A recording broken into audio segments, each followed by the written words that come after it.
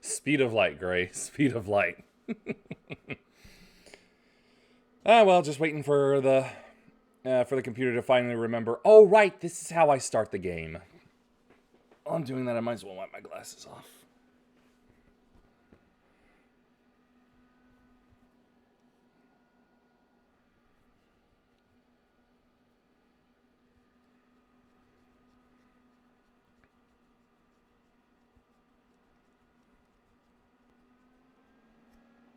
There we go.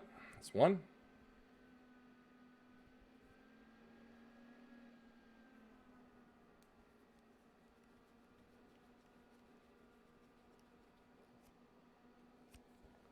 Two.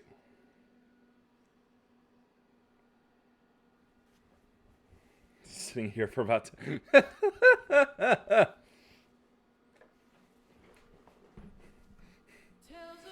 Ready and waiting, then.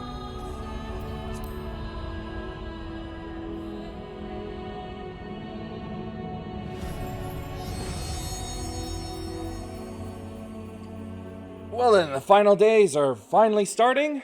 Finally. So, how am I going to stop them? That is the question.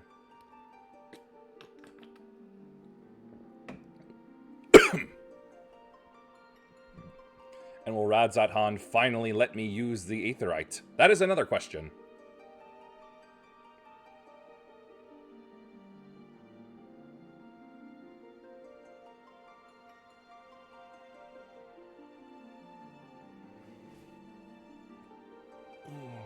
You don't, you just accept it. Embrace it. Let it become one with you.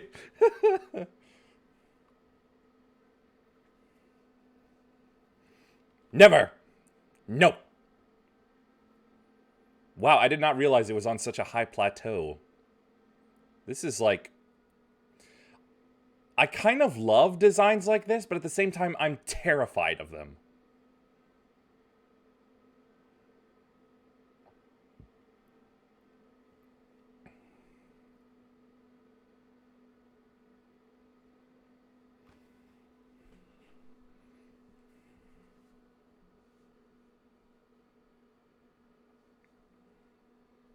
It's dragon shielding. Maybe? Also, Jeebus. It's hot again, or at least warm enough to require the fan. Lots of colors to distract you from the lizard. No, it's more like I'm worried that every little creek would end up being, oh God, is this the day when it all finally falls down? So, we were back to finding out that Kazal was unfortunately the first beast that ever happened after that roar, and now we're trying to find the reason for it. Right. Kazal made his home in Kama, a nearby residential area. From what I gather, Kazal lived there since childhood and was known throughout the neighborhood. Kama, the name is new to me. How do we get there? I'll write down some directions. I cannot promise that you will find what you seek there, but if nothing else, it is a start. Come, let's see where this lead takes us. Up. Join me in going over the tables. Radzat-Han is falling down, falling down, falling down. Radzat-Han is falling down, my fair Draki. Heinz! Hans, no! He was having such a good day, too!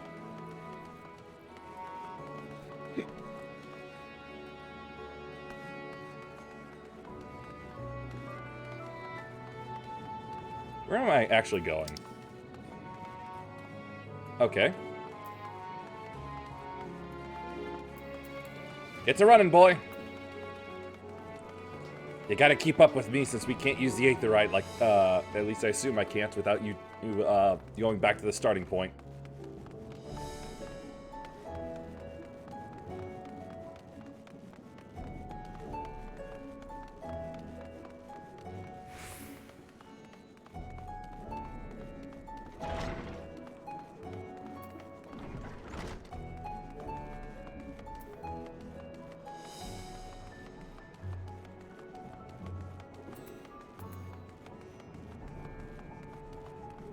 Okay, there we go.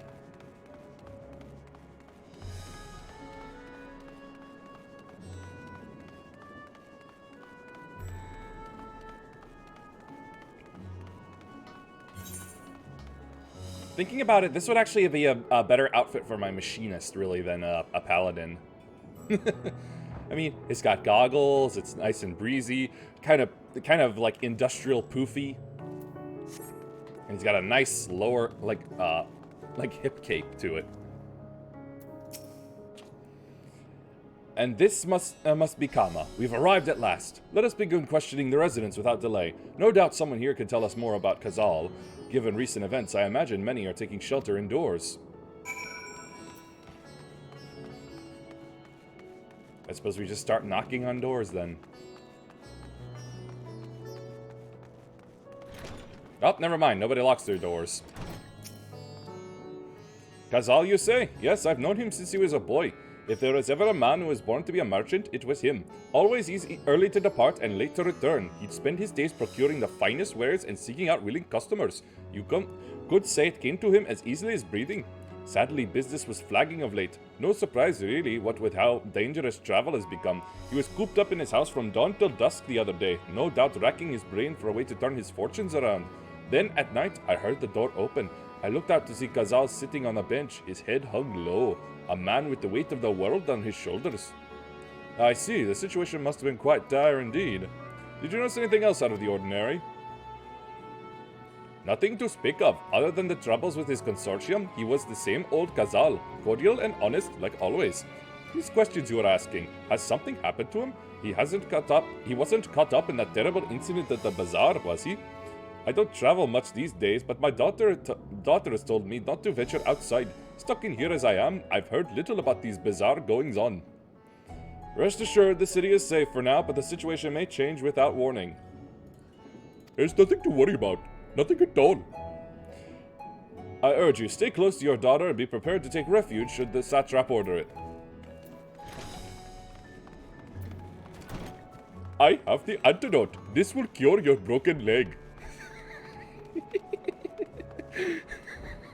I'm sorry.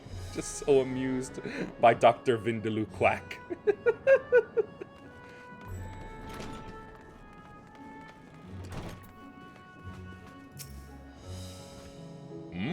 Could you come back another time? I just woke up and I'm not exactly in the mood for idle chit-chat. Well, that's one way to avoid the panic, I suppose. Pardon our intrusion. You may not have noticed, but a great danger has come to Thavner. I encourage you to stay alert and prepare to flee the city should the situation turn dire.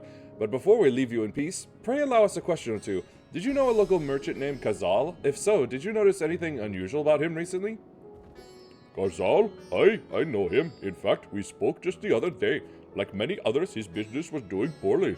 Still, it seemed as though he had managed to turn things around, thanks to a generous order from Roveda Fibers. Why, he was practically dancing in the streets. I haven't spoken with him since, but I assume it all went well. Jinbaha might be able to tell you more, though. As I recall, he was the one who brokered the arrangement. Jinbaha at Ruvedia Fibers. This sounds promising. Aha! A clue.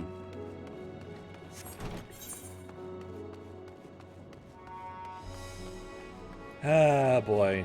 Another run coming up.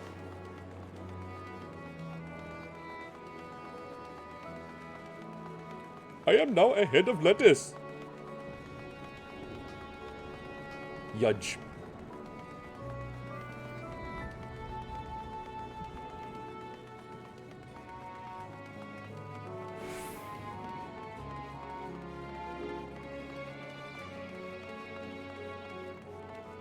That is the worst case of chickenpox I have ever seen.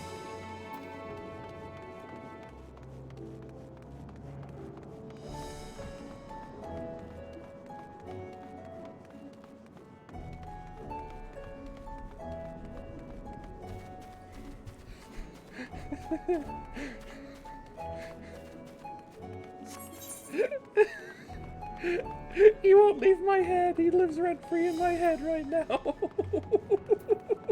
And I want him to stay.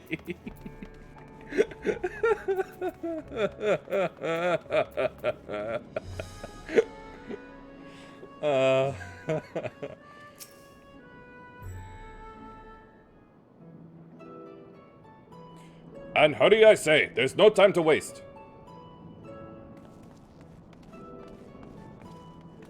Let me guess, male dancer outfit? Pardon me, but you are in charge of buying and selling here, yes? We have a few questions and we'd like to... I'm sorry, but I simply don't have time to chat. If you haven't noticed, we have our hands full at the moment. We must carry all our wares and equipment to safety before those accursed beasts return. In that case, might we be of assistance? Perhaps we could speak when the job is done. Very well. You can start by helping us move our equipment. Ask the others what to put where.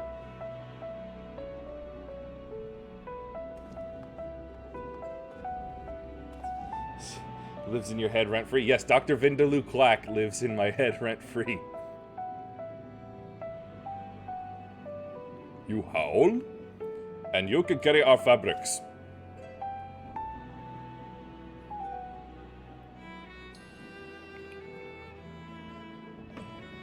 Because he's hilariously incompetent. That is the antidote. Lousy stinking dog food. Tangy.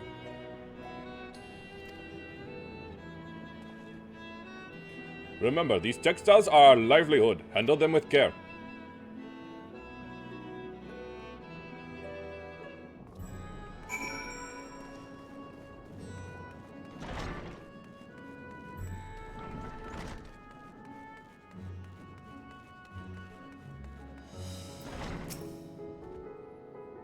Thank you, doors that I don't plan on using. This area is for employees only. Out, out!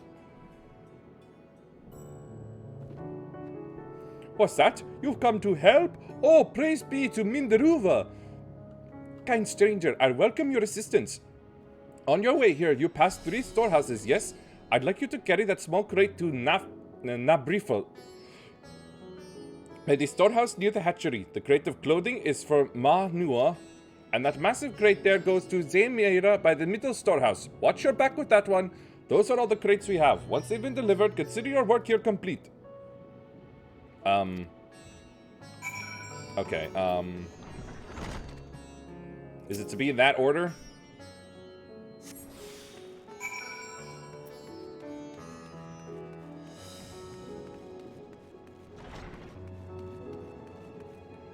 Na braha vaha jasha.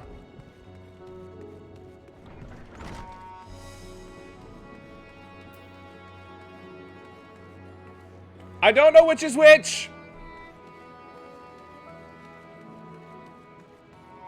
Oh, wait. Oh. It's a man.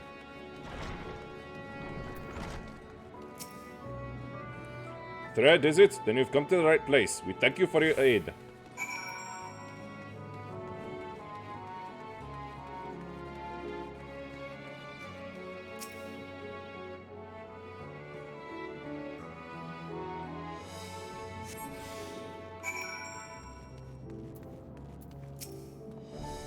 If you have any crates of finished products such as carpets, clothing, and the like, pray bring them here to our primary storehouse. A crate full of clothing, is it? I can take that off your hands. Many thanks for the delivery.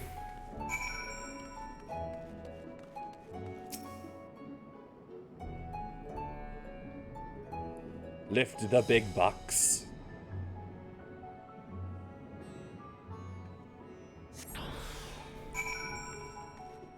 I bet you looked silly when you were holding this up, Gray. I say, you're quite the brawny one, aren't you? A good thing, that. Never know when you'll need to defend yourself in these unpredictable times. A crate full of fabrics, is it? Exactly what I was hoping to receive. Here, let me put that away for you.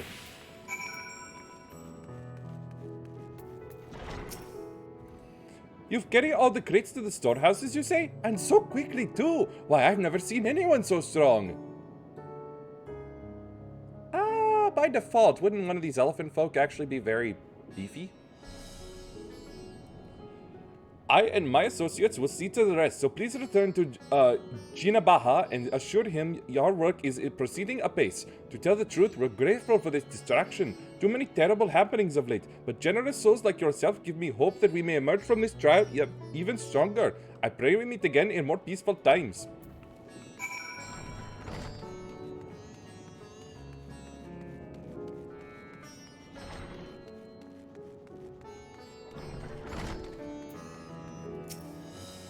Done as I asked, have you? If Kamala is satisfied with your work, then so am I. You have done us a great favor, traveler.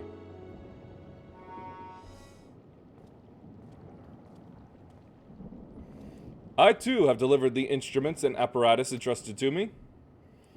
You both have my thanks. With our wares safely stored away, we'll not lose any more to those fiends. I take it that your establishment did not escape the attack unscathed? We did not. Thankfully, most of our workers had already left for the day, but those of us still here saw it all. We looked to the burning skies in confusion, and then, before we could even begin to make sense of it, a hideous creature burst through the doors, shrieking.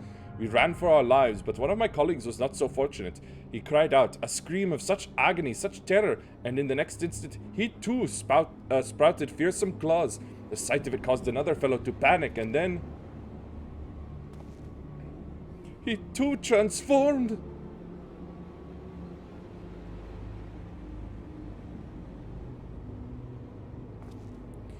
I'm sorry, there was something I wanted to ask? Indeed, you knew the merchant Kazal, did you not? I believe he had some dealings with your establishment? Kazal? I know him well. We'd arranged for his consortium to deliver a large shipment of fabrics, but in the end, we received a better offer and had to turn him down. Oh.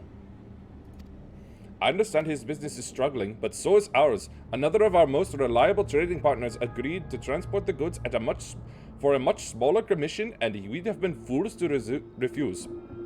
Refuse? I feel terrible for withdrawing the offer, but you must understand, we simply had no choice. He tried to put on a brave face when I delivered the news, but his dejection and despair were plain as day.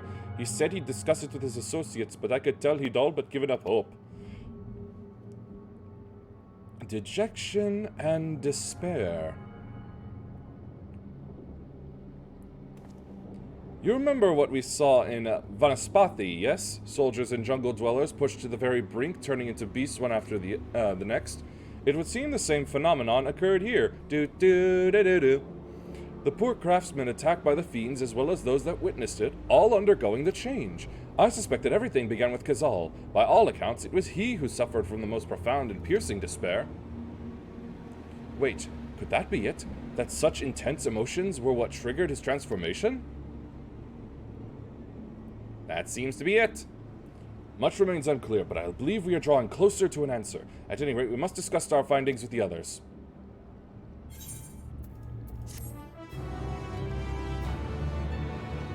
I mean, it's pretty obvious to me, but I'm the protagonist. Hey, everything's obvious to me. We were to reconvene with the others in front of Megaduta, were we not? That should be just outside. With any luck, they will have already returned from their own investigations. My friend, we must take our leave. I pray that your establishment is spared further tragedy. But remember, your lives are far more precious than any wares. If you are ordered to flee, do so without hesitation. Indeed, I thank you for your concern, and pray you too take care as well.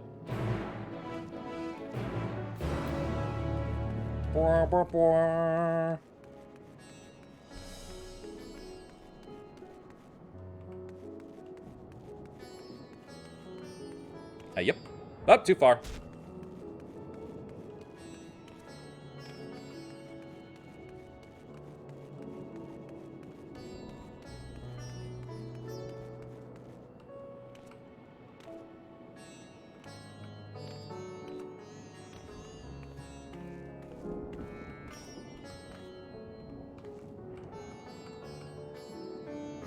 Aha!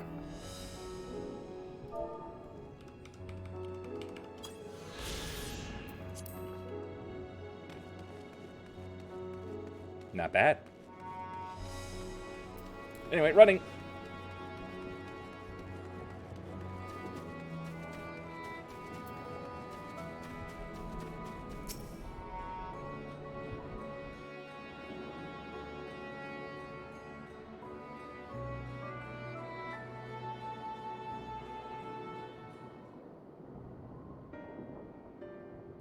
Yep, still raining fire.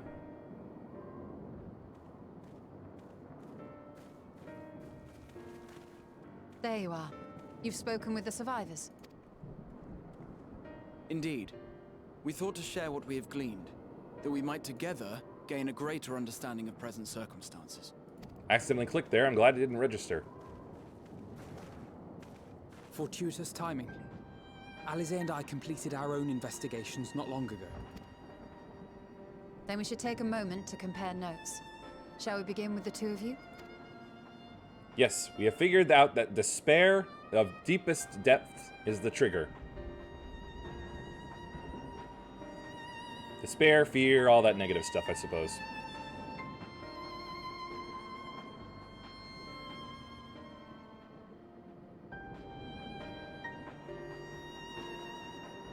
So the merchant Karzal was gravely concerned about his business in the days preceding his untimely end.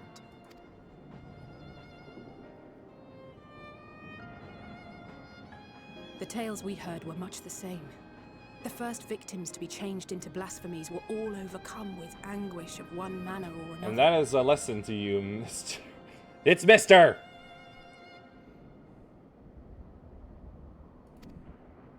Then those who saw their loved ones stolen before their eyes succumbed to a similar panic, setting in motion a chain of transformations.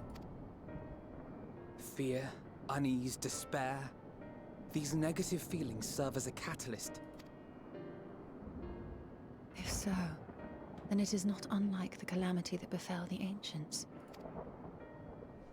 With their creation Hard to magics, argue they against unwittingly gave form to untold horrors. Wait, no. There we go. That gets them moving. Had they simply lost control, surely it would have manifested in many forms, not all of them monstrous. No, but they would have been freakish.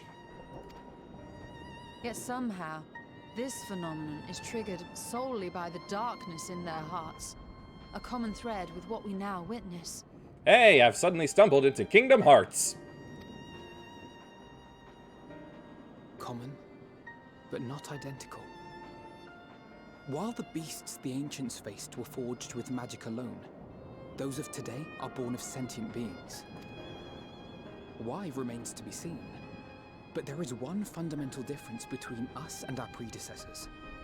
Our souls are sundered, whereas theirs were not. In other words, our souls are weaker in general. Perhaps that single variable makes all the difference.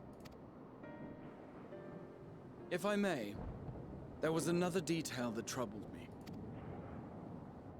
We have it on good authority that Karl Zahl's transformation took place before the skies began to burn.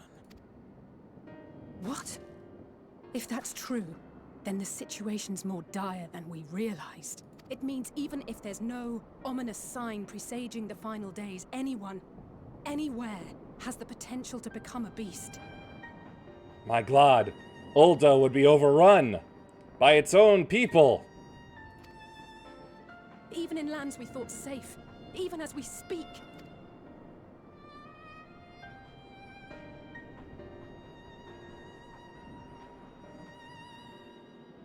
Look!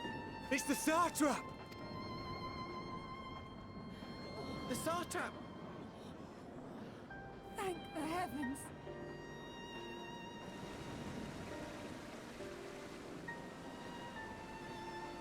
They did not fit these animations for walking over rounded surfaces.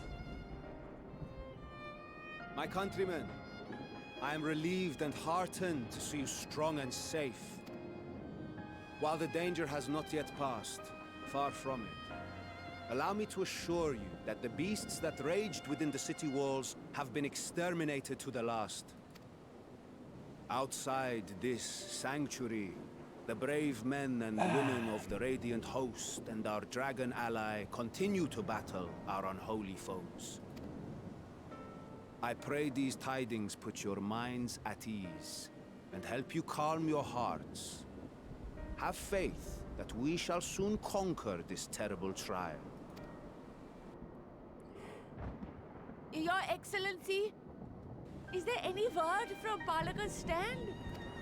My grandson was bound for there yesterday, and I worry for his life. We are still awaiting a report, but I promise you, as soon as I have aught to share... Your Excellency, I bring grave news. You are? I'm Matsya of Akyali, a humble fisherman. Matsya returns. Ah, I remember you from our first visit. Wait, you're... Not now. The news. But no, that can wait. Smart. When the skies turned red, I set off for Palaka's stand, fearing for the safety of a friend. But Oh no. as I drew near The woman's gonna village, turn. I saw dreadful beasts all about. No! Gods have mercy! Your Excellency! Save my grandson, I beg of you! We will spare no effort to save all we can, but you must remain calm. Calm? You tell me to be calm? You saw those beasts? They tore our bravest warriors limb from limb! What if we are too late, huh? They catch him, sink their fangs into him? The fangs! The screams! Oh Away from her. shit. Now!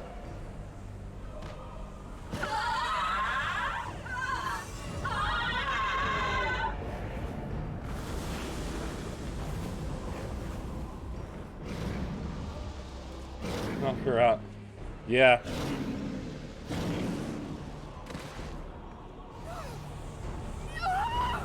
Ah, hell, it's spreading.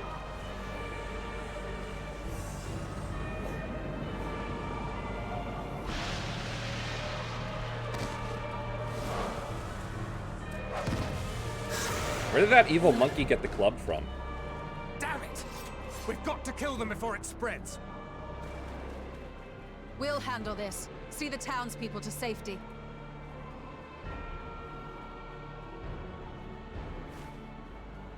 Run as fast as you can. Pretend you're the gingerbread man. Whoa, that's big. No!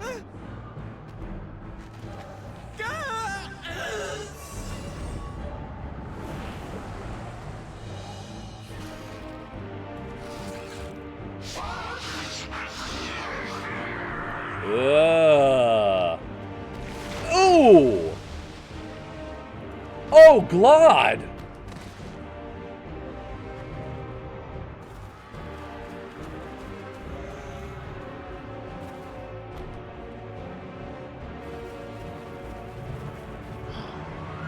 Tempered murder is the solution.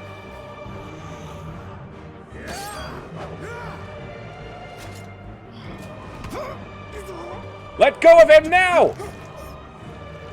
Drop it! Drop it! Our people, you must save them. Don't you dare! Don't you dare! Stop! Put him down! No! Oh no. Over here, you fat fuck! My son.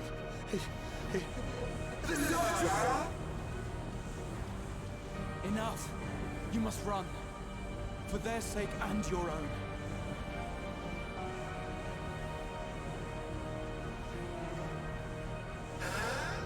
Yes, you will survive. You must.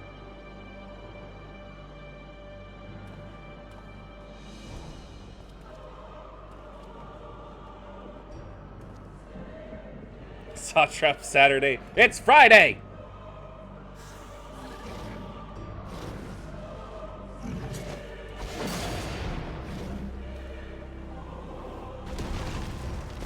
Damn, that old woman packs a punch.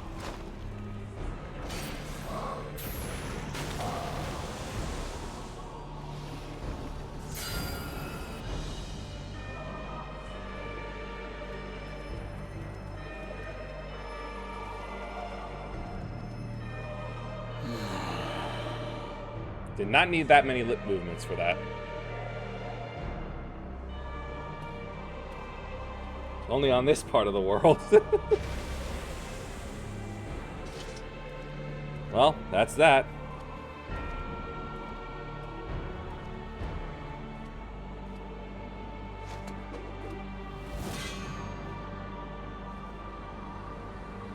Be strong, my friends!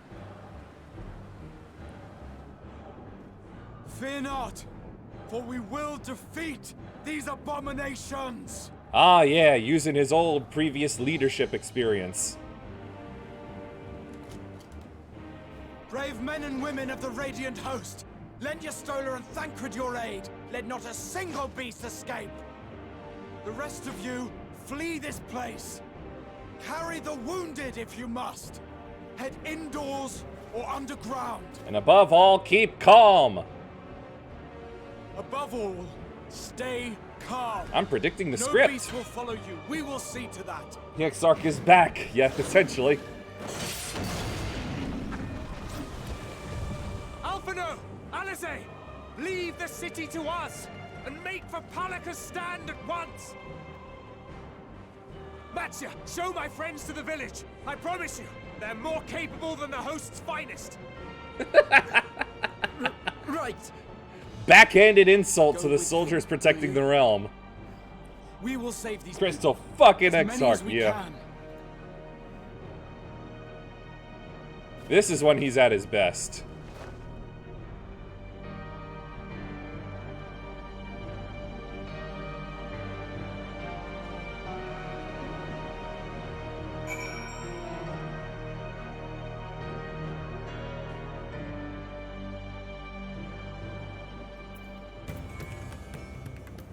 My puff here is loving how the place looks, though. We must save Palaka's stand, whatever it takes.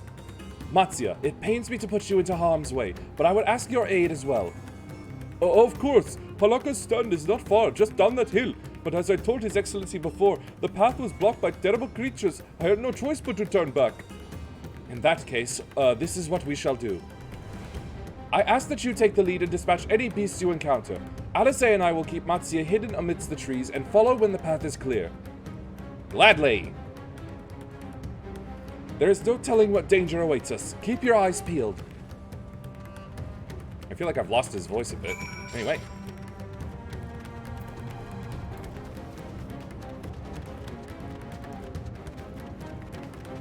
I feel like this music is too hype for a ride. Yeah, the drum beat. Yeah, this kind of beat I love. It's fantastic. Whoosh.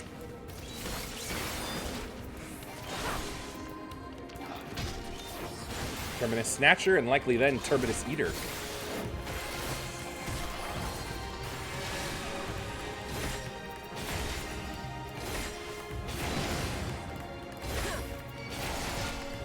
Expiation! Cool.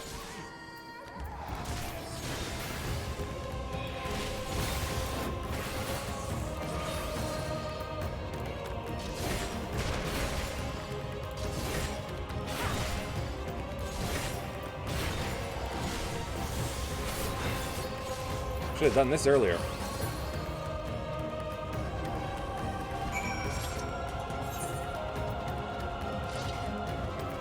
Come on, keep the sword out. We've got monsters abound. Including that Asvatha.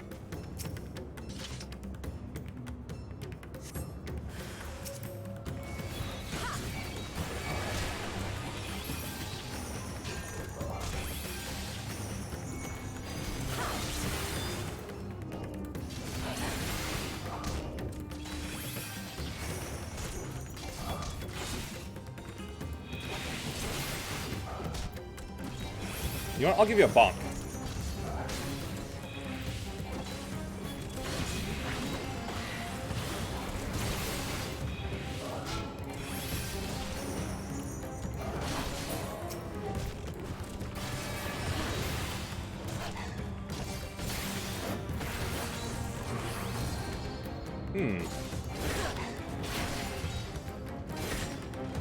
Thinking about it, I wonder if this is what those hobdogs kind of looked like. Well, you know what? It's pretty close to what they looked like when on Pathfinder Tuesday. I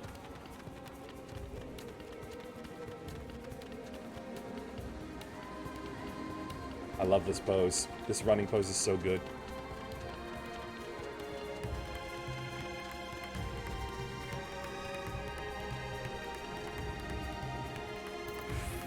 Before anything else, I must attune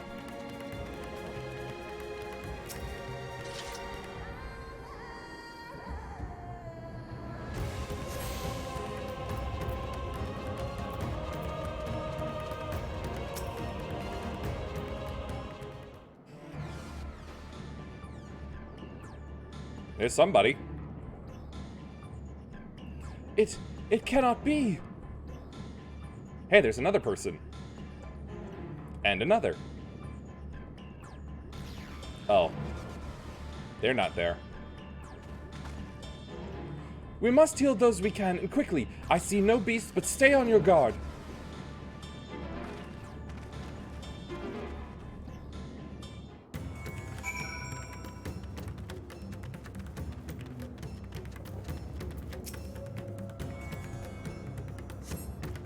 Ah, that one's dead.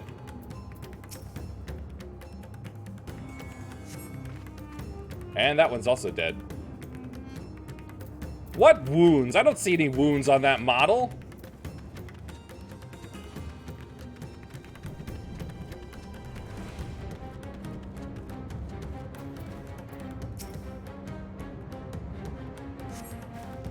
Do not appear to be life-threatening. He does not respond.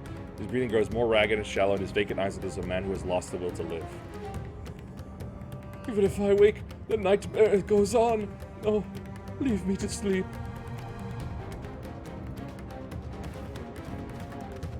You just don't want to deal with it no more.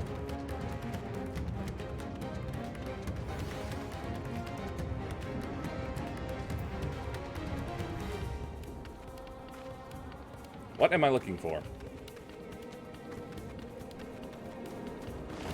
Ah, here we are. Have you come to help us? Too late, my family, my friends. I did what I could.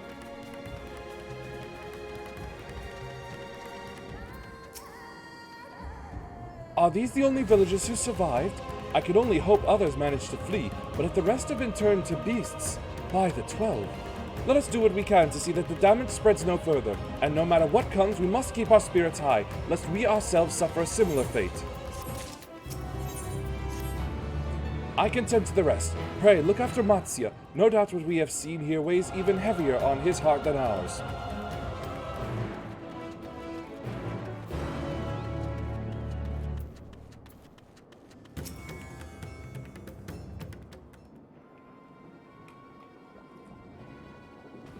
Yeah. Oh!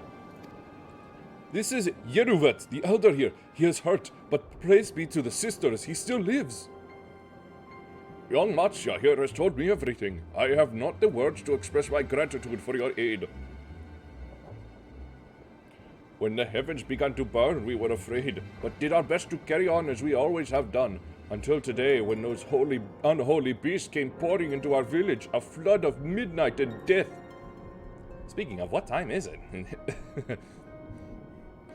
There are no words to describe what followed. Men and women I have known since they were babes, struck down by the creatures only to rise again to join the murderous horde in the guise of those same hideous fiends. In the chaos, a handful of our villagers fled for their lives. I can only hope they have found their way to safety. Matsya, do you perchance remember Grasef and Mevan, the young couple who always bought your freshest catches? How could I forget, Elder? When I first came to peddle my wares, desperate to eke out a living, they showed me such kindness. Others shunned me as an outsider, as is their way. But Karasaf and Mevan bought my fish and sung its praises. They turned my fortunes around. Don't tell me, they're dead? Alas, I fear they're in terrible danger. I saw them running towards Agama Temple, one of those beasts in close pursuit. Oh, never mind, they're about to die. They had their child, still but a tiny babe. To elude those fiends while caring for one so young is an impossible task. Surely, I beg of you, go to their aid. Means I'll have to do it. I want to help them, yet I am but a fisherman. I cannot face beasts on my own. Will you come with me? Look, fisherman you may be, you're still a massive freaking elephant man. Like, come on. Like, the average, like, comparison-wise, the average human is still weaker than the weakest Wookiee. That's basically what I'm saying with these guys. They're still freaking massive and powerful, even if they aren't big old fighters or trained to beat them.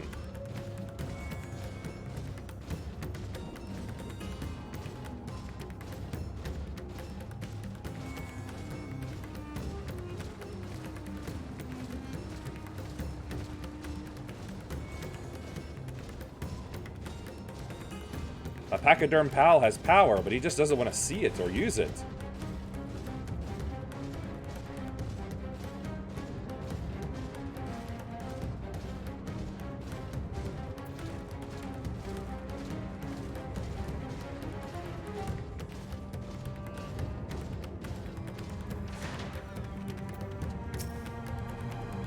The temple is just ahead. It was built by those who worship Saint Agama, but has sadly fallen into disrepair in recent years. If my friends made it this far, no doubt they're hiding somewhere amidst the ruins.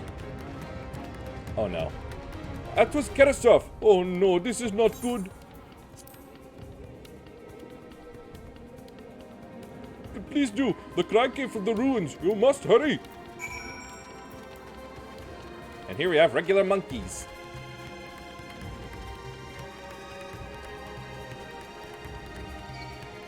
No, monkey, leave me alone.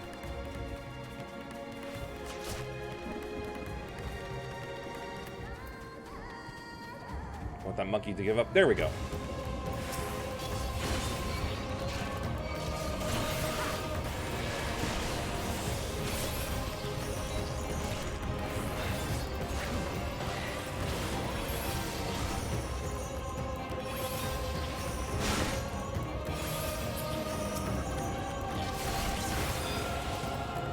Oh, Glad, I forgot about this thing. Oh, fuck. Oh. It's so gross. Reverse elephant head. Ugh.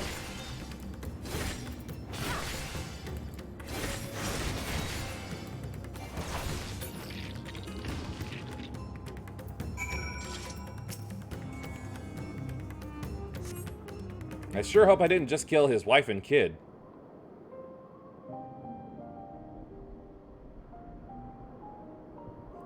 Motionless on the ground, bearing a grievous wound. General Kenobi! I'm sorry, I tried to stay behind, but I couldn't.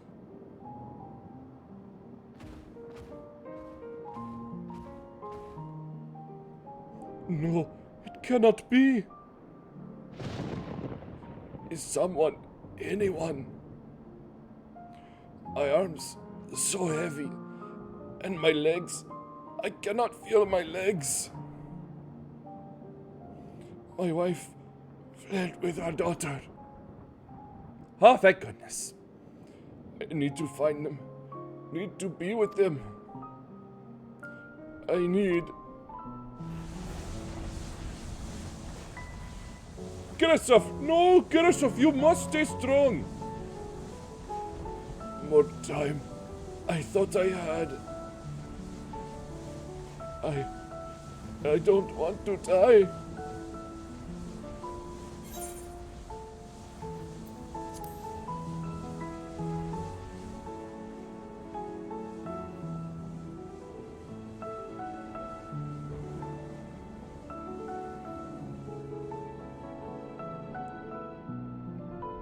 I am such a good speaker.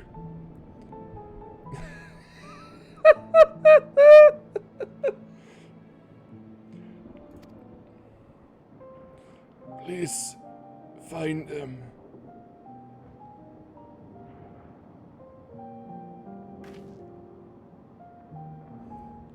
Nefant still lives, and she has their child. We must search the jungle between here and Palakastan. There is nowhere else she could have gone. I think...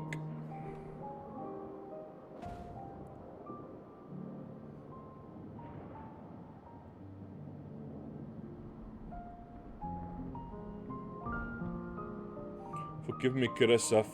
Once we have saved your wife and child, we will return and lay you to rest.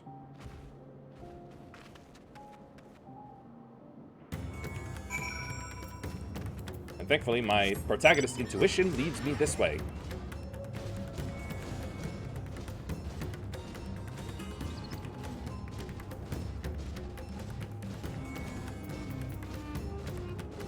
Ooh, soup!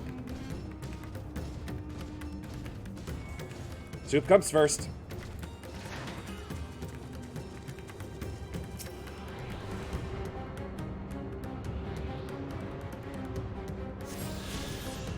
Ah, That's another thing I should have been doing over my time not playing this for streaming purposes. Oh, well.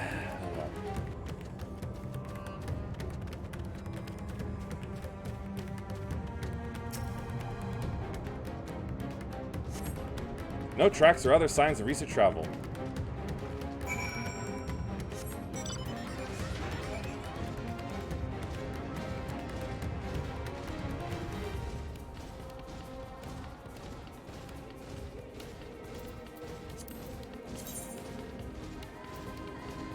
Out of so many.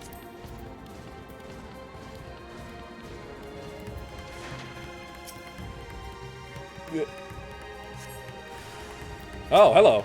Bonk.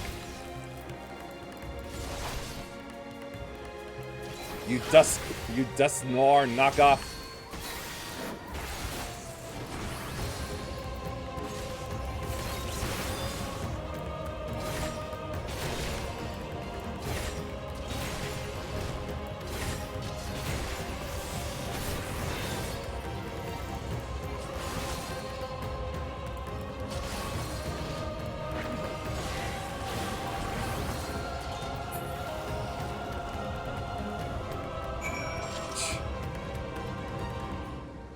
Please, be more dramatic next time you die.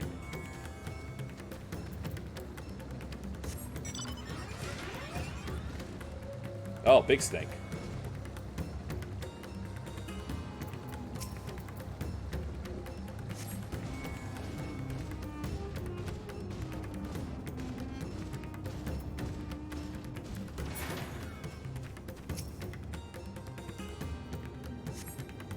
Came through this area recently, you see no evidence of their passage.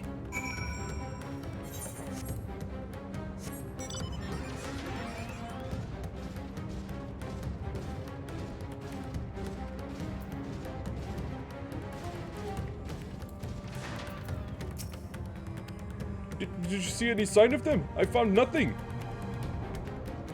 Perhaps the beasts have chased them farther from the village. Oh, gods above, I beseech you, pray deliver Mefa and her little one to safety.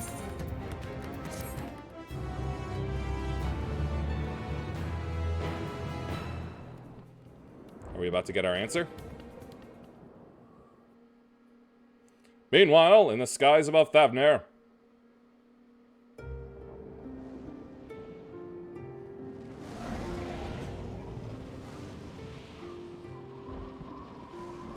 Alright, lads, how you two faring up there?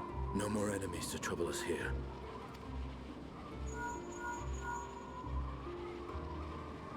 It's me. How fare you below?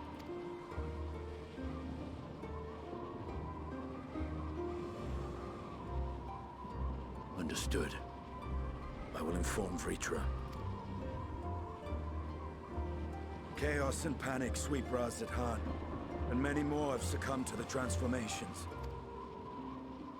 Amidst the fray, Ahoan fell, protecting a grief-stricken father. Oh, that shocked him. My friends fight alongside your Radiant host to secure the capital. Beasts have been sighted in Palakistan as well. We have divided our forces in hopes of quelling the threat there. Of small solace is that we now know what triggers the transformation. As my companions tell it,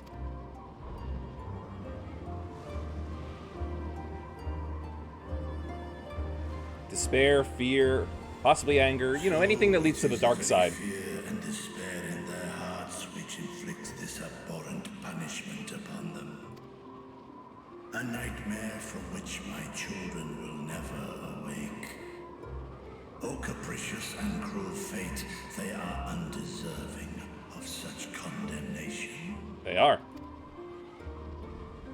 will you wallow in sorrow or rise to the occasion? Raz-at-Han is leaderless. Before he passed, embrace the dark side. To It reveal is the your truth to his people. destiny. Honor his wishes. To what end? To breed a new conflict between dragon and man. Look, you've got Estinian riding your back. If he jumps down and says, like, there's no more war between dragon and men anymore, I'm sure that will help. These claws could reduce thee to shreds with a touch. These You vastly underestimate Estinian's abilities. Only through my proxy could I walk with my children. Without him, I am a bringer of fear, no different from the beasts which beleaguer them. Perhaps so. Only in death were Hraesvelgr and Shiva united. Indeed, whenever man and dragon have come together, death has ever been the inevitable result. It was our fear of your kind that sparked a nigh-endless war. Fear and hate of which Nidhogg drank deep as he laid waste to my homeland. And in turn, I took my revenge on his brood. Blood for blood, pain for pain. I thought nothing of theirs, only of mine. And yet, were the chasm between us too vast and too deep, Hraesvelgr would not have borne Isael to battle and our rescue. He would never have entrusted a mortal champion with one of his eyes. And the Dragonsong War would still rage on. And I would still wage a never-ending war of violence and vengeance. The future of our star be damned. With that very spear. I cannot speak for Ahawan's greater goals. Yet I know that he served you, served your people, long and true. In this time of unprecedented crisis, he turned to you. You could do worse than to place your trust in him. It will not be easy, but the future of Radzed Han hangs in the balance.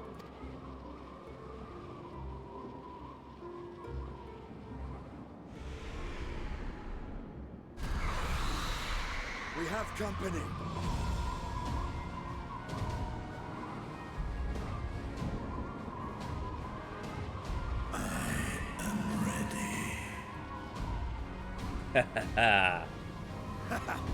The hour has come, Vritra.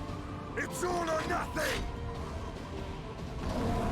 Yeah! No grander way to go into battle. And unfortunately, I don't get to see that.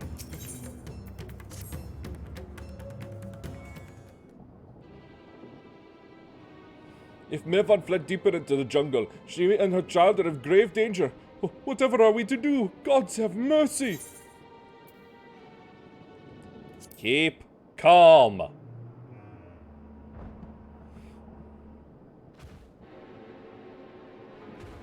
But how can I at a time like How can I at a time like this? They could be dead.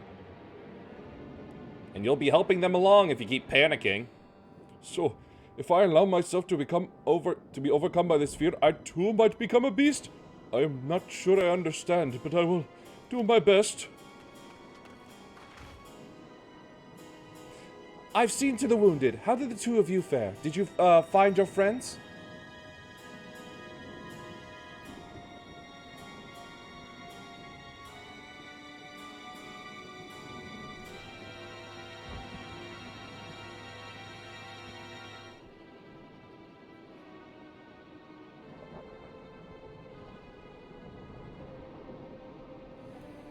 I see. In that case, let us help you find the mother and child.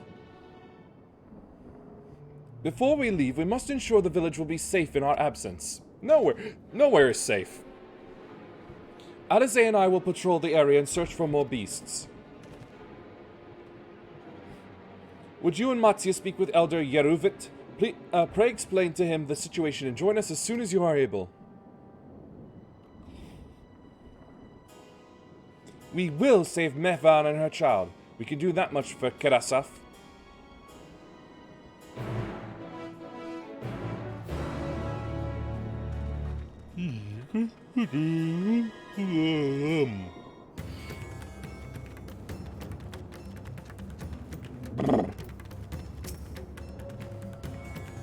I am heartened to see you both safe, but what of the family? We found Kerasaf, but he... Say no more, I understand. We have lost another of our dear friends. Kerasaf may be gone, but there is still hope for Mehvan and their child. Please find them, I beg of you. If in your search you come across anyone else who escaped the slaughter, pray tell them what has happened. I will do my best to keep the villagers safe and their spirits high. Come, let us rejoin your friends at once.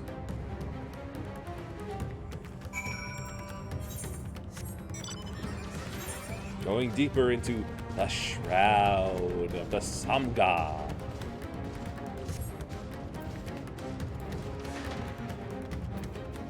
Oh yeah, that's the crack I needed. I'm pleased to report that the vicinity appears to be beast-free, no doubt thanks to your earlier efforts. And with that, let us resume our search for your friend and her child. Where should we begin, Matsia? If we follow Kisroda south, we will arrive at Perusa, a temple. It is a sacred place where people go to commune with the divinities. It's possible that Neven sought shelter there. And perhaps other villagers as well.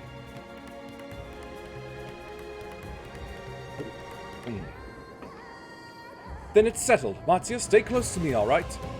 You two, take the lead. Keep an eye out for beasts and anyone in need of help. Very well. We make for Perusa as quickly as we are able. With me!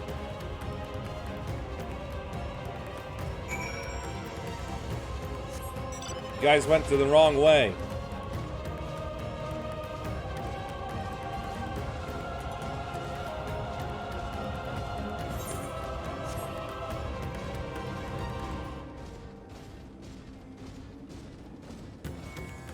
Ah, it's a croc. Kumbira.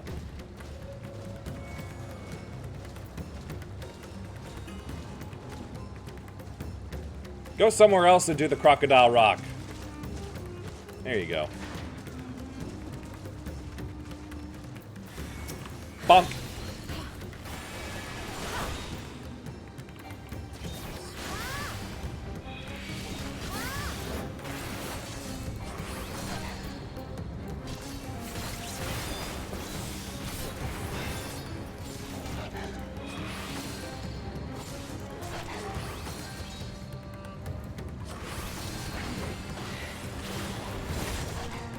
Did I miss somehow? I think I missed. Oh, bonk.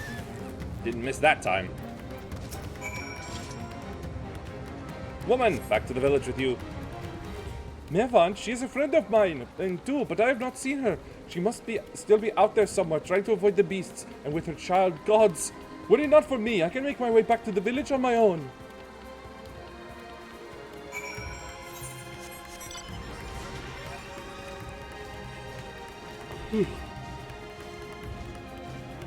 There is some big bird up there.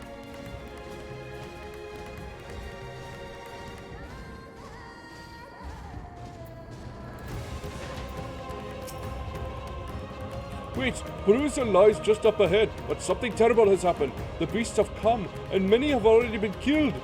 Alpha and Alize have gone to do what they can, but there are so many, more than I could count. You must be ready. I am ready.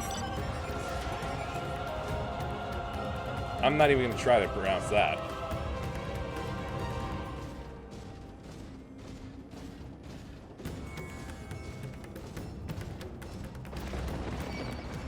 Monkey again.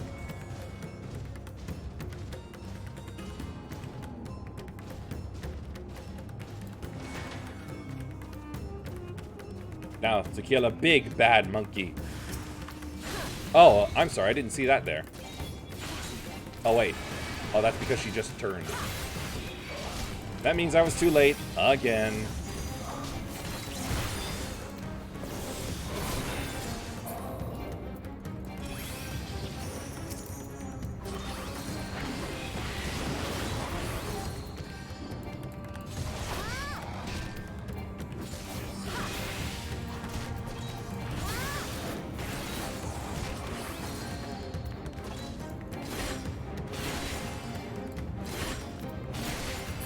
You and your absolutely fugly face and other mouths.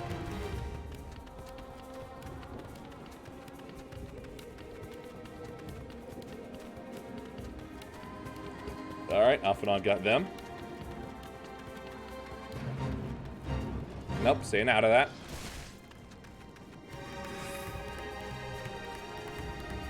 Good luck with those lizards.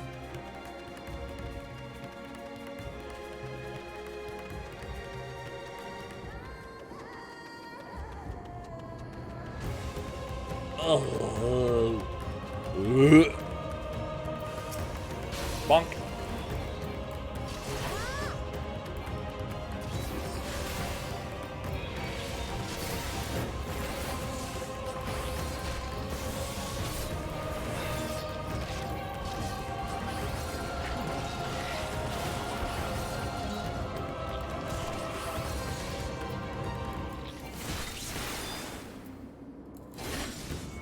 Total wreck? Yes, you are.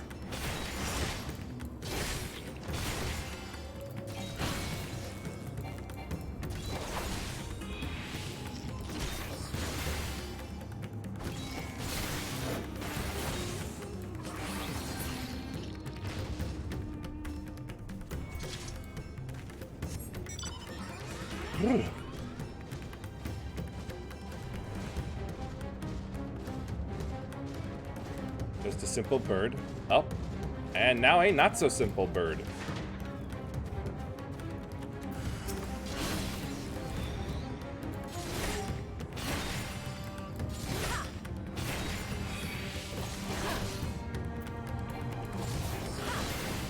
Bird with what looks like a bright red Tengu head. But without the nose.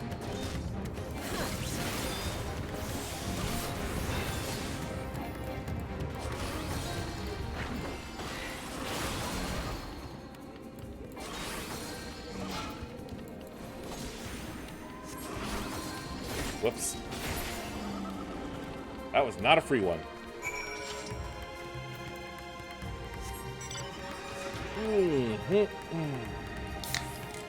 Losing power to brain. Re-engage.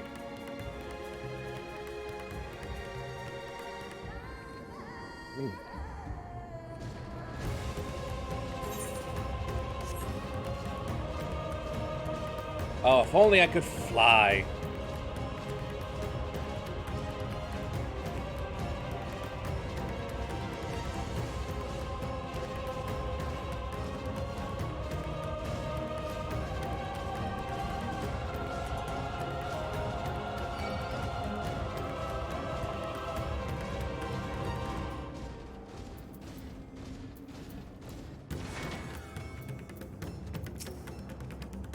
There you are. How fare the others? I think I got 1 out of 3. Nope, 2. 2 of 3. I see. You've seen to all the beasts in sight? In that case, let's have everyone gather in front of the temple.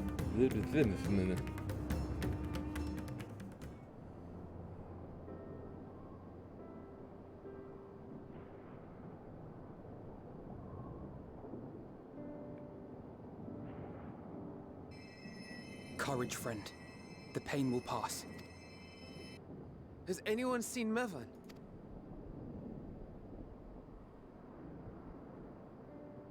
Where could she be?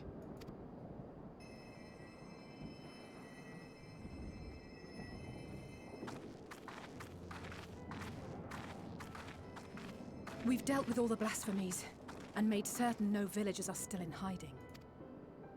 Good work. We've otherwise tended to the wounded as best we can. What will become of us? Help is on the way, surely. We may have to abandon our homes now, but we will return someday. Smart. But where can we go? Is anywhere even safe? That I cannot say. Well, I can. Nowhere's safe. Whoops. And even if I could, it's too late for my family. Don't you start.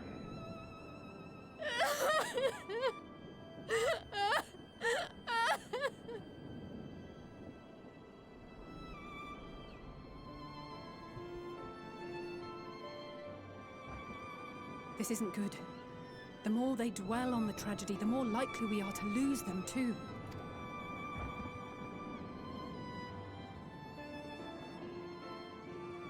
My friends, this is a place of worship. Should your heart quake with sadness, cast your mind to the heavens and remember. The 5th of December. Remember the teachings of the old gods. Did they not implore us to stand fast when waves of sorrow break against our shores?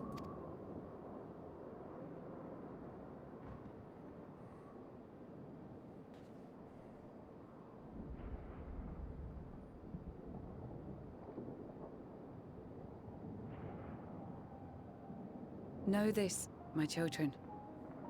There is more ugliness than beauty in this world. To live is to suffer. To drink of calamity and drown in anguish. To toil and be tested. Always and ever. Thank you, Nietzsche. 'Tis a perilous path you walk. Death lurks in the dark, and is the sole promise that awaits at journey's end. You will tremble with terror. You will weep tears of anger and despair.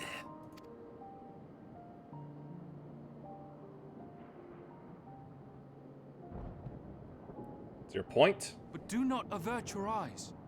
See your life for what it is. There it is. Then will you see how the hardships make you strong.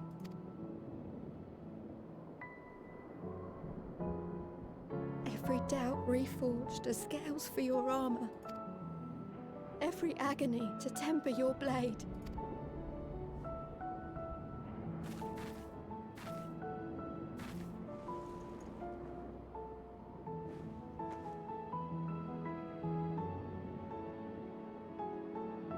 Kiss.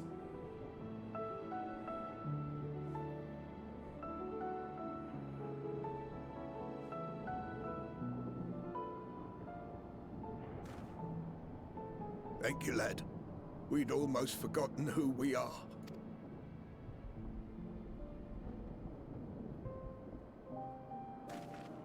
My undying gratitude to you as well, my friends. You were searching for Mevon, no? We must return home. I pray you help the boy find his friend.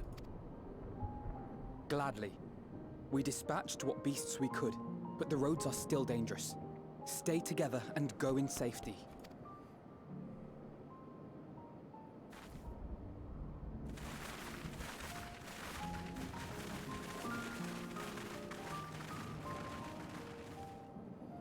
That was very impressive, what you did back there. Those words seem to resonate with your people. They should. They were the first spoken unto our ancestors by the divinity of legend. I'm easily upset, and fish are wont to flee a temperamental hand. So I recite the teachings over and over to calm myself.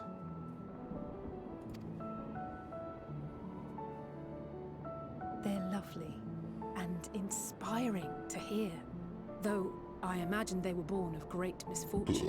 Oh, I was waiting for that to come out. Ugh. They are born of life. There's as much bad as good in it. More, many would attest. All the more reason to appreciate the good when you can. I won't argue with that.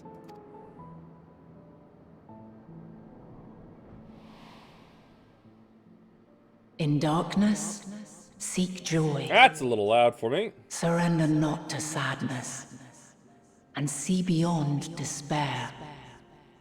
Walk free, and bear the light for others to follow.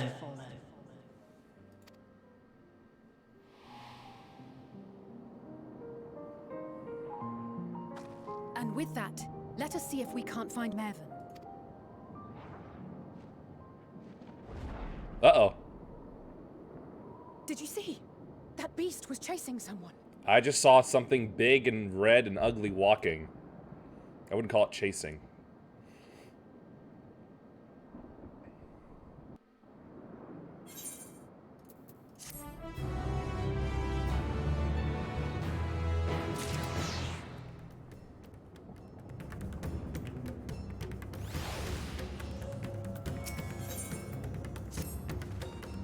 Over there! My view is blocked by the trees, but I'm sure I saw someone being chased by a beast. Go with Matsia and search along the river. Alphinaud and I will circle around from the south.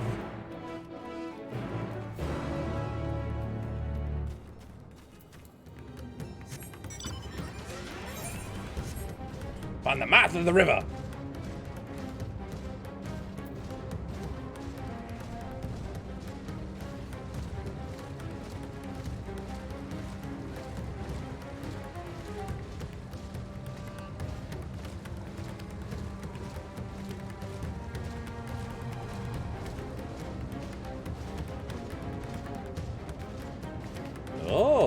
This is a cool place.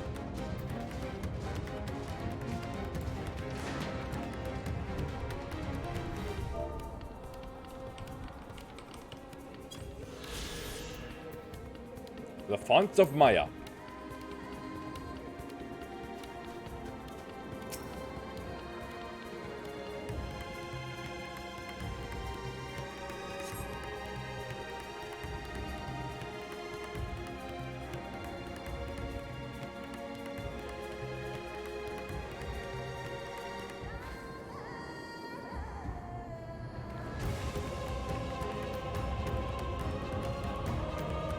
Found it! I just noticed how it walks on its feet. It's freaky. No, I'm sure of it. Levan! Don't, please!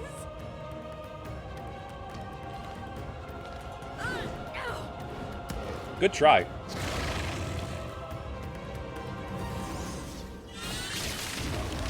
Zoom!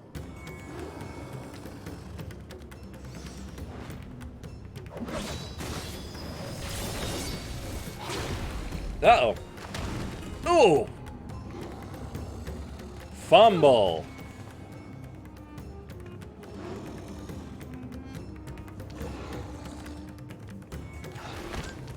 Oh shit, no! Oh, fuck! No! God have mercy! The kid's got a drone! What the hell happened to my throat?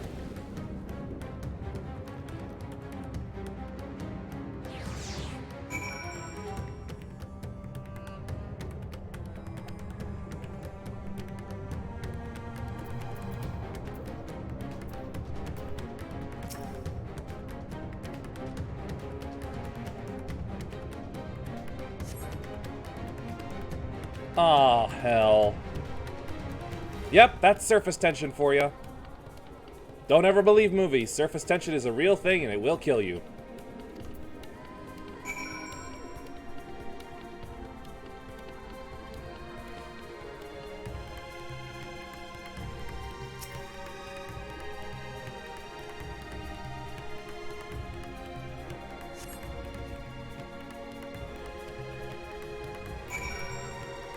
Sheila, to the surface, quickly!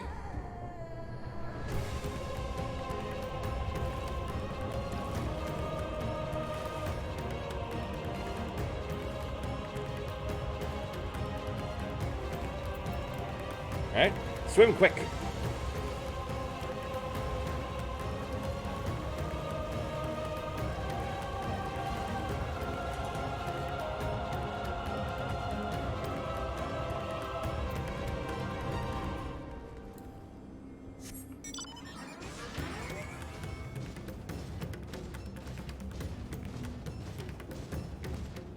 Guhasaya.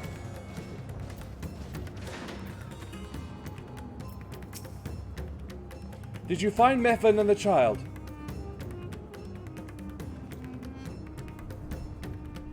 Damn it all! You have the child? Let me see her!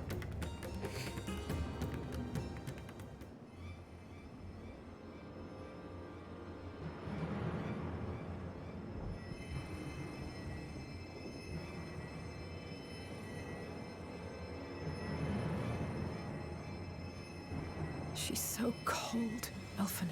Hopefully that's just the water.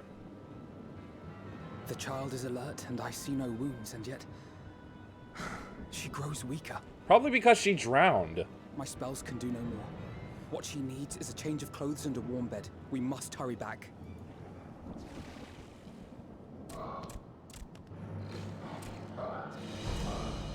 Not now! Matsia, take the child. In one big hand.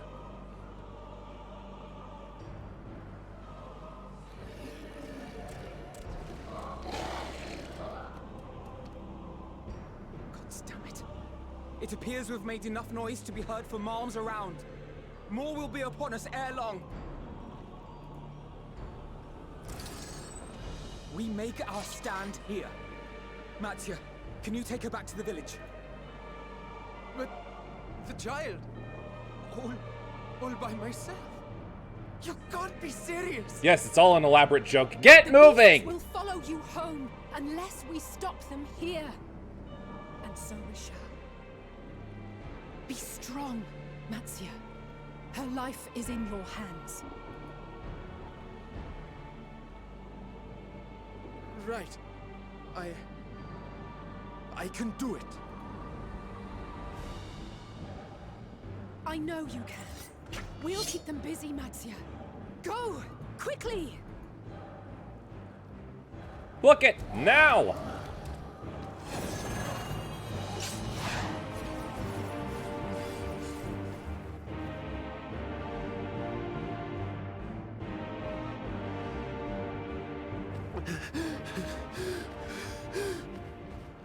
Steady. You know the way. An elephant never forgets. No. No! Not you too.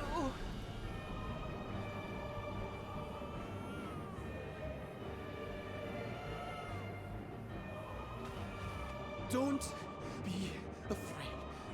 Don't be afraid. To live is to suffer, to drink of calamity. It is a perilous path. Death lurks in the dark. Yeah, that'll help for sure. No! I'm not afraid! I'm not afraid! Ah! Do not avert your eyes. See your life for what it is. See how the hardships make you strong. Every doubt reforged.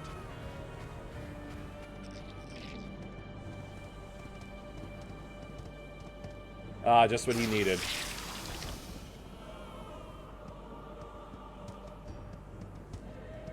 Every agony.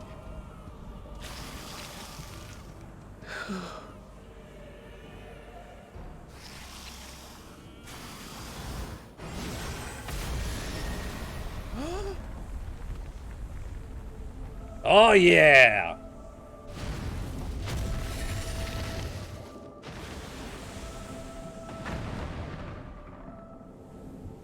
The divinity? In a manner of speaking. Nay, but one who would deliver thee just the same.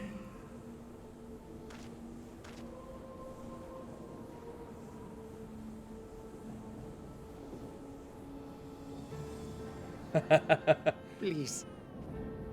You must save the child.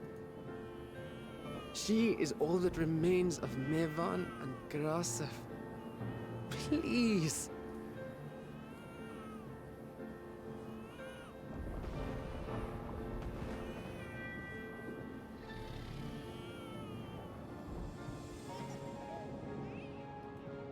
Well, well. Seems the babe's taken a liking to you. Aww. Thou art strong, little one. Let us convey thee to thy home.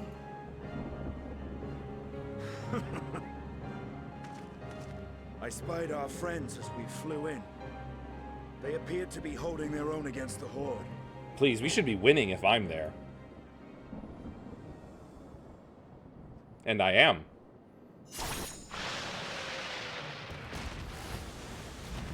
Told you we were winning.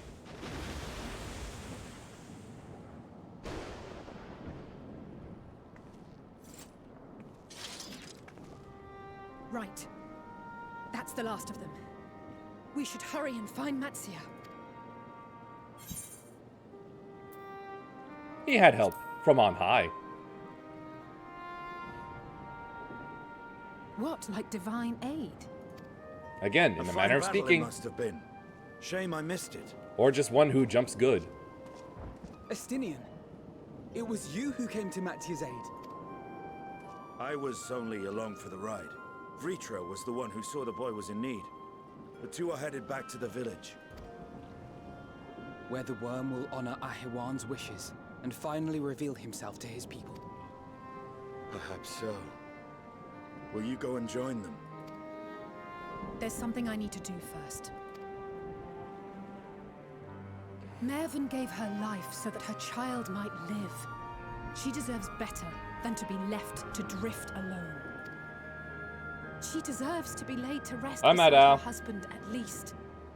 Will you Ah, help popcorn. me? That's what it is.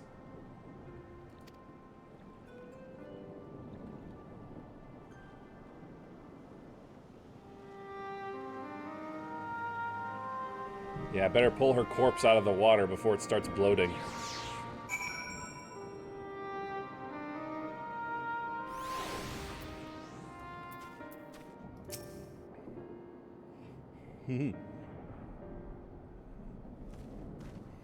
We have done what we can. 'Tis for the villagers of Palakistan to perform the funeral rites.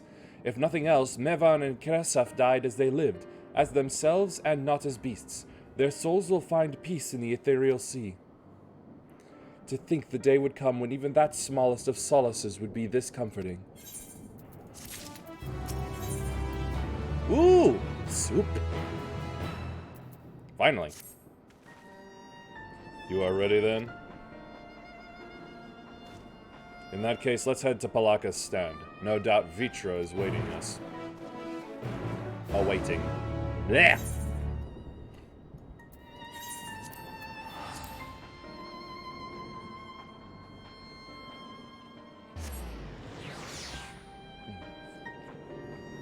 Hour 23.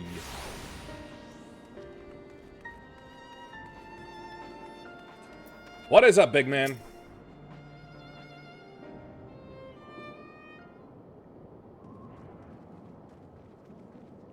Oh, he's still got that blood spot from his scales.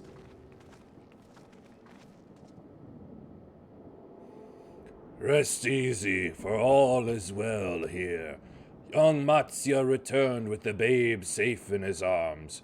Owing to a warm bed, the girl hath already begun to regain her strength. Less joyously received was word of the mother and father's fate, as well as that of their transformed neighbors. Just realize how long his jaw really is for compared to the rest of his head. How many children of Fafnir must we lose to this calamity? Mothers and fathers, brothers and sisters, sons and daughters, every death another void that can never be filled. We who survive must carry the weight of their memory as we strive to regain a semblance of what we have lost. Kirasaf and Mevan's babe is a child of Thavner as well. I thank you for returning her to us safe. Least I could do. And it literally was the least. O most gracious and merciful worm, I have not the words to express my gratitude. They say that were it not for you, brave Matsya and the child would have been lost to us forever. Long had I heard the rumors that a mighty dragon had forged a pact of friendship with the satrap, but never would I have expected such a kind and gentle soul. Truth in part, but not in whole. I've been hanging out with too many furries. That phrase was just poison for me.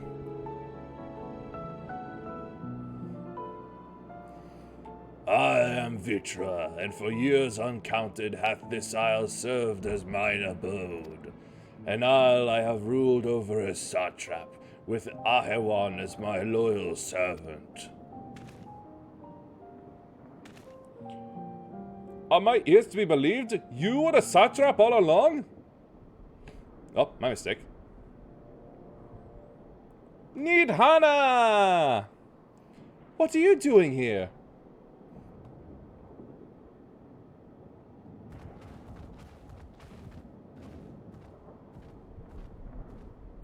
She was about to walk right into the horn. I heard from the Radiant that you had gone to help the people of Palaka stand in their time of need, and so I and several of my colleagues from the Great Work came to offer our services. The alchemists have already brewed up some potions for Mevan's daughter.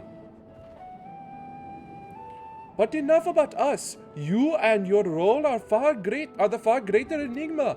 If you were the true satrap all along, could it be that young Varshan was created to serve as your emissary? Thou didst suspect the boy was but a simulacrum? A rumor has circulated for many years around the High Crucible that our most skilled alchemists were once commissioned by the satrap's family in secret to fashion a mammoth indistinguishable from a living boy. Best woman. Yeah, she's nice. Looking at Varshan with that knowledge, I simply put two and two together. I was not alone in drawing this conclusion, but like me, they no doubt recognized that the satrap was using the simulacrum to work more closely with his people and decided not to press the issue. I had always assumed one of Ahawan's associates was manipulating it from afar, though the truth is indeed far more surprising. It is an honor to meet you in the flesh, Master Vitra. Pray allow me to express my gratitude. If you had not believed in and given unto us your scales, I do not know where we would be. Thank you, from the bottom of my heart. 'Twas thou and thy fellow alchemists that fashioned the means to unmake the towers. You were the saviors not only of Radzatan, but the star. Far too kind you are, Master Vitra, but the star yet wants for salvation. Once more, will my colleagues and I commit the knowledge and resources at our disposal to the mission of aiding the people in this their darkest hour. 'Twould seem this place is in good hands. I would return to see how Radzatan fares. What will you do, Scions? I worry for the survivors we met at Perusa. Shall we pay them a visit before making our way back? I mean, sure, you can do that. In that case, might I ask a favor? What the heck just happened to the lighting for a moment there?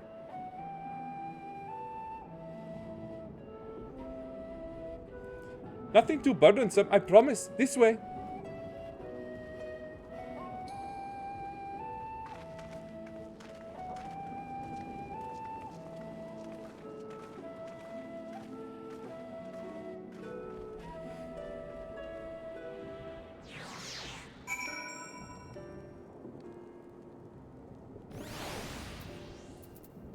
Oh.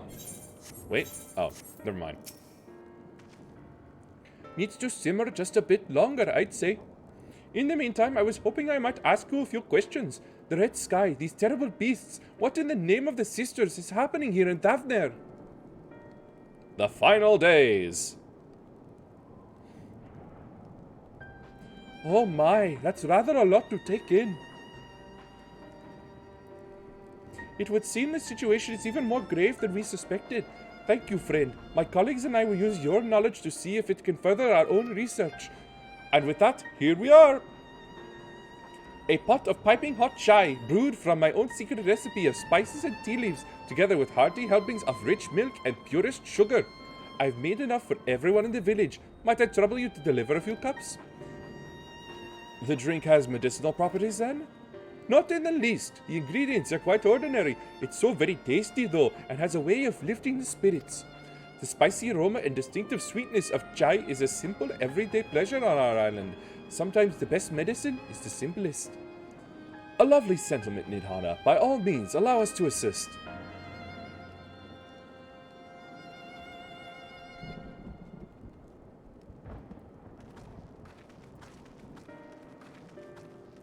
While you lot deliver hot beverage,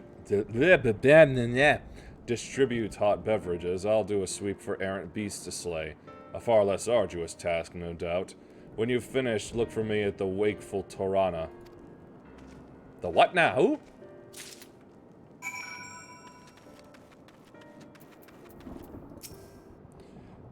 Look at them, all lazing about, knowing full well the beast might strike again at any moment. Do they not realize their lives are in danger? Well, I for one intend to survive. I'm too young to die. Yes, I'll leave this island behind if I must, but where would I go? Is anywhere safe these days? Drink. And turn brain off. A cup of chai? Can't you see I have more important things to worry about? No, you're right. It is precisely in times like these that we must strive to remain calm and steady. I do believe I'll visit the Elder and see what needs to be done. If there is any way I can aid my village and my friends, I will do it. Yadana's really on a, got a point there. Some days when I've just, it's been shit for me, I try to go out and have a milkshake. Because that's my therapeutic drink.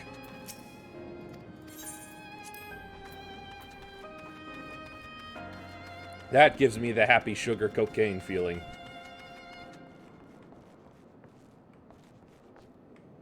Then afterward, I'll regret it because I'll have to crash from the sugar, but sometimes it's enough. Wait, I know you. You're the one who saved us from those beasts back at the temple. Were it not for you, well, let's not even think about that. At times like this, we mustn't dwell on what might have been, but look to the future. But what future awaits us? How can Radzatan hope to recover from this? Most of my friends are gone, and I don't know where to turn. Chug! A cup of chai? Well, if you insist. That aroma has a way of clearing the mind. Come to think of it, we've faced our fair share of trials in the past as well, and no matter how hard the times, we've always come together as a people united. One day at a time, one step at a time. For that is all any of us can do. Yes. Back to work, once I finish this cup. Thank you. Yep.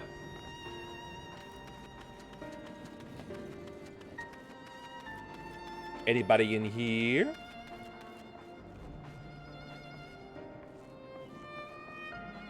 Nope. Eyelash feels funny. There we go, got rid of it.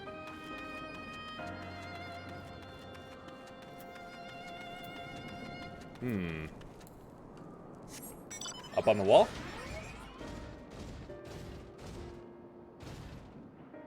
Or more accurately, above the pit.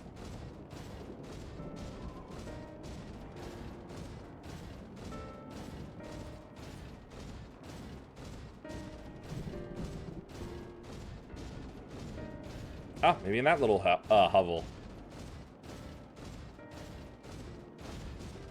Aha!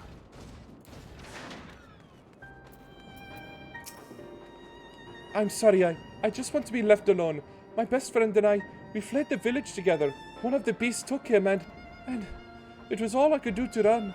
All the while I could hear this monstrous voice screaming my name.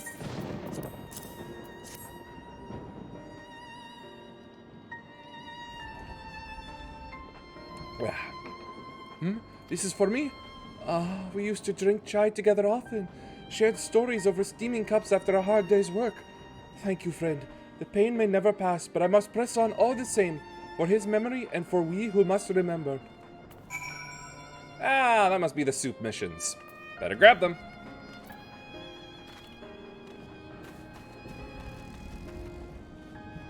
I believe I heard a motorcycle.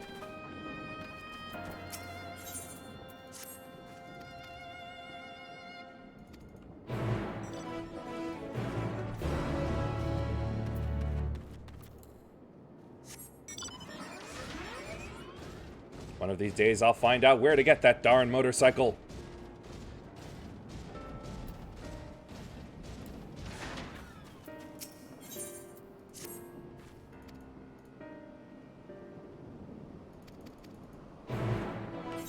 That reminds me. Oh, nope.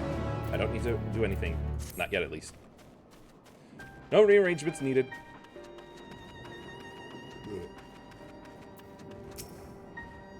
Thank you for delivering the chai. Did it help to lift the village's spirits?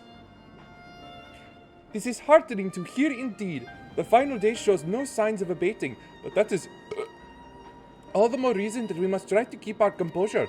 Our lives have been forever changed. The people we have lost will never return to us. These tragedies will long weigh on our hearts, but we have the capacity to live with our suffering, to carry the agony till we too join the fallen in death. I'm sorry, is this meant to be a pep talk or something else? It is not a surrender, but a recognition. Ah, there it is. For it is only in acceptance that we find the strength to move forward. Swap. Saitu Vono.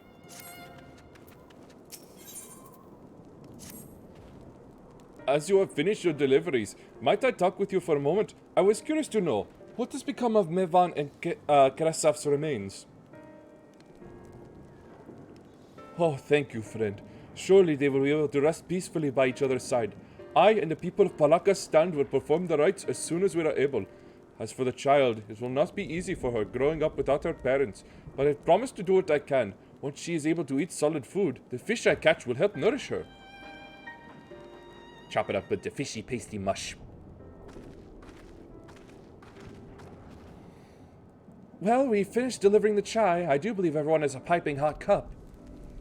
I could almost believe there's a magic at work, how their tension fades with every sip. Let us pray that Palaka's stand has seen the last of those transformations, at least for now. They are still at risk, as every village in Thavner like as not.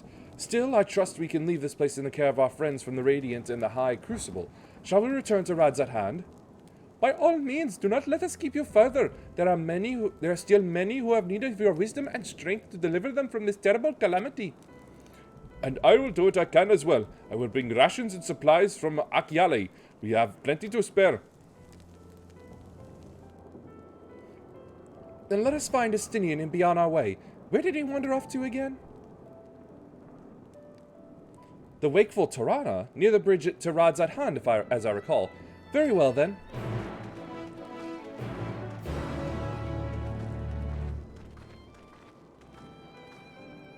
Kid's gonna grow up with elephant parents. Maybe. What? Must have been them. Whoop, another. A last one? No, it couldn't be. That gives me soup. That gives me soup.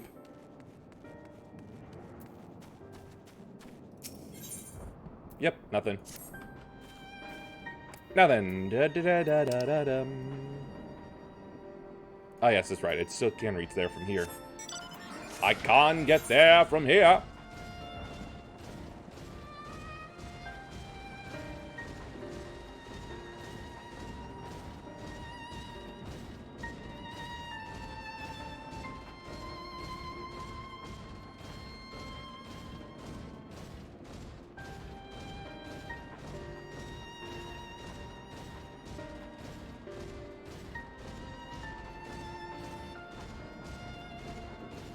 I missed the cool music already.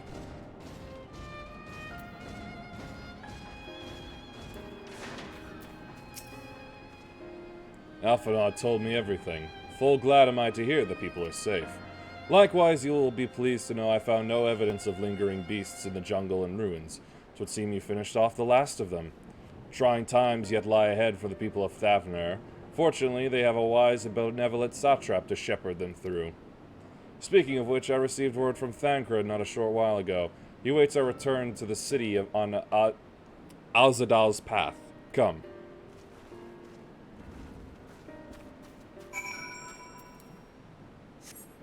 Let's go, little puff.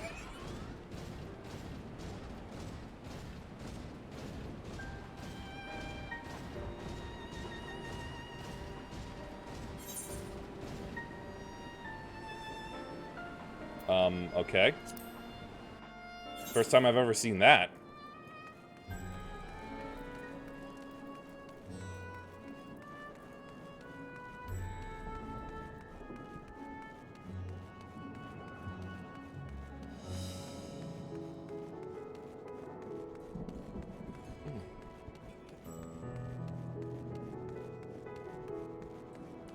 I didn't think there were that many people here.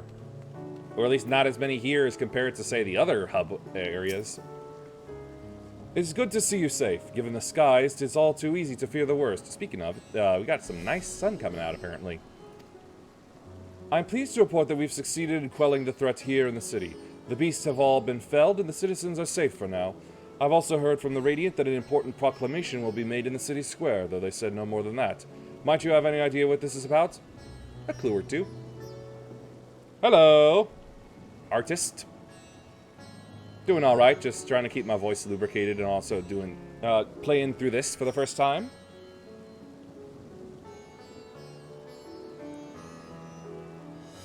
So Vitra's finally coming out from behind the curtain. I suppose we too should hear what he has to say. To Megaduta, then. But before that, it would appear that word of the Assembly has not yet reached all the citizens. If anyone along the way seems unaware, we'd best enlighten them. Brrr. I would rather just go straight there, thank you very much.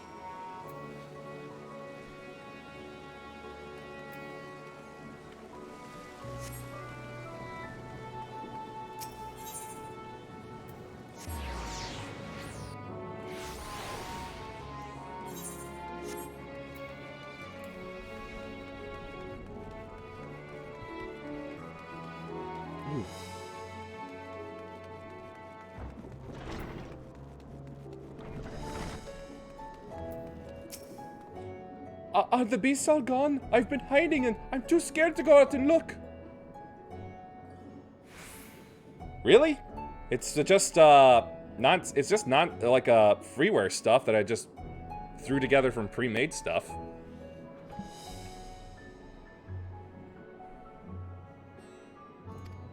I wonder where Varshan is. He's the slowest runner. I hope he got away. Aw, that's cute. Vitra got to play with the local kids. I assumed as much, yes, by the name. And no, I'm not going to take ads or sales pitches right now.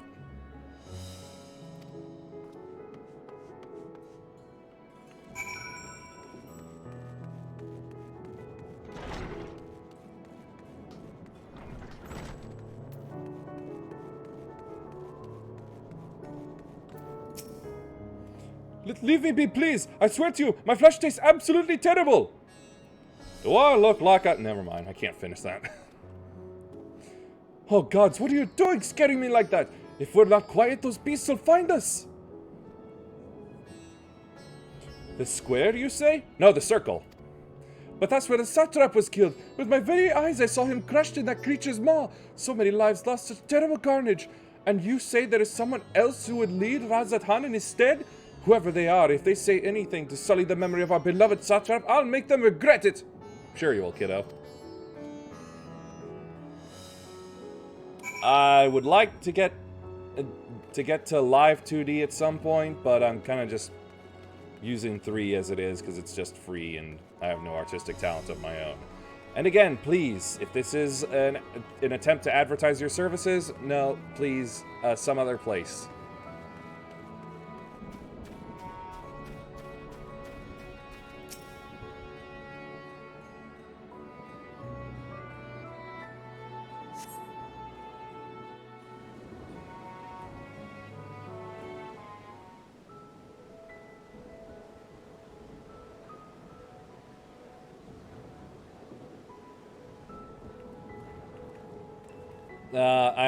I'd rather do that over Twitter, honestly.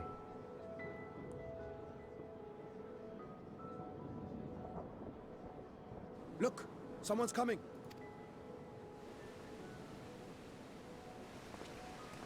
Oh, he's using it again. Is it really smart of him to take out his eye at any point? People of Razathan, it warms my heart to see so many brave, resilient souls before me. Yeah, the Twitter info is will be at the beginning of the stream and at the end. So, the VOD. Either end of the VOD. Today, I would share with you a great revelation. But before I do, I must make a humble request. Do not be alarmed, nor avert your eyes. See the one I unveil for who he is, and know that he means you no harm.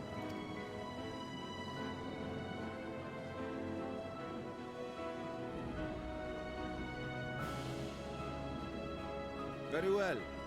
I dare say it can't be worse than the horrors we've already seen. Many thanks.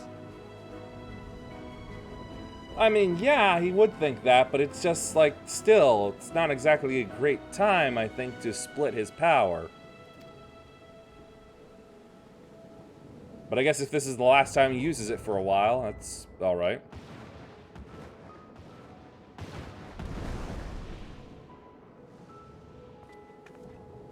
A dragon!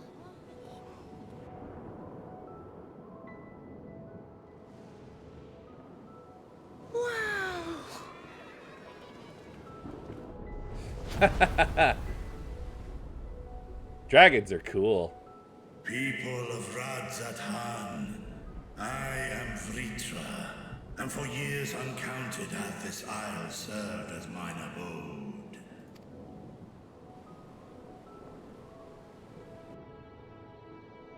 Tis as the Satrap's ally I am known. Today, I would reveal the truth unto you.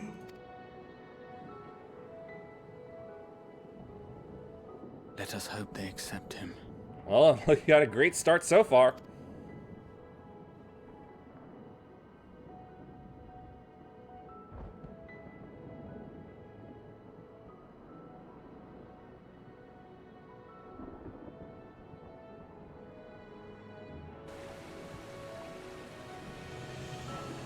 Why does it sound like it's raining even though it's not?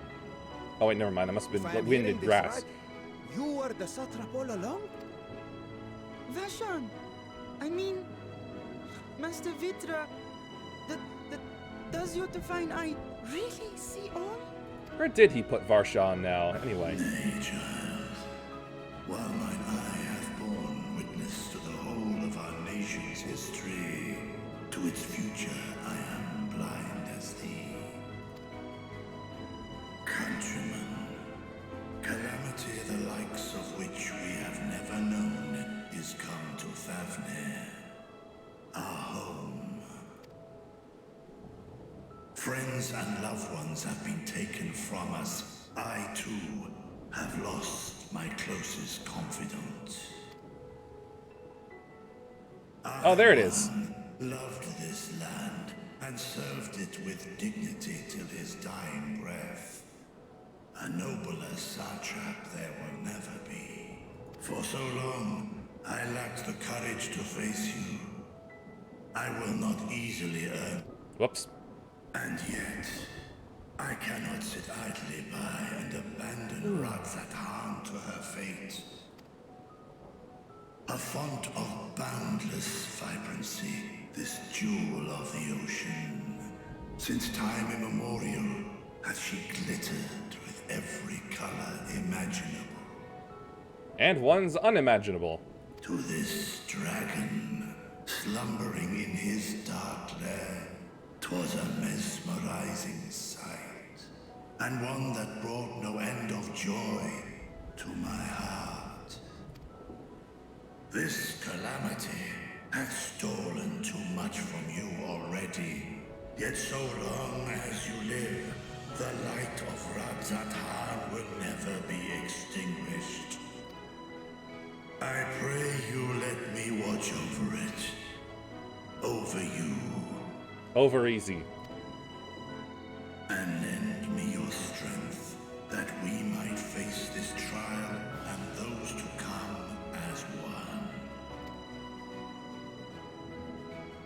I do not know you, dragon, but I thank you for speaking the truth to us. That's a failure of a sentence. Because if you don't know him, how do you know he's speaking the truth? As divinities, both Manusha and Riga once joined together.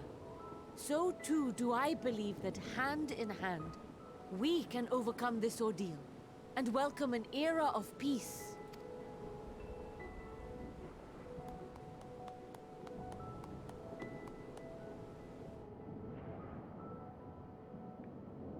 A sight that would have surely brought a smile to Izael's face. Aww. Indeed. If only she knew of this place. Uh-oh.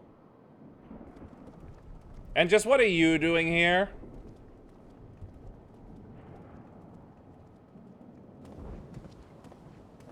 Excuse me, but I must speak with the satrap at once. He's the big green guy with a very big nose.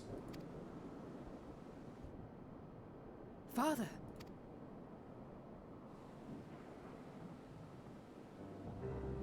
You have suffered dearly of late, yet you must endeavor to look beyond these losses to the future you yet have. We have. On behalf of the Forum of Sharlayan, I come with a proposal by which you, the people of Radzathan, might be saved. Oh, this is going to be a big moment, I can tell. I say again, I must speak with your satrap. I beseech you, take me to him with all possible haste. I am satrap here. Speak thy proposal. All present shall hear and judge. Aha! Shock! Finally, an emotion on his face. If I have given offense, then I apologize. First, allow me to share with you what knowledge we have of the phenomenon responsible for your woes. And he The looks final dumbstruck. Yes! It's just like, we know... It's like, we know what's afflicting you. It's the final days. We know already. 'Tis an affliction of stagnancy and rot, sown into the currents of the star. Though the first prominent manifestation was here, in Thavner, it will invariably spread to every corner of the world. The Forum was forewarned of this apocalypse several centuries ago. Thenceforth, my predecessors sought to prepare for the end times in the only conceivable fashion, by securing a means of escape.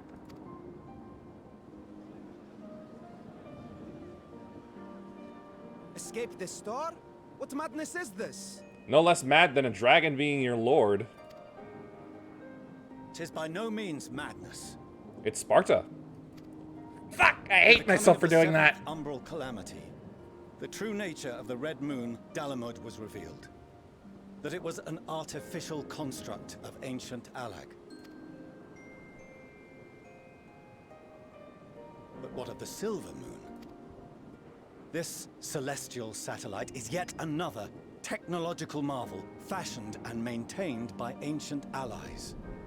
A ship that will sail the heavens and deliver our people from destruction. And by our people, I speak not only of Sharlayan. We mean to save every man, woman, and child it is within our power to save. Including you, our dear friends of Radzat Han. Recent events necessitate adjustments be made, and quickly, but we can and will escort you safely to the moon.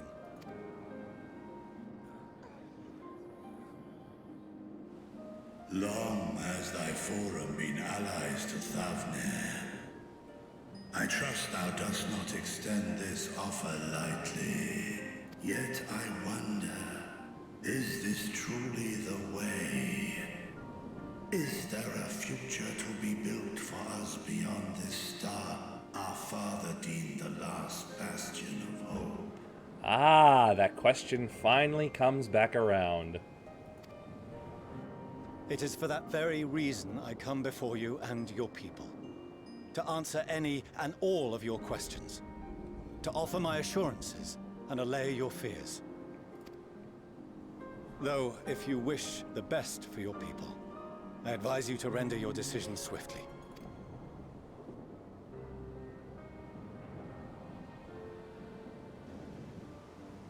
Show our friends to Megaduta.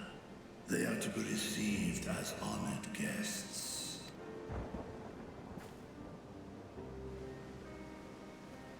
Worry not. Whatever decision is reached, your paths shall be yours to decide. Until then, heed the warning of these brave heroes. Guard your hearts against fear and despair, for it is within such fertile soil that the seeds of blasphemy find purchase. Remain calm and attend to your daily tasks. I shall return anon. Find some lo-fi beats to to avoid the apocalypse and relax.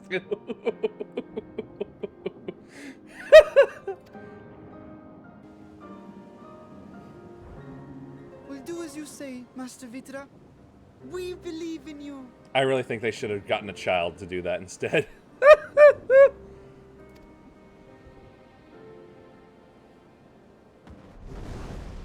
Whoosh.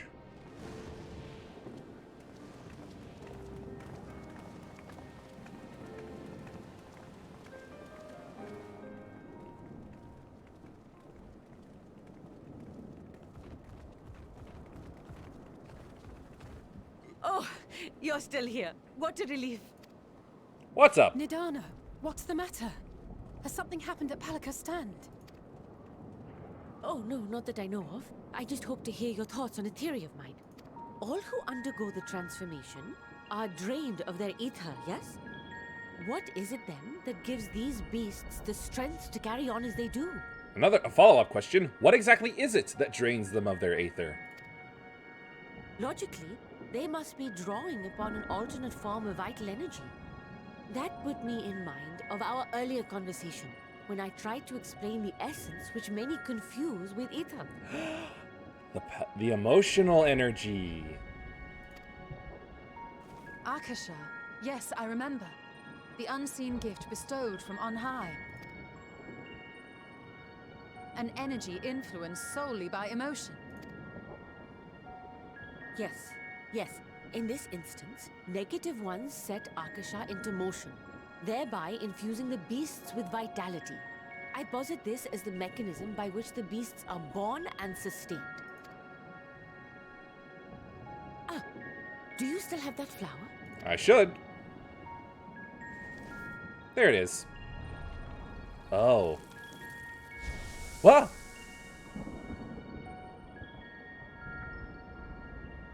If we accept that it once shone bright by drawing upon Akasha, influenced by the thoughts of those nearby, then fear, terror, despair, negative emotions so powerful as to suffocate it, permeated the air in this place. I see.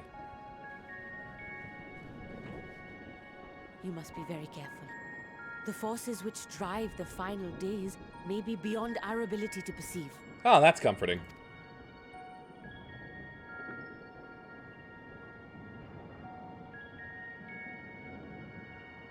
Sorry, I didn't mean to scare you like that. At any rate, I will continue my research into Akasha. Do temper your expectations, however. There are sadly few detailed studies upon which I may draw. How about any tools? Formulating a new Yes, you theory forgot as to you water go the is flower. itself I no did! small feat. I did forget to water I wish it! you well in your endeavors, and pray you take care. Thank you.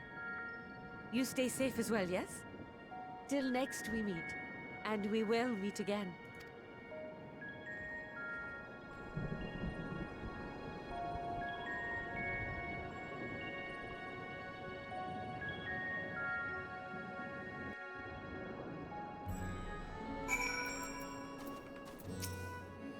As far as we have come, and after all the horrors we have seen, there is still so much we do not know about the final days. Could it be, as Nidhana said, that the cause of this phenomenon is beyond our comprehension? And if so, are we powerless to forestall it?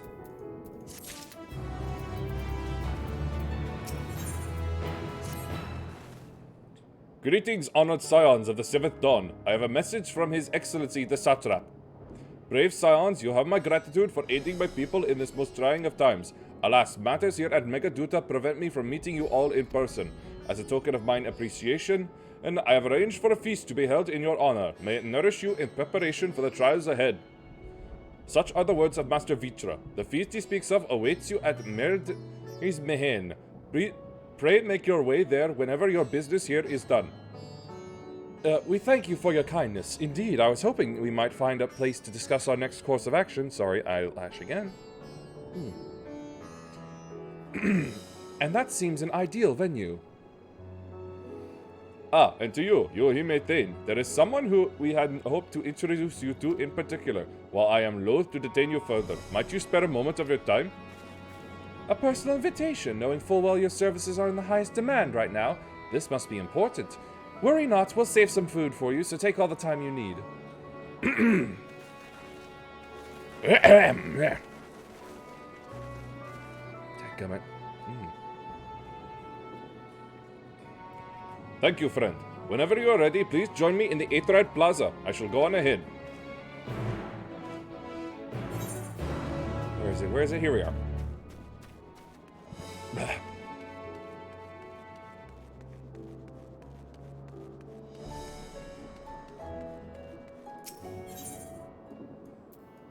Right.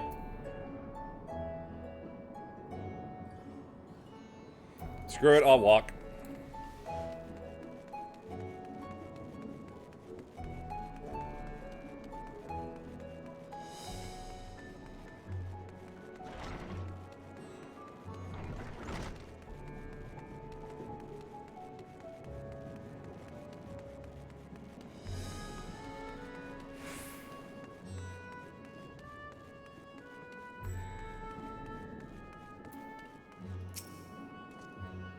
Access to the Aetheryte you see there has been restricted to a select few ever since the tower first appeared. We sincerely apologize for the inconvenience, but it was deemed too dangerous to permit the free movement of visitors at a time of emergency, a risk we could not take. In light of recent developments, however, the Satrap has decided that such restrictions would only hinder our efforts to combat the final days. As such, I would encourage you to attune to the Aetheryte before proceeding along the corridor. Finally!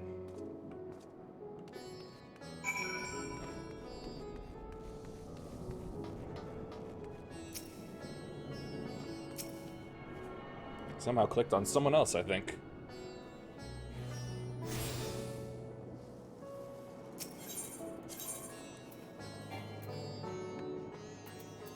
Wait, what? I could have sworn I went down there and attuned to that one. Damn it!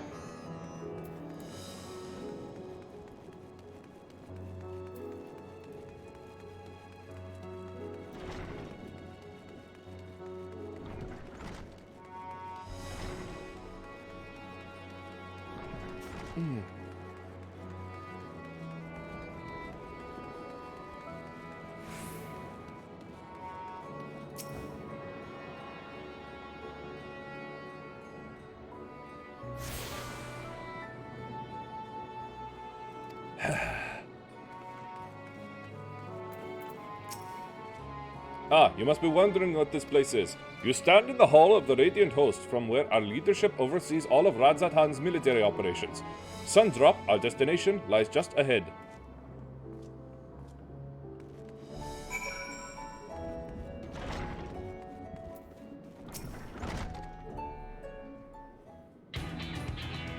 Whoa, why are we rocking so all of a sudden?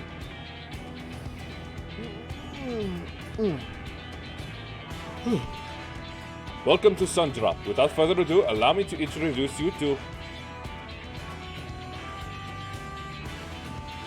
Oh-ho, so you're the famous Yohime Tene.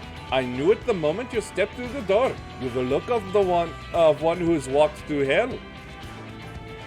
Shirabat, please, you are speaking to the Satrap's honored guest and the savior of our people. Can you not show a modicum of respect? What disrespect is there in paying a fellow warrior a compliment? We're all friends here, or will be soon enough. I think I like her.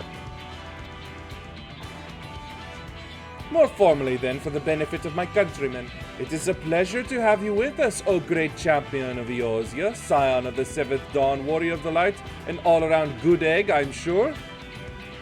Too bad Egagami isn't here to say that.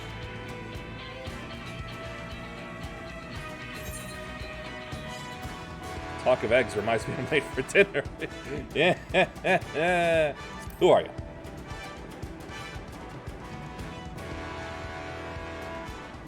A fool with too many scars and knees that ache in the winter. The name's Shirabat, and I attend to business here.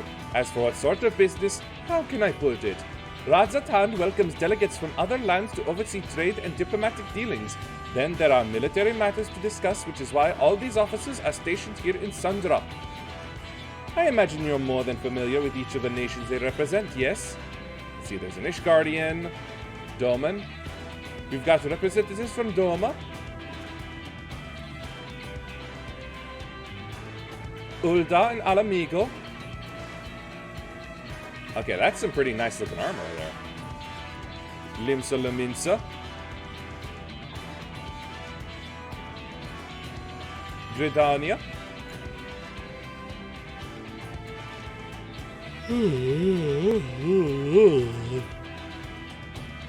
And last but never let it be said least, Ishgard. They're the eyes, ears, and mouths that bridge the distance between Radz-at-Han and their respective homelands.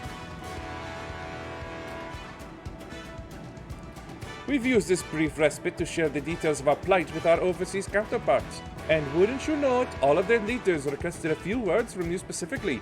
You're a woman in high demand, eh? I am. And so, would you mind regaling us with your own account? Indulge us before you indulge yourself. I still don't know why we're rocking.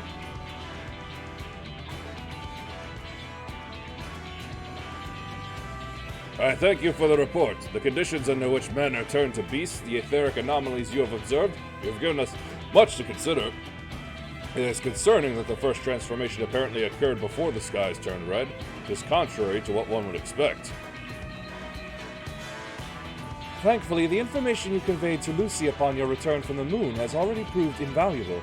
As soon as reports of the calamity here in Thavnir reached the Grand Company of Eorzea and our Far Eastern allies, our leaders knew at once that the final days were indeed upon us. They began taking steps to assess the extent of the phenomenon's spread. Our agents were able to confirm that, for the time being, the skies burn only over the Bounty, including this island and Corvos. Alas, that is of little comfort. Aye, all throughout the Allied lands there have been reports of people transforming into hideous beasts. Ah, crap, I'm too late. From what little we have learned, these incidents are similar in nature to that involving the merchant Khazal. As was the case here, the victims underwent the change prior to the heavens being set ablaze. And so, while the burning skies have yet to manifest beyond the Bounty, the transformations do not appear to be subject to any similar restriction. If anyone anywhere overcome by despair can turn, then nowhere is safe. That's about the size of it. Speaking of which, we ought to give these creatures a name, don't you think? Here in Nazatan, we've taken to calling the first to change, which tend to be the biggest, blasphemies. As fitting a name as any, to ensure clarity in future communications, we shall urge our comrades to adopt this terminology. Our leaders have taken measures to deal with the threat to the best of our abilities.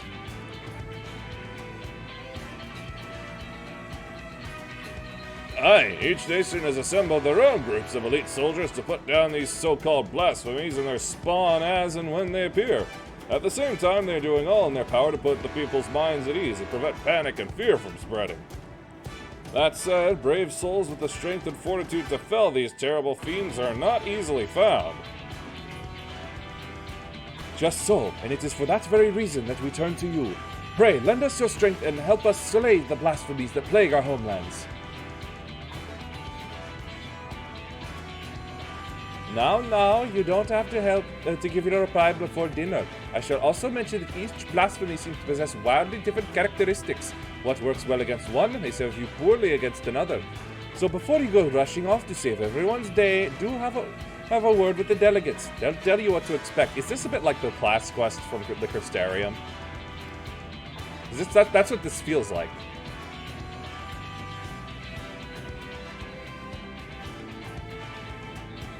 And with that, I do believe our friend here has a feast to attend. Spare a thought for us while you're tucking into all that fine cuisine, eh? Access to the role quest, yep, I was right. Separate quest line and story is now available for tank, melee DPS, physical range DPS, magic range DPS, and healer. To undertake these quests, speak with any of the delegates in Sundrop and agree to help defeat the blasphemies that plague their respective homelands.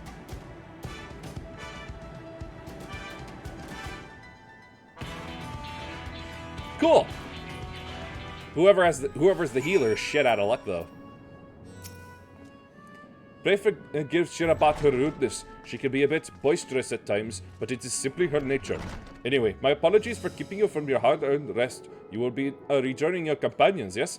Do you know the way to the Mehin? I'm good.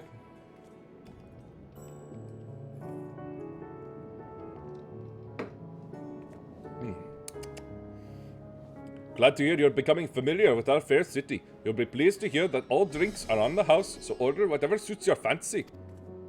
And with that, I must return to my post. On behalf of all the Radiant host, I thank you and your friends once more for lending your strength and courage at Razatan in our time of need. We shall endeavor to fight the good fight to the end, that we might honor Arhewan's legacy and serve Master Vitra well. You have my word that your efforts will not be in vain.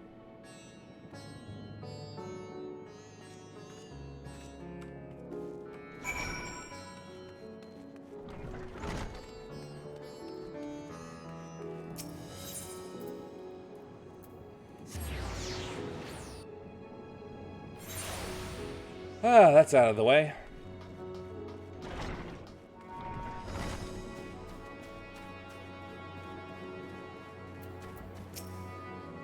Welcome! When the Satrap asked us to entertain a party of honored guests, I was wondering who it might be. This is a lovely surprise, to say the least. By the way, I heard all about Khazal from your friend Grahatia. I understand there was nothing that could be done, but I was heartened to hear he meant us no harm. I cannot thank you enough for dispatching the beasts. As the smallest token of our thanks, your food and drink tonight are Merheed's treat. Speaking of which, what shall I start you off with? Did I just spit? Chai.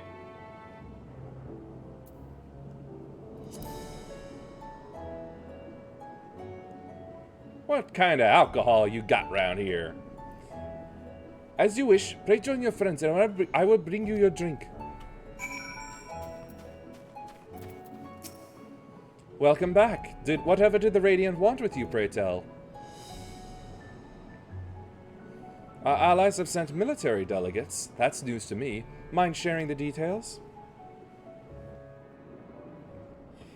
At World's End. Hey, I'm in a Pirates of the Caribbean movie.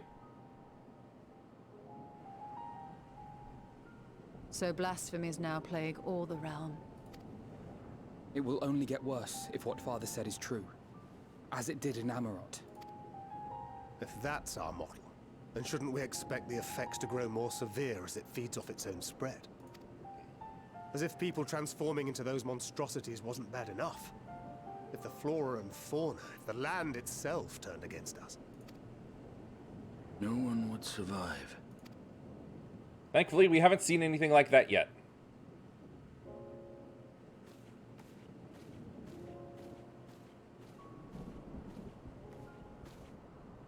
Here's your order, friend. Lime wedge. May you find comfort in these dark times.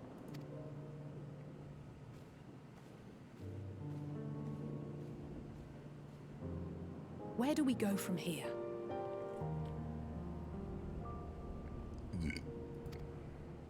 If there's one thing we've learned, fighting blindly and simply reacting to what comes will accomplish nothing.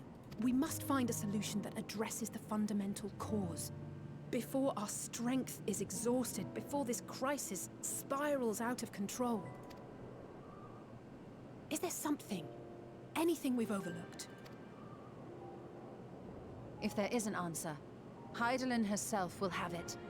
'Twas she who bound Zodiac and forestalled the final days. But would Kryle even be able to speak to her? Alas, we have heard naught from her since the Tower of Babel. Whether she cannot or will not speak, I can only speculate. Even the flower she gave us is no more.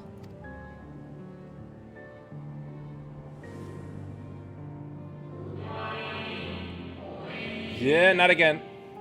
In our time, we called it Elpis. You would do well to remember the name, as it was the primary setting of Borderlands the pre-sequel.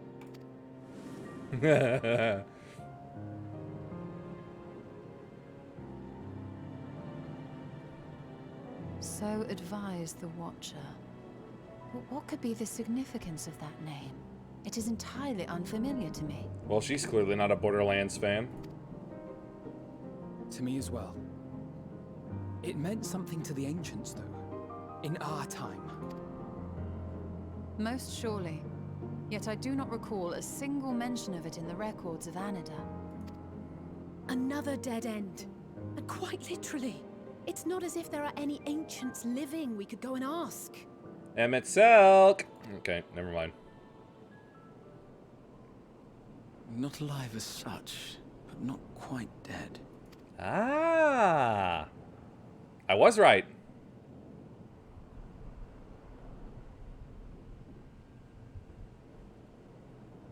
Elidibus. I sealed him in the White Horosite of the Crystal Tower back on the first. Contained within that reservoir of ether that maintains it, ether that is returned little by little to the sea.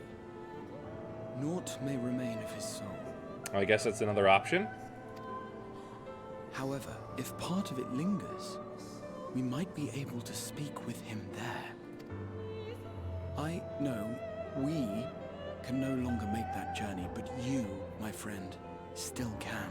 Just leave me a detailed set of instructions, please.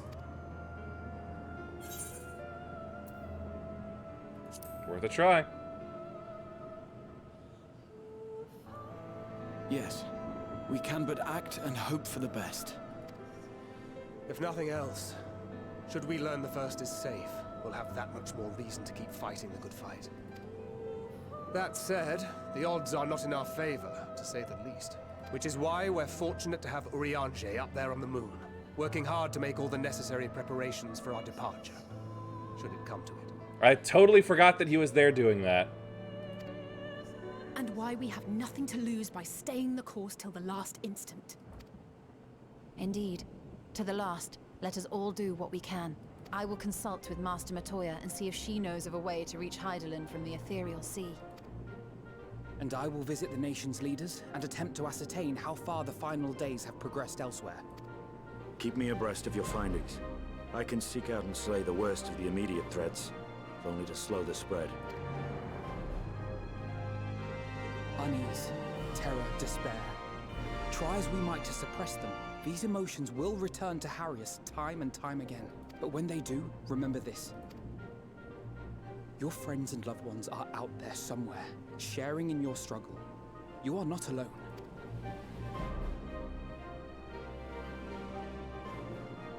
So ends the brief respite before the next revelation. Yes, so much left for you to see. So much. Because Endwalker is frickin' huge! Ends, and end begins.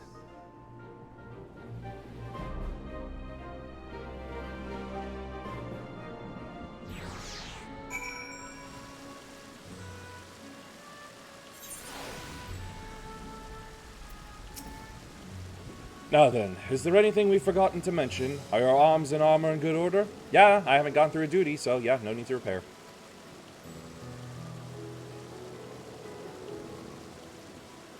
In that case, it's time we each attended to our tasks. And when you arrive on the first, give my regards to Reen.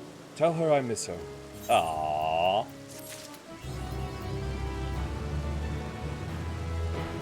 Hold on. Hold on. And the sneeze has died. Okay. Ah, yes, finally, my new stuff.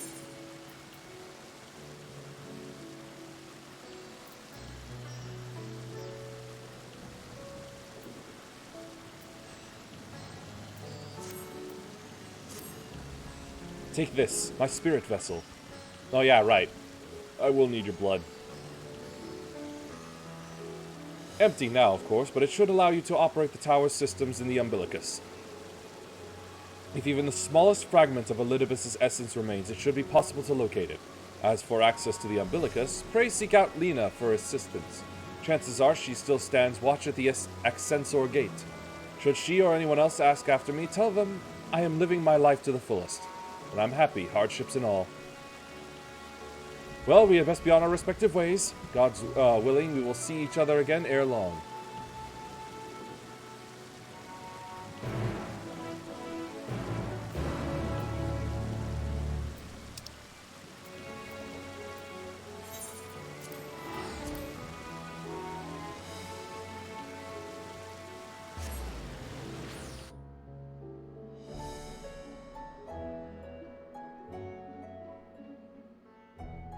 Been a while since I've been back here.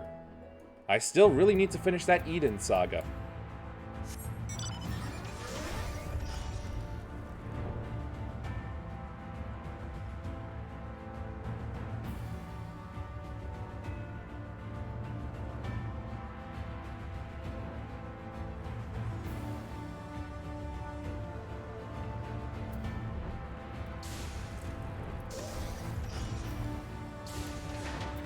Hey girl, you missed me?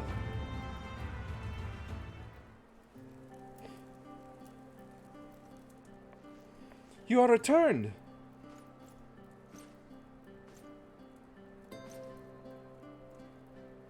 Have you been well, you and the others? As well as can be.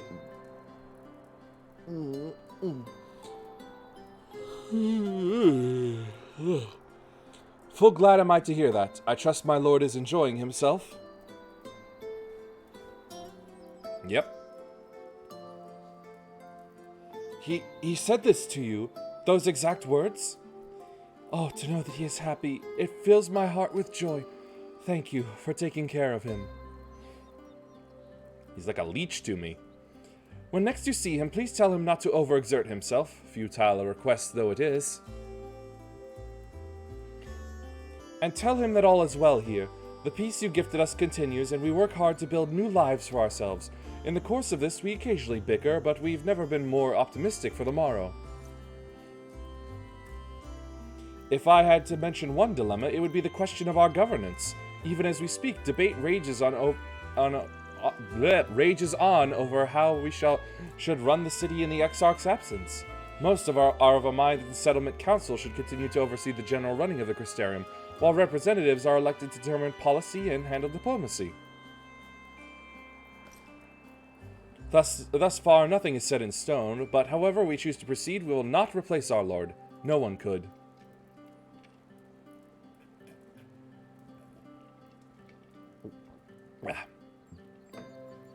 Have we recently observed any unusual phenomena?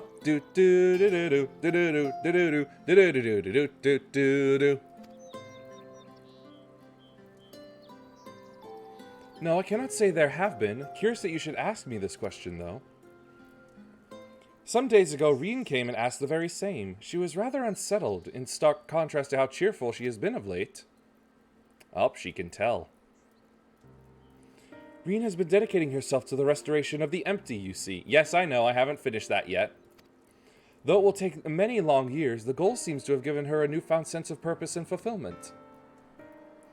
So when I saw her in a state of such worry, I couldn't help but feel worried in turn, especially since she wouldn't tell me what troubled her. I dare say she would be more willing to confide in you. May I ask you to broach the subject with her?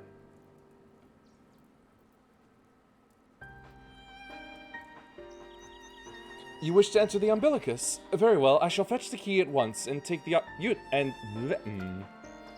bleh.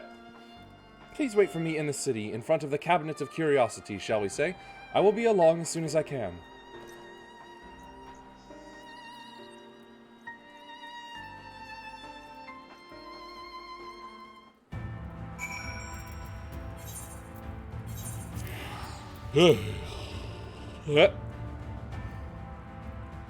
My tongue doesn't work anymore.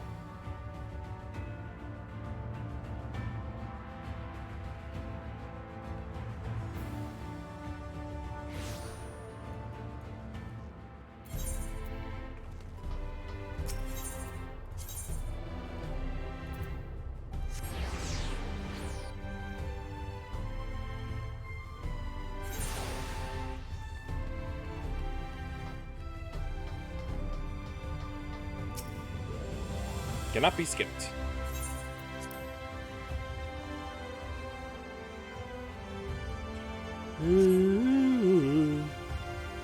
Hey.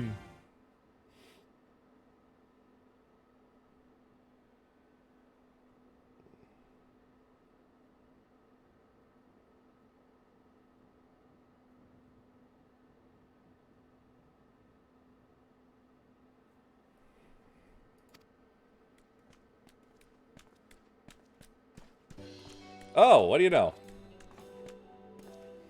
Ah, it is! Full glad am I to see you hail and whole, my friend. I've already forgotten the voice I did for him.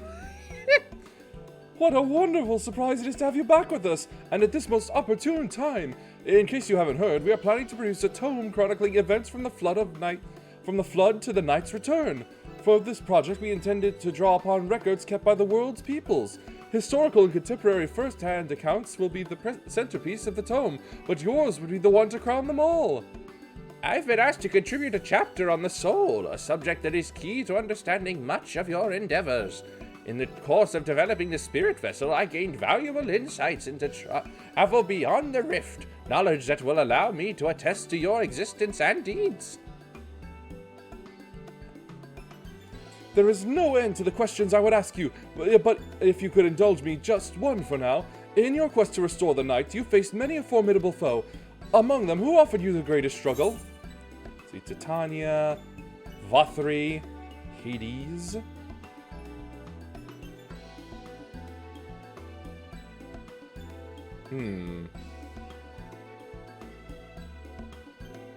Overall, yeah, I think it was Hades.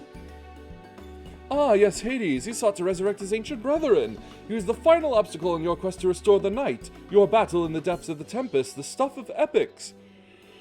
Yet, compelling as it is, I worry that mere words wouldn't do justice to that fateful confrontation. Well, you can always try a stage play. Not that we would think to omit it entirely, of course. No, at the very least, we will impress upon readers that it was the climax of your hero's journey.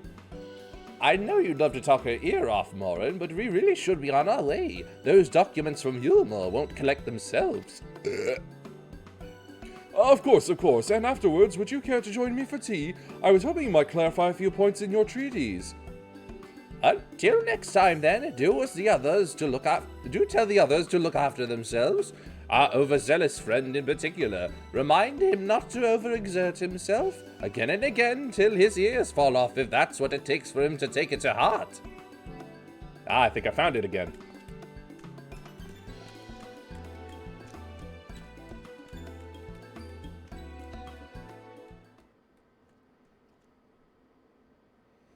Now, who else will come to bother me?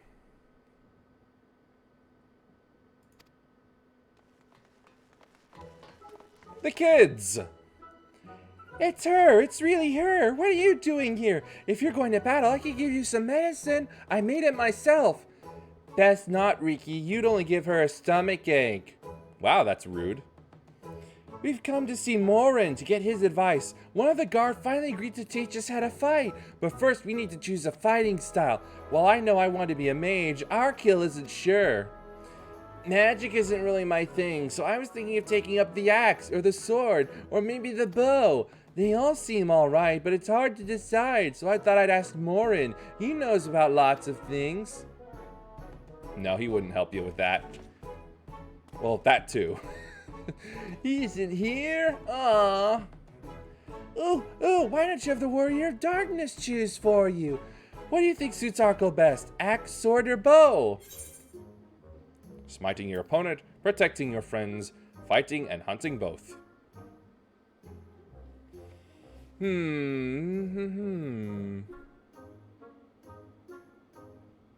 Kind of trying to judge based off of his current clothing.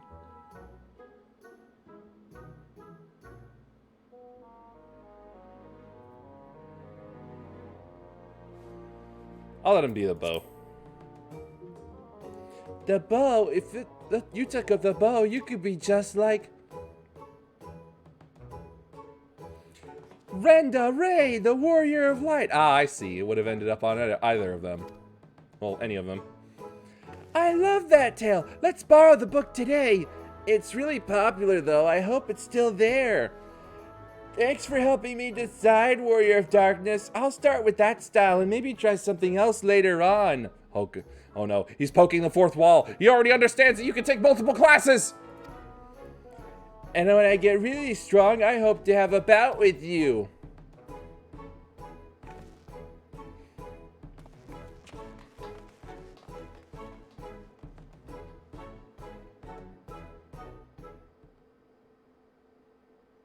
Ah, kids. Who's next?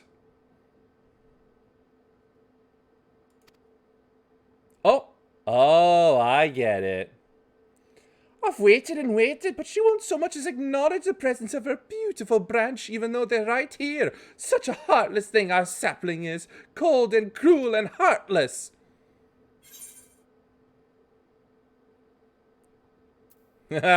Alright, giving you the spiel. Hi, Fairy Mom. If you truly missed me, you would have cried for me at the top of your lungs the instant you arrived. To make up for it, you will call me call with twice the passion next time. Though for there to be a next time, you've some few struggles to overcome. So, my adorable sapling, the world is on the verge of destruction, is it? Wow, Fairy Mom knows a lot. How do I know this? Joined as we are, spying on you is as simple as sliding down the back of a rainbow. That's simple? Would that I could aid you in your quest, but the fate of we fair folk is bound to that of the star. Whither it goes, so too do we follow. Such is our way. The most I could do for you is spare you the pain by gifting you the sweetest of eternal dreams. I mean, I already did that quest line. It's a very pretty place. But if escape's not to your liking, then you must struggle with your fellow mortals. That's what I'm gonna do. Ah, but here are the ones you were waiting for. I wonder what manner of conclusion awaits at Tale's End. Bye, Fairy Mom.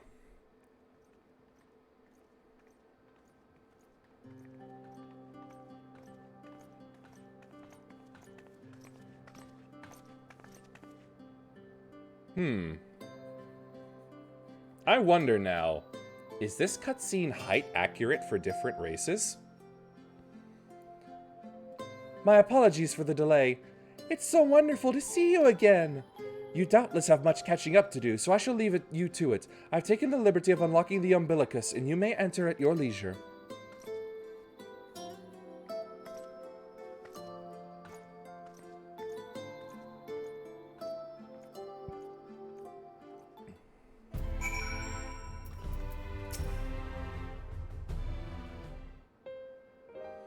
I'm relieved to hear that everyone is well. I've had this feeling like a pit in my stomach, and I was afraid that something might have happened. No, but it's going to happen. Maybe I'm overthinking of this, but it's just that...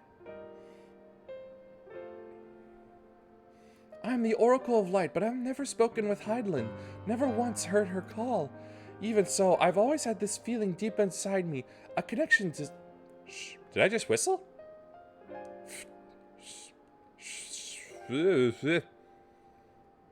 Well, that's a once-in-a-lifetime thing. These past few days, though, that connection has wavered, as if that immense something was distant, then close, then distant again. And then the other night, I was jolted awake by the feeling it had been completely severed. Wanting some fresh air, I went to open the window, and to my horror, the sky was ablaze, like during the star shower. Ah, she had the vision too. But then I blinked and everything was normal. The next day, no one said a thing. No one else had seen what I had seen. As far as I could tell, nothing was out of the ordinary. I began to wonder if it was a figment of a half-remembered dream. What are you not telling me? I have to know, please. It doesn't matter how terrible it is. All right, then. The apocalypse has started.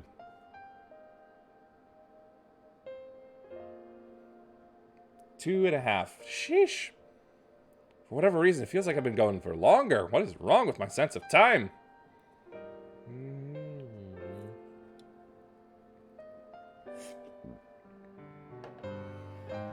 It wasn't my imagination then. The doom we witnessed in Amarat has come again. I can't believe it. Like I told you before, all is well here in the first, so don't worry about us. Please, look only to the threat before you. We're fine right now, and even if we weren't, we've learned how to survive. Should the final days reach us here as well, you may be assured we won't go quietly into that dark night. No, we'll hold on until you can find a way to save all our worlds. So long as you continue your fight, so too will we, united in purpose beneath a blazing sky.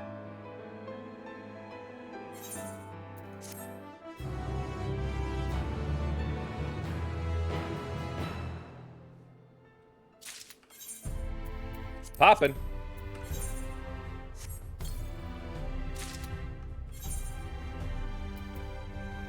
Manganese.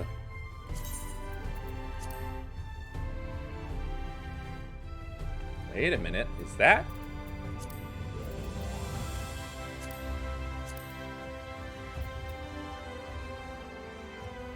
Not quite, but it's pretty cool, nonetheless.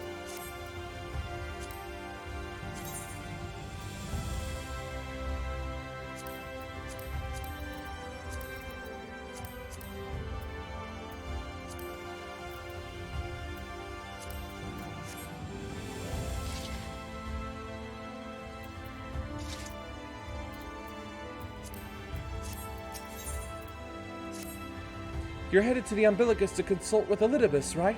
I'll do some consulting of my own and speak with Lena, decide how we might best prepare for the final days.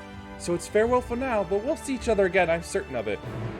Yeah, whenever I can find the time to try waiting for hours upon hours, if not longer, to do the Eden stuff.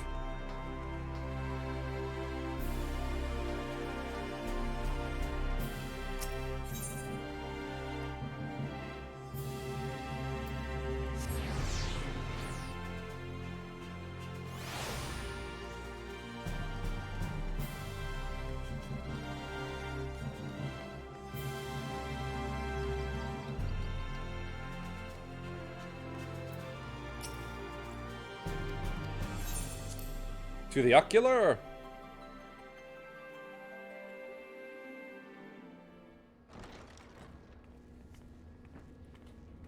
Right, here I am.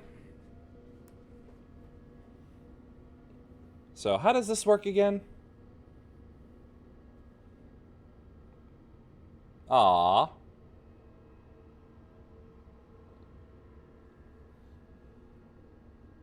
Away with you, spirits!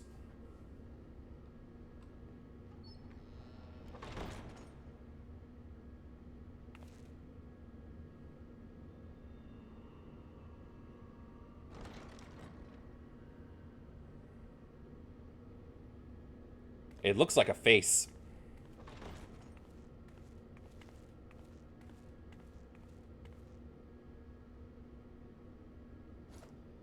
Alright, thingamabob.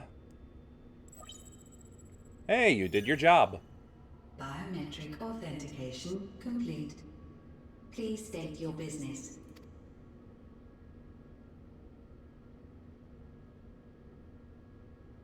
Acknowledged. Reinitializing Circus Tower systems. Searching for Elidibus entity.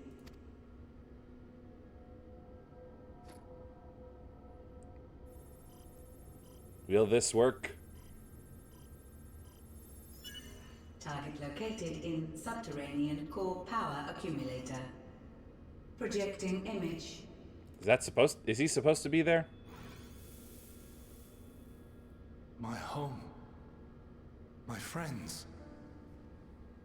No more than a dream. Are you still on this whole self-pity kick?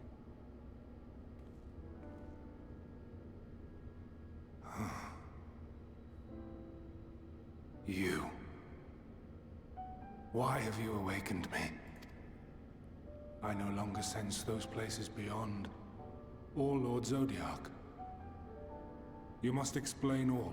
So long as you tell me something in return. By the way, I like you when you're short like this.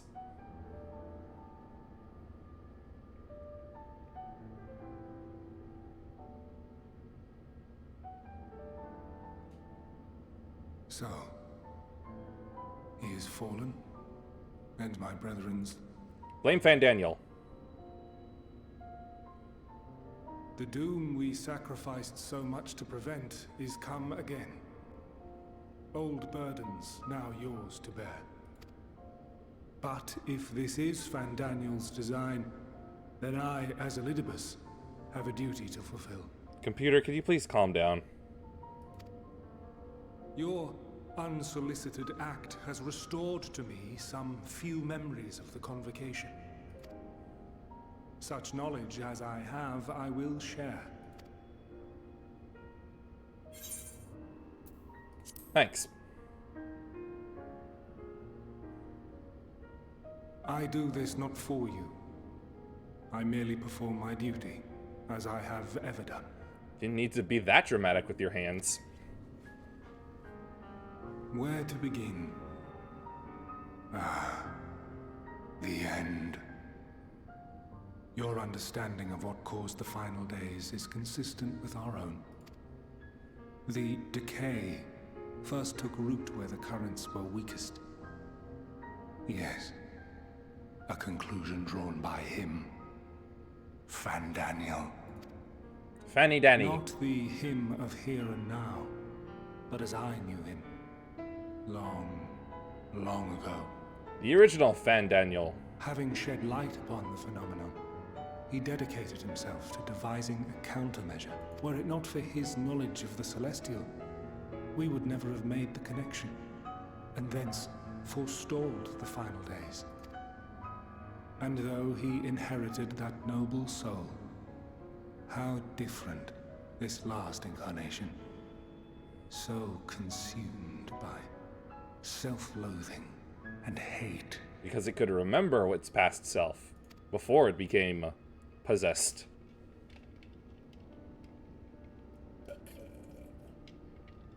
Elpis. Yes, the name is familiar to me. Yet I know it not as a flower, but a place. A testing facility for determining which of our creations were fit to be released into the world. Many worked there, and before joining the Convocation and assuming the title of Fandaniel, he was their chief. He was Hermes. Ah.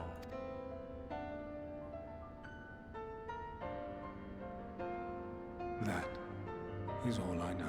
The crystals tell little of the lives the 14 led prior to their induction.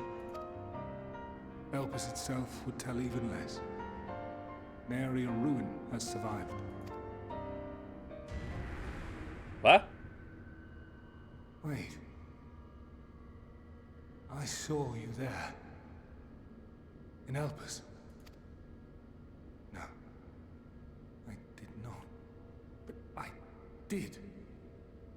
I did. A lingering trace of impossibility. And a truth that fills my heart.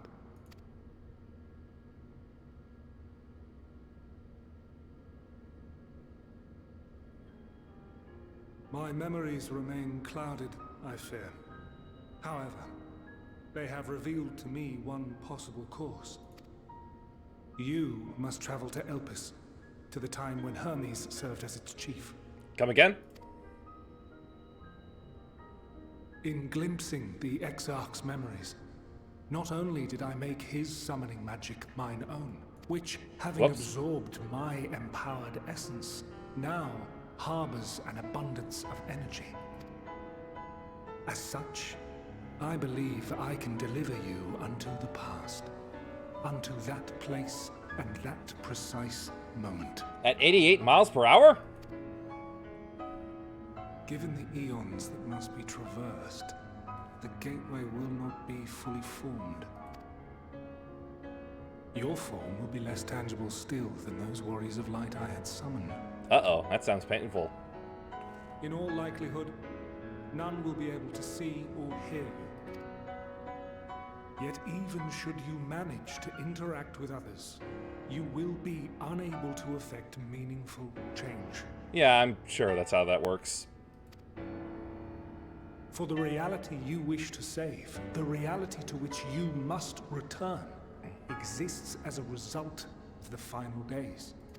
You cannot reshape the past to undo the tragedies of the present. Cannot unmake the sorrow and suffering fated to come. I know, I've read enough time travel stories to know that's a bad idea to try. In full knowledge of this, will you still entrust your life to your foe and make the journey? Well, I have no other choice.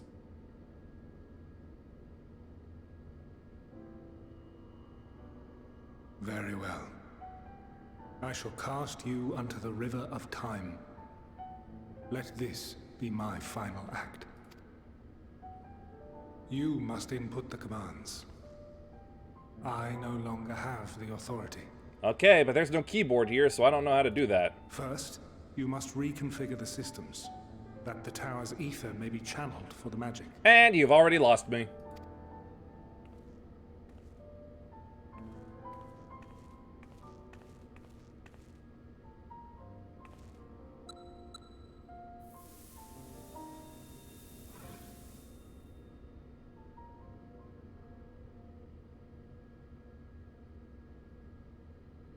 The preparations are complete. The gateway will soon open. Return at once to the Ocular.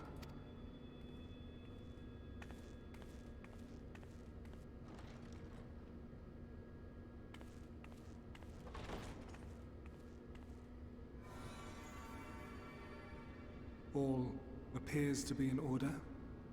The ether flows unimpeded. The magic should consume every last mote of my essence. Why are you surprised? Did I not say that this will be my final act? Ah, yeah, you're right. Lord Zodiark is no more. There is nothing for me here. Right, The you were ones meant to I be love imprisoned and here. long to see again, awaiting, in that promised land, beyond memory and dream. Now go, warrior of light. Go, and do not look back.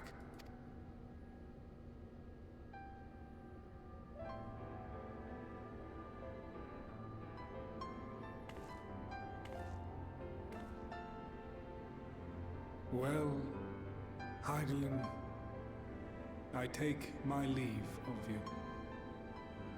Yours is the mantle of the last of us. May you have the joy of it, the burden, and the solitude. That doesn't sound like joy. It falls to you now. You and your champion to save our star. Let's do the time warp again.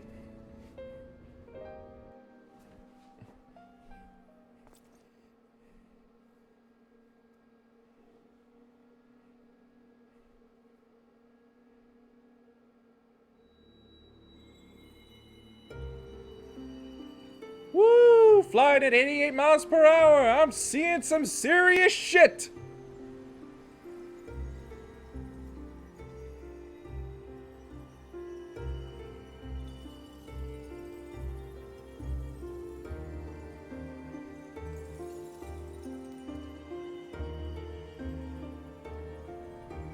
It's a rock. I'm gonna hit it.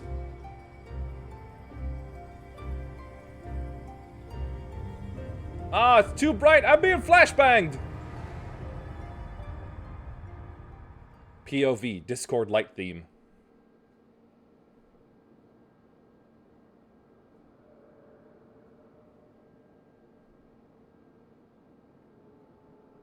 What? Whoa. So this is what it's like to be in Schrodinger's box. All right, they're freakishly tall.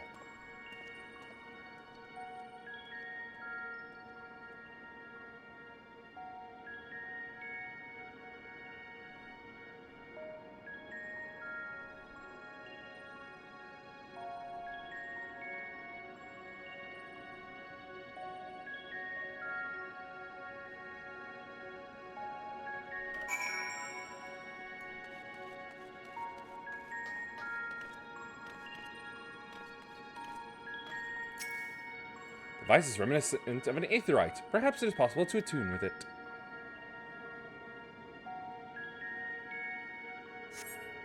Despite attempting to channel and focus your energies, you fail to attune with the device. Only assume it operates differently. Well, either that or I need to be more real. Stands dutifully by the aetherite-like device. A guide for this facility in all likelihood. Attempt to get his attention, but if he sees or hears you, he gives absolutely no indication. I'm so intangible, I can do this. Swoop.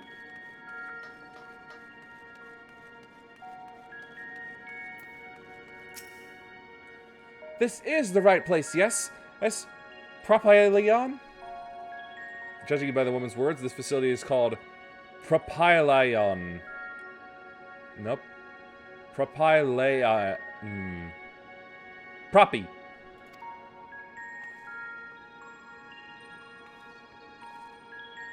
Attempt to gently prod the woman to attract her attention, but feel nothing, and it seems neither does she.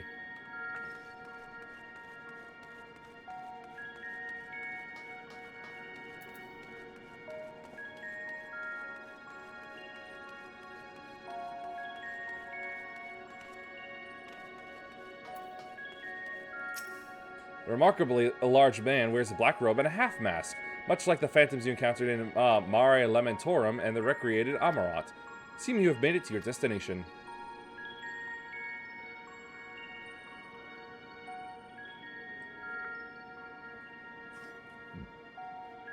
Gesticulate wildly, shout all manner of greetings and obscenities, but the man does not so much as glance in your general direction. Maybe I can phase through walls.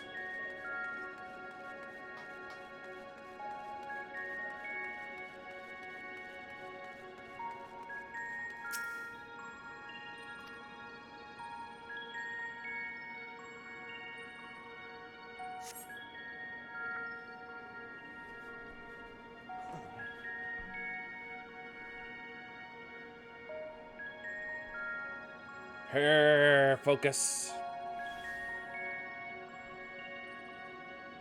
And here we are, Elpis. Well, well, how rare to receive you in person.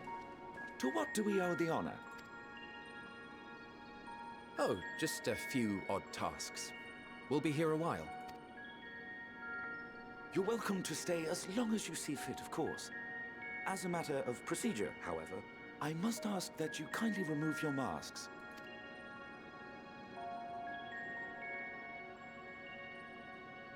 Come now. Is this truly necessary? Surely you can tell who we are. Is that? Who you are, perhaps. But I am far less infamous. Regardless, if we do not follow protocol, 'tis our hosts who would be held accountable. So, please, do favor us with your handsome face.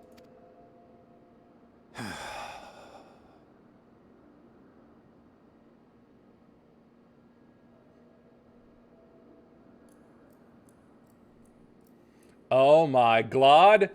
It's Xemnas!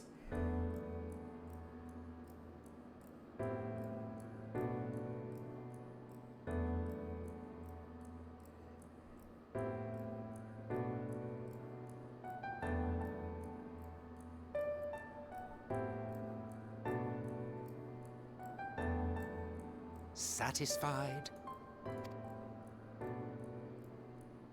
I thank you for your cooperation. You are free to go about your business.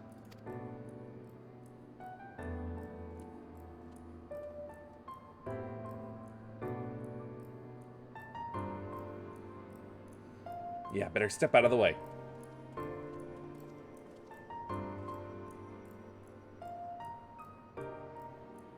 By the by, you see it too, yes?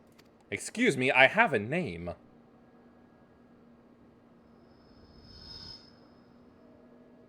I haven't the foggiest what you're talking about.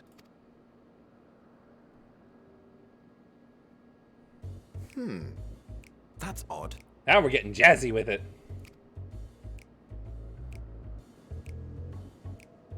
It's right here. A bit thin in the ether, but there's no mistaking it. The color of its Emmett's soul is sock. almost identical to Azem's. Do you suppose she created it? Rather unusual for a familiar to have a soul, though. Familiar? Don't ask me. All I know is that it's trouble. Doubly so if it's her spitting image. Honey, there ain't nobody that looks like me. So let's leave it be. Come now.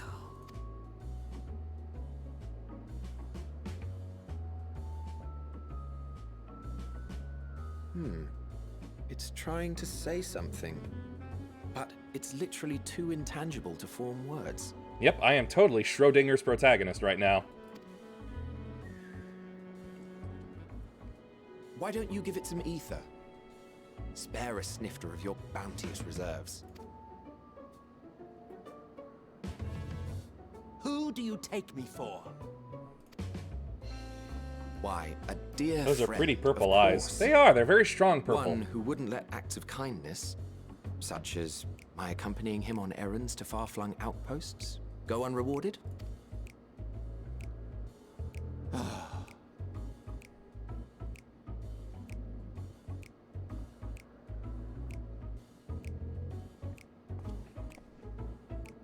I suggest you close your eyes, or this may be unpleasant.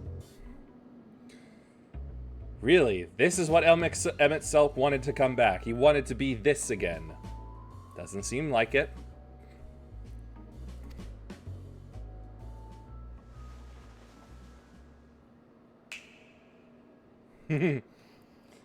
Grab me by the horns. No! Your horns, maybe, but not mine.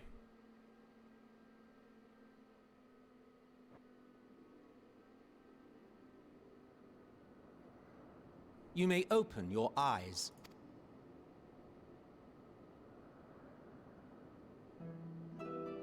Ah, there we go. I'm no longer Schrodinger. Hey, and I'm actually taller. Sweet. Oh, you even adjusted its size. Excuse me, that is a she, not it. The better to indulge your whim. This way, it will be easier to communicate. Yeah, you won't have to get down on one knee. How very thoughtful of you. Finally grew up. I did. Artful reinforcement.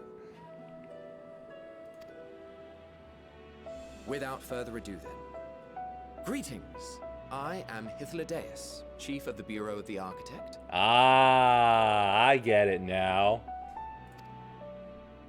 Sulking beside me is the most honorable Emmett Selk of the Convocation of 14. And how might we address you, my new friend? But if he'd gone down on one knee, it would be following a proposal. I don't want that. I'm pleased to see you understand our words. Emmett Selk, yes. No, I only want a proposal from Sadu or Hilda.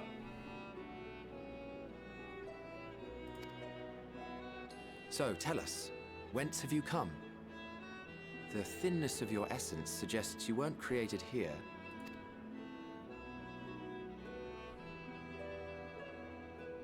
You do not know? Or cannot say? Allow me to ask a different question then. You may get a different answer. What brings you here?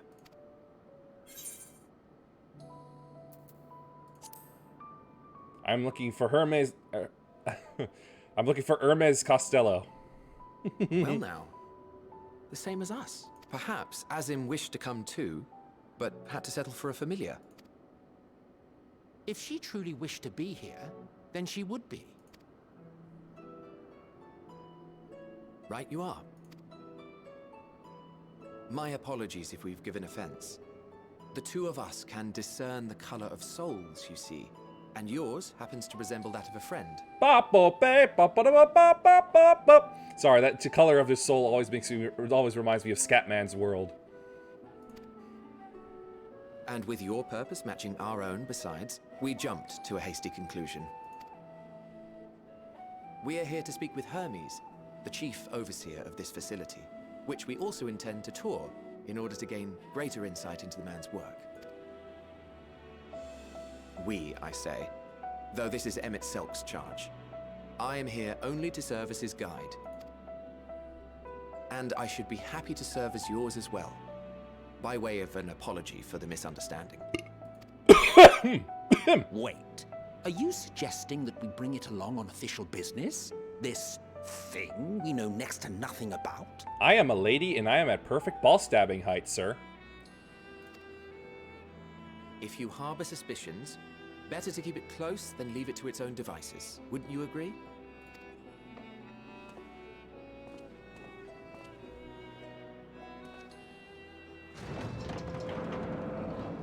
Besides, having a mysterious life form in tow is the norm rather than the exception here.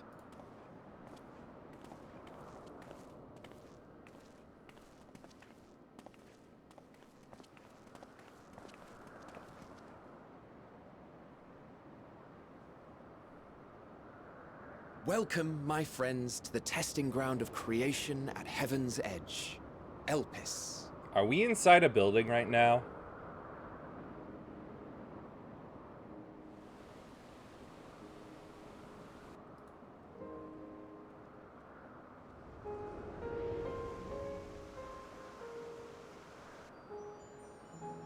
Say, now that's a familiar dog. This presence. Axolotls!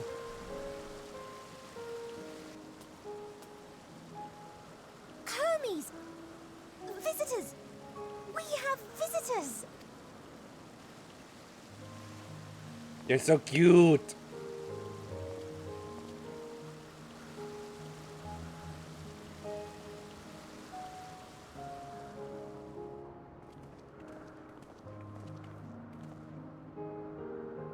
What secrets are you hiding, I wonder?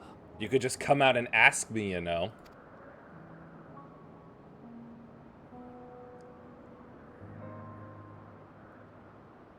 Otherwise, I'll be giving you a metric fuck ton of cheese to go with your wine.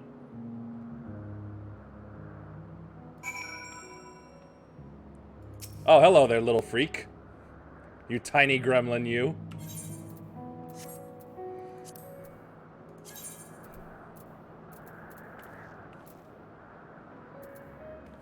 I want someone else, let's see.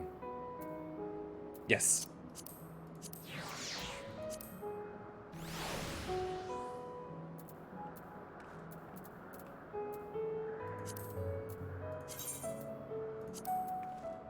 Poke.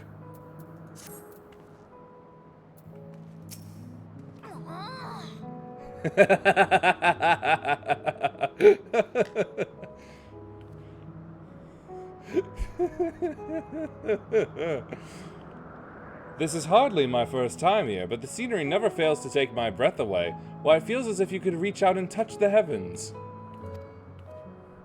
Now then, to begin our guided tour, perhaps you already know these things, but for the sake of thoroughness, I shall start with the basics. Using concepts to give shape to aether, creation magics allow us to bring forth anything we desire, be it inanimate objects or living beings. Anyone may conceive of concepts, but they must all undergo evaluation at the Bureau of the Architect. As part of that process, living beings or certain arcane entities may be sent here to help us for an in-depth observation and study. You're not penetrating anything. I don't feel it against my scales. A fascinating facility, isn't it? I dare say you will enjoy touring it with us. Okay, now you're... Alright, fine. Now you mean business. Hey, that looks new.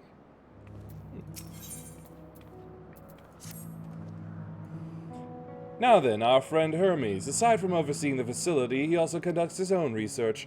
Chances are that he will be at the main observation hub, so let us seek him out there first. Attired as you are, however, you stand out a little too much. Our dear Emmett Selk wishes to keep a low profile for his errands, so... Do you know how to make a robe? The basic concept will do. No, I can't do any of that. Lala slapping that ass. What ass? My ass is hidden right now. No, in that case, Emmett Selk, no. Your whim, your responsibility. You're getting not another thimble of aether out of me. Ah, the way he scrimps sometimes, you'd think he wasn't a nigh bottomless font of magic. Very well, I shall make the robe, but perhaps you can assist. Come, let us search for the requisite material. And off they go, and off I go.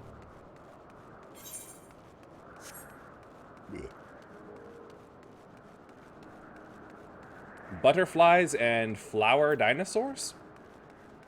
Ophion Cacaine Petaloda.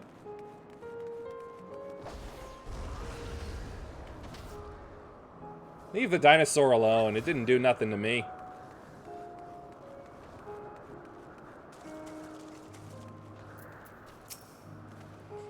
Yes, these creatures should suffice.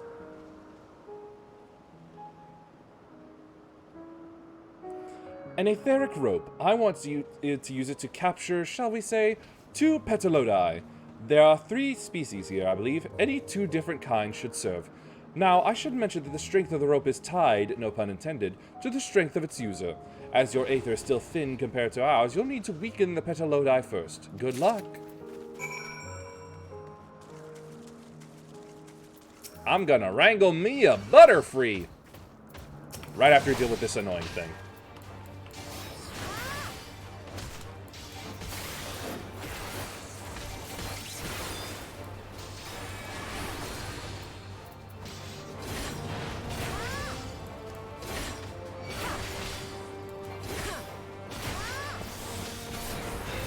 Boy, am I glad that nothing like this survived.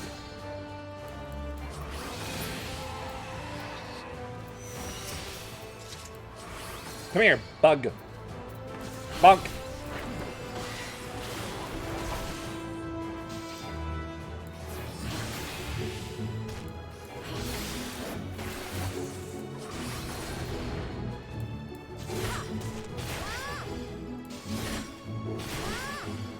One more. Kick. Out goes the rope. Now then, I need blue. I got you, blue.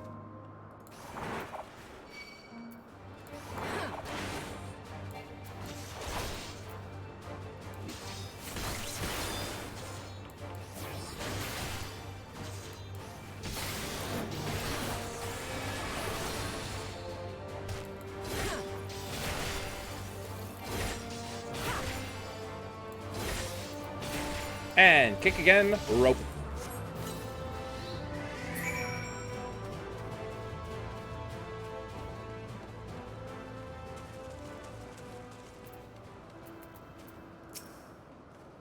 You've caught the Petalodi? Come, come, let us see.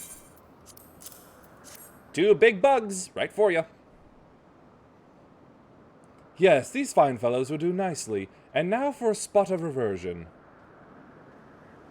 While he does that, I'm going to need to stand and adjust myself.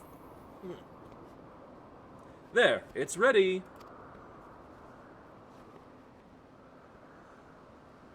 Ah, there we go. It's nothing fancy, but then we're trying not to stand out. Try it on for size.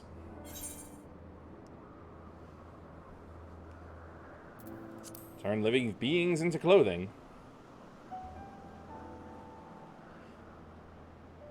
Well, not just like that. You need to revert them to their constituent aether first.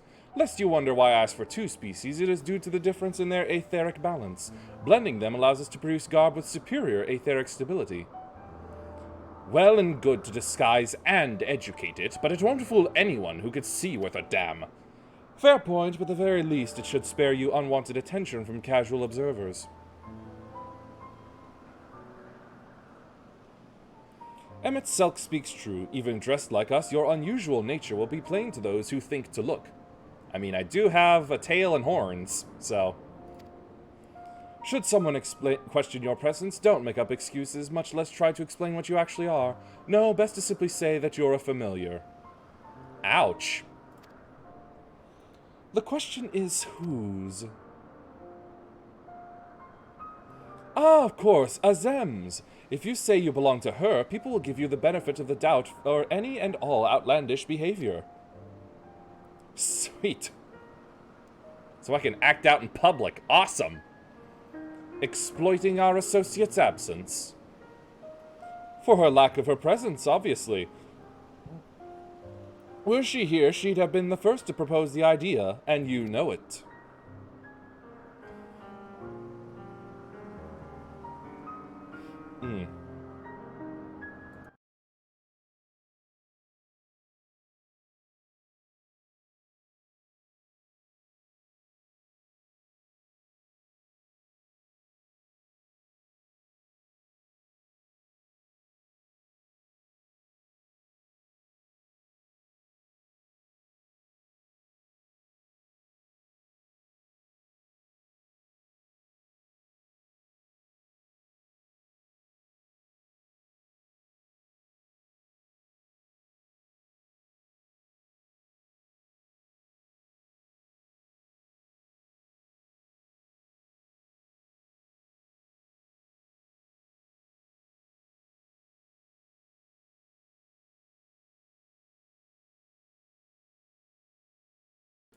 Sorry, I felt like there was something in my throat that needed to be spit away. Hopefully, should let my throat be much, well, smoother now. With that, your story is settled. Let us continue with our errand. Ugly. Absolutely ugly. I refuse to wear it.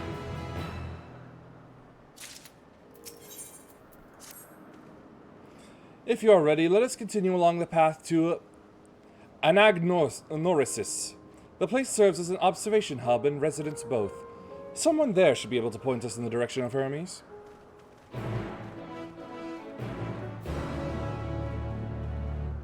Come along, tiny squishy one.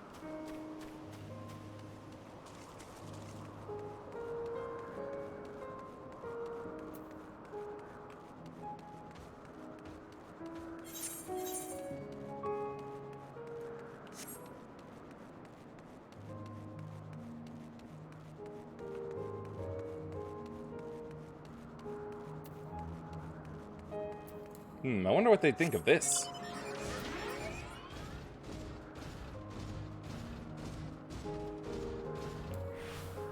I'm shooting up their paradise.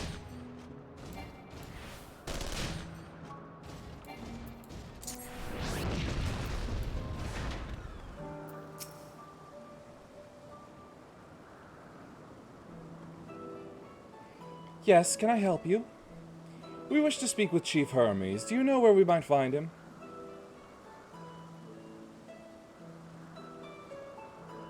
Well now, by a mask I assume you are one of the 14. I wasn't aware there was to be a visitation. Between you and us, it's something of a surprise. Your discretion in the matter would be appreciated. I see, I see. My lips are sealed. The Chief should be out conducting observations as usual. His focus of late has been aquatic creatures, so I expect you will find him at one of the pools here. He likes them fish. The pools, you say? Many thanks and apologies for disrupting your work. I say, Hythlodaeus, while I've never met Hermes, you know him well, do you not? That being the case, couldn't you simply find him by his aether? Aye, that I could. As you know, Emmett Selk and I can discern the color of souls. By the same token, we can also see aether quite keenly and from great distances. With this skill, I could readily locate Hermes, but I felt that it would be a waste of an opportunity. We're here to perform an assessment, after all. By searching the ordinary way, we stand to gain insight into Elpis and the man in charge of it. This is as much for your own enjoyment, like as not, but point taken. If you're going to accompany us, make yourself useful and help us look for Hermes.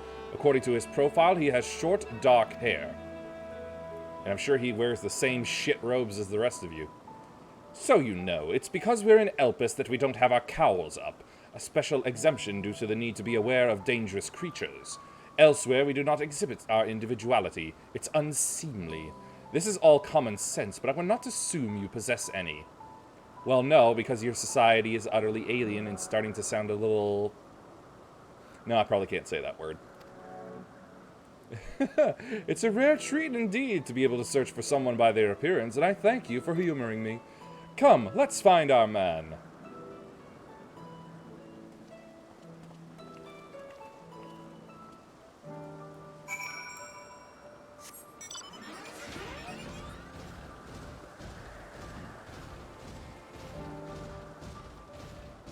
Unicorn!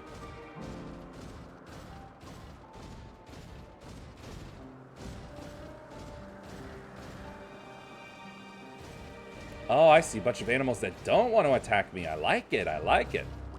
Oh, let's see here.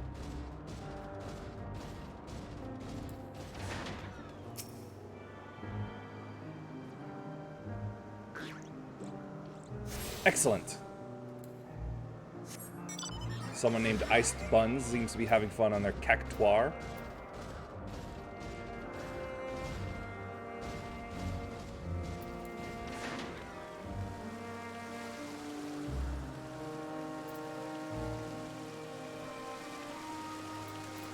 Swim with your new friends, little one.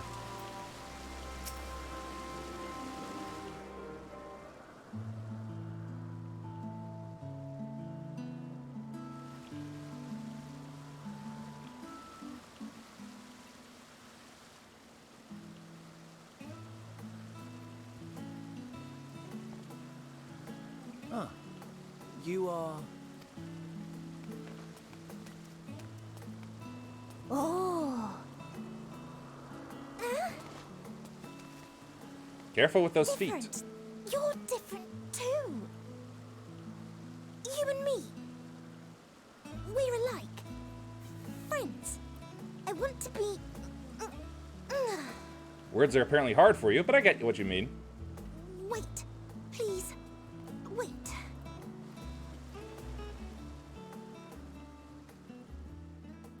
Greetings and salutations. Can you hear me? Cool. Do not be alarmed. I mean you no harm. I wish only to hear your words, share your feelings, and know your thoughts. So long as you don't try to replace me. May we please be friends? May we please be friends? I don't see why not, bird. Ah, I see you found him.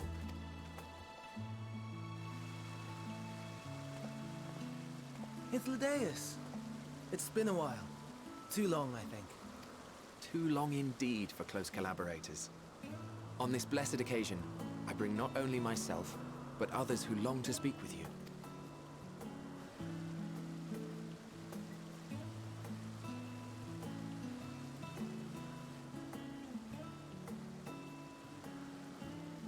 You were of the convocation. Emmet Selk at your service. Do I have the honor of addressing Hermes, Chief Overseer of Elpis? Sheesh, with your expression, I don't think anything's an honor to you. You do. You have traveled far for it. Given your facility's purpose, its remote location is something of a necessity. Would that I didn't have to rely upon a guide. Oh, you wound me. Have I not ever been an attentive and helpful friend? But moving along to more agreeable company, this one we chance to...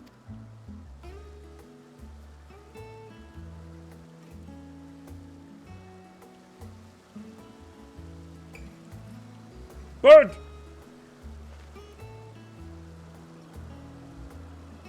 Well, you certainly have her attention. Is she one of yours, Hermes? Her name is Meteon. It means shooting star. It's also, I believe, a Time Lord in the Time Lord archetype of Yu-Gi-Oh!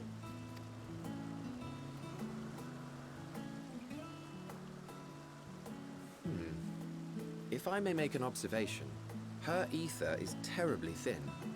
I fear she might dissipate at any moment. New daughter. Sort of. Nor do I believe you've made a submission to the Bureau. I would remember such a concept if you had. I haven't, as you say. I judged it too early. She's a pet project of mine, still undergoing preliminary testing. But rest assured that I will attend in person ere long. My goodness, man, you need a shortening of that neck. Very well. Being an authority So on do fine you. life forms, I appreciate that you are exacting in your work. I shall look forward to your submission. If we have finished with the perfunctory chit-chat, I would discuss official matters. Nah. By my coming, I trust you already anticipate the subject. I have an inkling, yes. Please wait in the main building yonder. I shall join you as soon as I've returned these creatures to their homes. Good little axolotl. Huh? What's wrong, Hermes? A bell, apparently. And Amistoma is missing.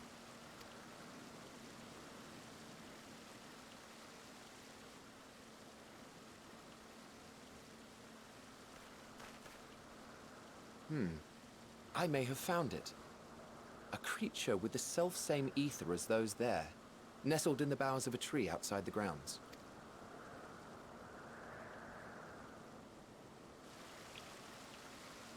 You're saying they can climb with their sorry excuses for limbs? Hey, don't be so mean to them. You know, some types of these little axolotl can also fling mud. fashion has been to imbue aquatic creatures with the power of flight, ever since the words of Mitron created a sky-swimming fish. Flying fish?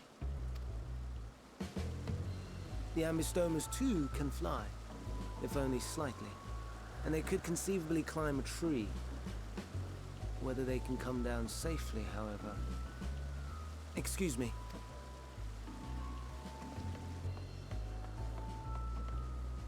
I'll help too.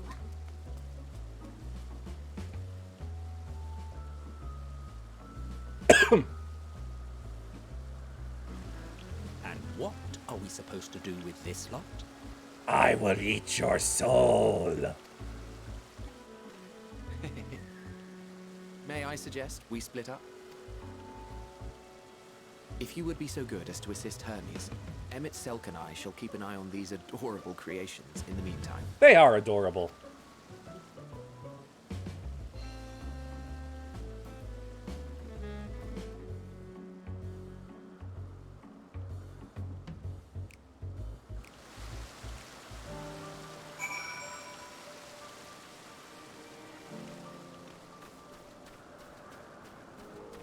Bird of Elpis. Bird! No bird.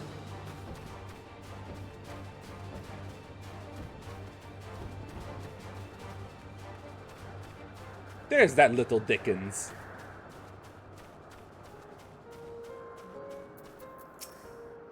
It seems Hermes and Meteon have found their quarry, a creature known in this age as an Abystoma. Yet though it has been safely extricated from the tree, Hermes appears to have found himself in quite the predicament.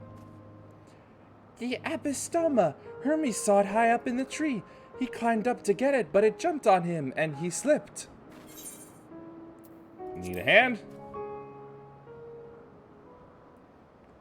No, I'm fine, if a little embarrassed. Now, for your own safety, please stand back.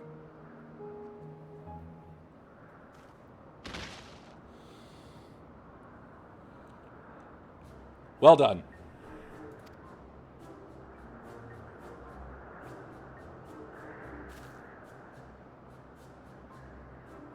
Hermes, are you all right?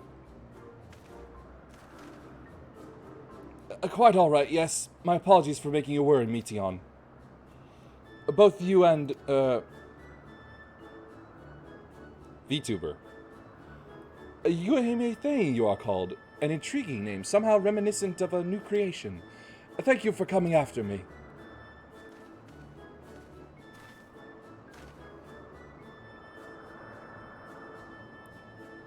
As for you, little one, you must be more careful.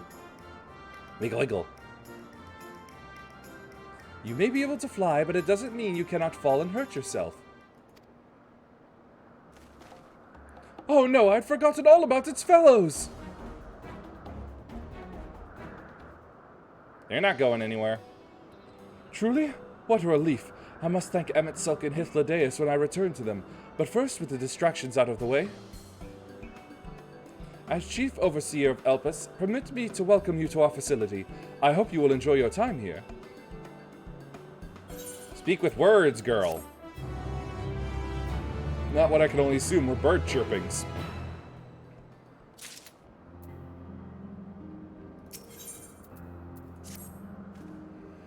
Well, we mustn't keep the others waiting. Let us return to anagnorisis. Sounds like a medical condition.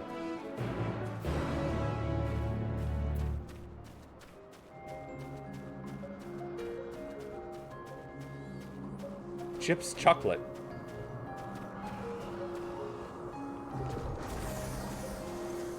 Doing a big ol' fight over there.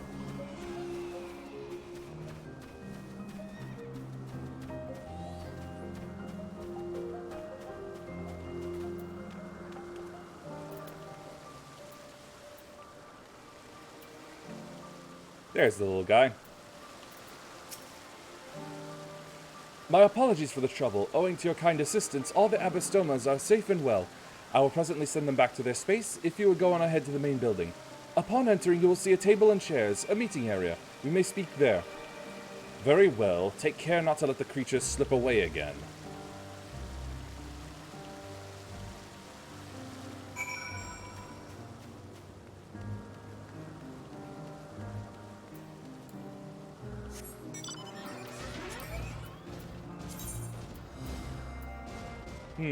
Guess not.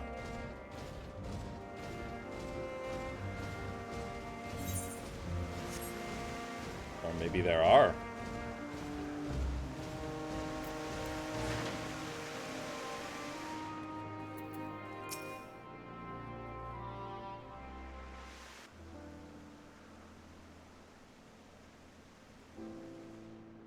This appears to be the place. And here is where we part ways. We will be discussing highly sensitive affairs. Only a select few may be privy to such knowledge, and that does not include someone who cannot or will not divulge their origins. Fair enough.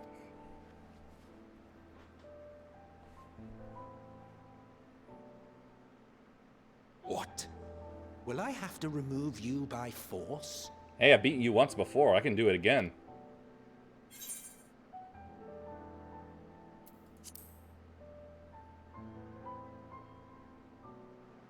Yes, I'm sure your business with Hermes is quite pressing. You may speak with him to your heart's content after ours is concluded. You know what? That's fair. I do not object to her attendance. Hermes, this is highly irregular. Perhaps, but I believe she can be trusted. Meteion would not have taken to her so quickly otherwise. Moreover, the presence of a third party may help me to maintain composure. What, are you gonna go nuts with just them there?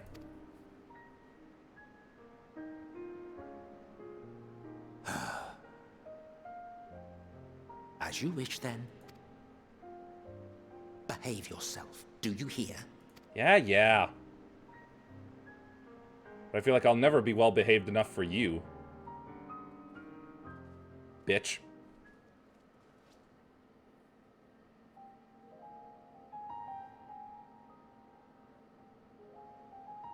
So, it's finally happened, then.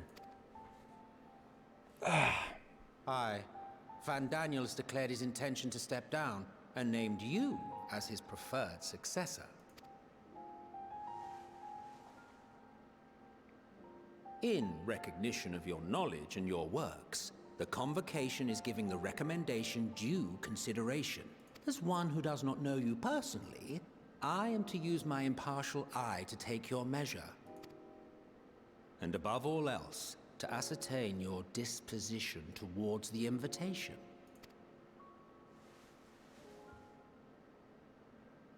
I understand that you and Van Daniel are close. He himself was once chief overseer of Elpis after all. Ah, that makes sense. I should not be surprised if you knew before anyone else that he wished to relinquish his office. I did. He told me that when he fulfilled his purpose, he wished to pass the torch to me. A torch you seem none too pleased to accept. Are you so averse to serving on the Convocation? Maybe they have bad benefits. It's not that. For a humble researcher like myself to even be considered is an honor beyond words. No. What troubles me, what I struggle to come to terms with, is the very fact that Van Daniel is stepping down. Does this not mean that he will return to the Star?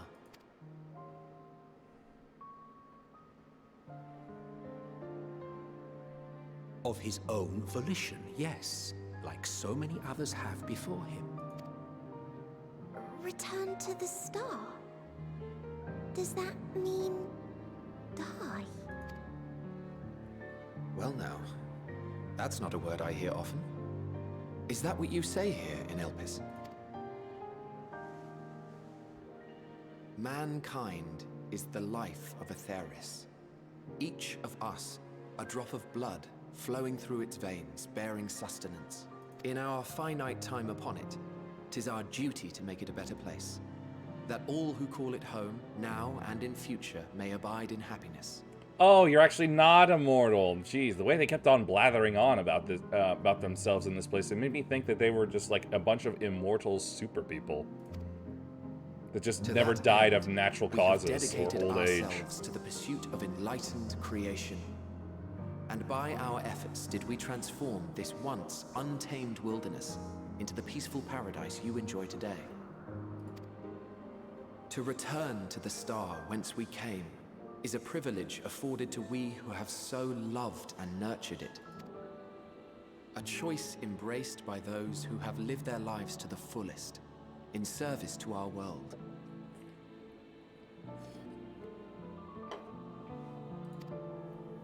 And when they depart upon this journey, it is beautiful, always. The 14 are no exception. 'Tis believed no occasion is more felicitous than the fulfillment of one's duty. You've done all you're supposed to do, now you're nothing but a drain. Please die. Our office becomes our lives, and to retire is to return, or so the majority of us hold. Some few have elected to eschew custom. Mayhap you feel Fandaniel's deeds do not warrant his return, yet you should know his accomplishments as well as any. During his time, he conceived of countless outstanding concepts.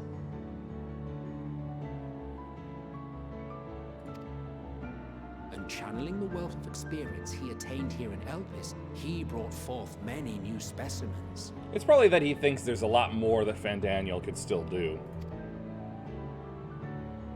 I know of all this. I do. It's just... I cannot fathom why someone so great and wise, who could still do so much good, would want to end it all. There it is.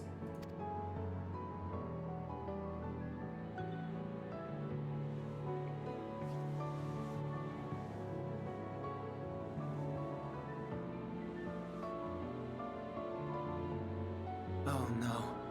I've made her upset. Forgive me. I know I requested your presence. Might I trouble you to take Meteon outside? A change of scenery would do her good. Alright then, I gotta be the bird babysitter.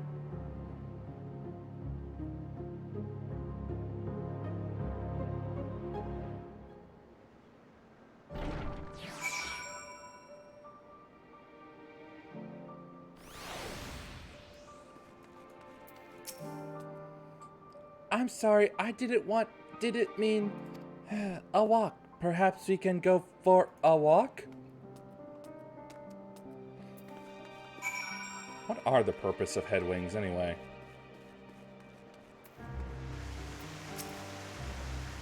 Hermes gets sad when he thinks about death. When others are sad, I'm sad too. That's how I am, how he made me. But don't worry, I'm fine now. So why did you come here? You want to learn about Elpis and Hermes? Ooh, teach you. I can teach you. We could take turns. I tell you something, then you tell me something. Yeah, sure, why not? Then it's settled. Where to start? Ah, yes, let's talk to Memnon. He should be near the Aetherite. I'm not good at explaining what Memnon is, so I'll have him explain instead. What, like Agamemnon?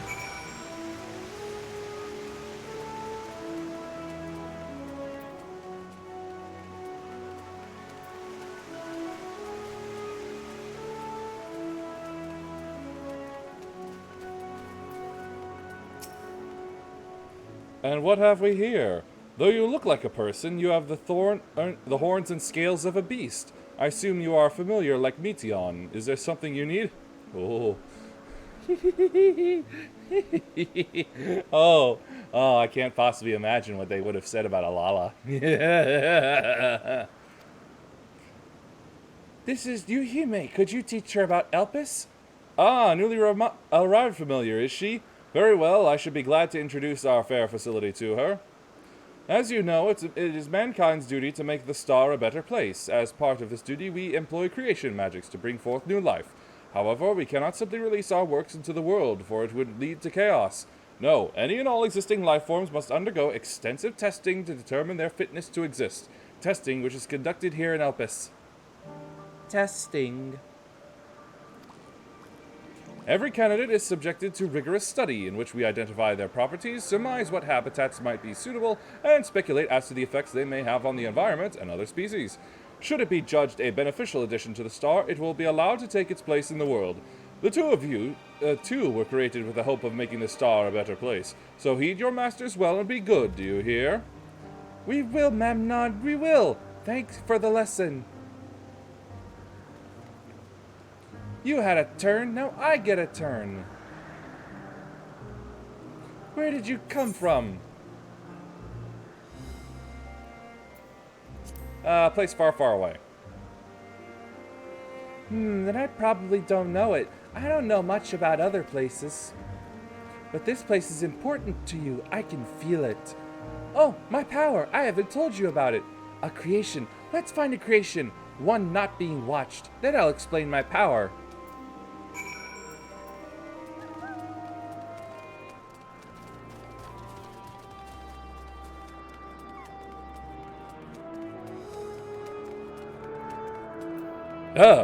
Shubil.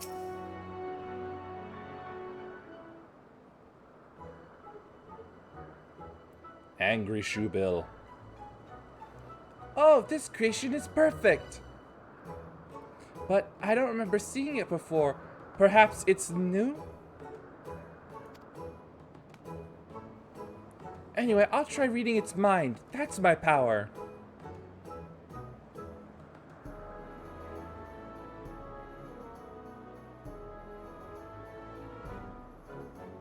I do not like this bird.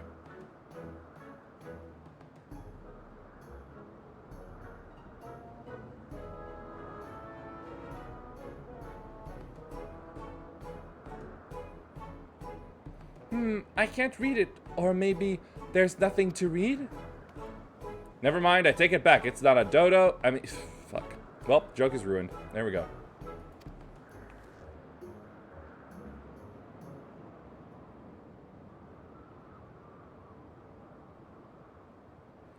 Greetings, can you hear me?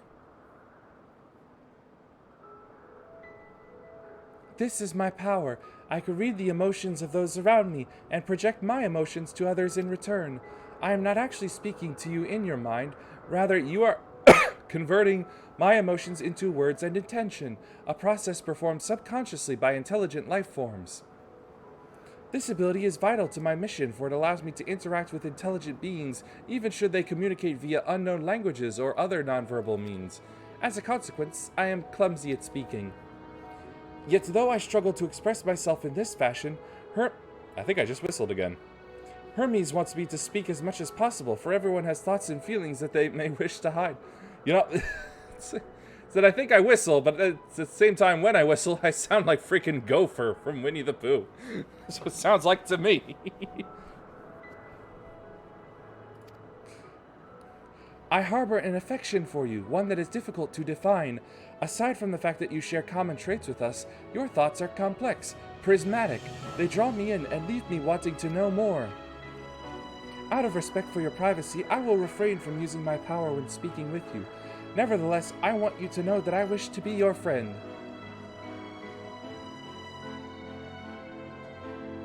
Did you hear me?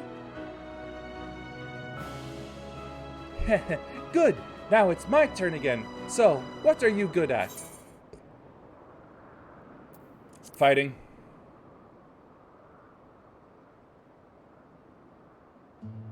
Ooh, fighting! That must mean you're strong. Hermes is strong too, but he doesn't like to fight, even when creations fight him. The bird is looking.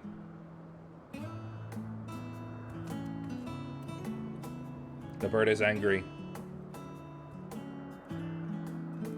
I think we might be bothering it. Stare. Let's keep going. We'll go and see Yuathan next. She's usually in a small building, one on the west row.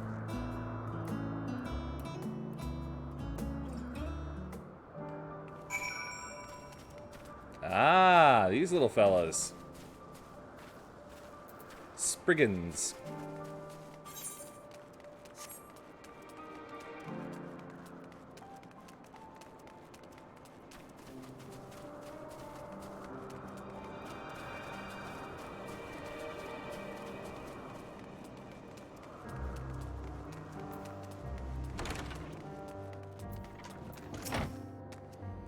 Well, well, if it isn't Meteon, I see you've brought a friend today. Greetings, Yuethi. An apple. Could you make me an apple? The kind Hermes likes, covered in syrup. I want to share it with Yuhime. Oh, candied apple. Hermes is certainly partial to them, but you know you can't eat Meteon. You weren't made to do so. But I like it too. It may seem that way, but it's due to your ability to share others' feelings. You've taken Hermes' likes for your own. In any case, I can't prepare an apple right now, but I'll bring one for Hermes soon, I promise. I'm sorry, I wanted to show you my favorite thing. Then I could ask about yours, but I failed.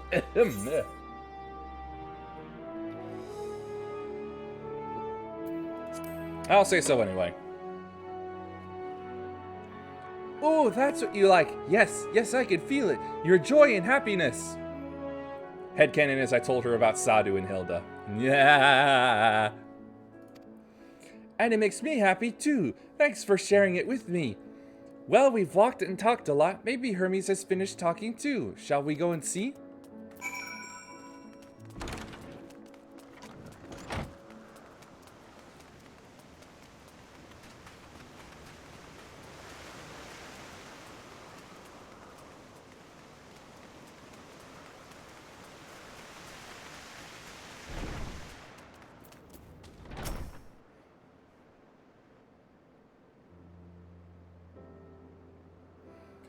There you are. I can see the fresh air has done Meteon good.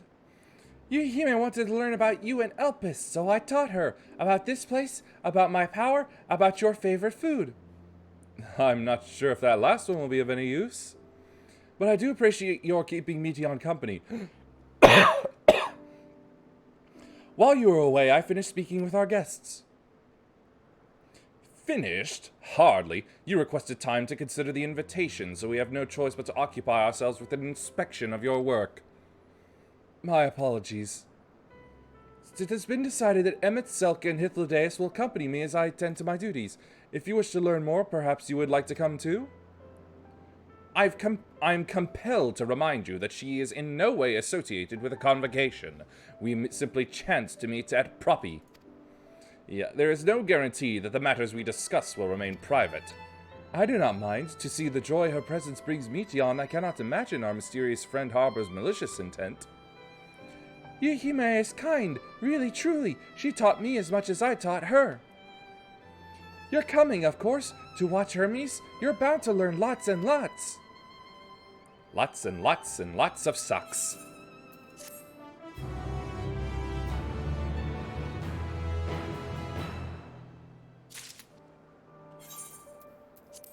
Pop it open. Manganese armor of the Behemoth King? Whoa!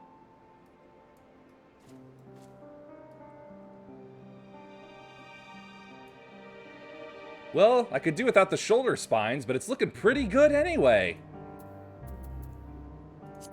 Awesome!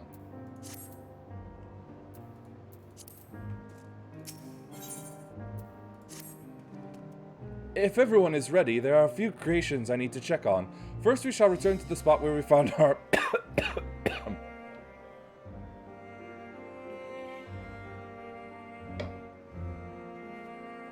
I'm wondering if any of that went down the wrong pipe.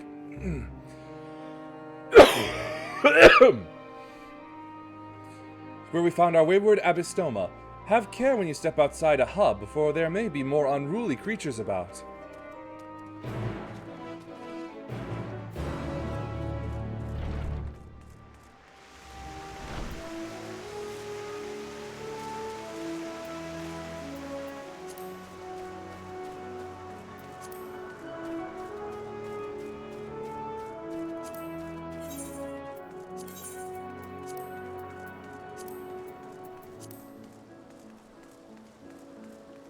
Guys just having a nice dance there.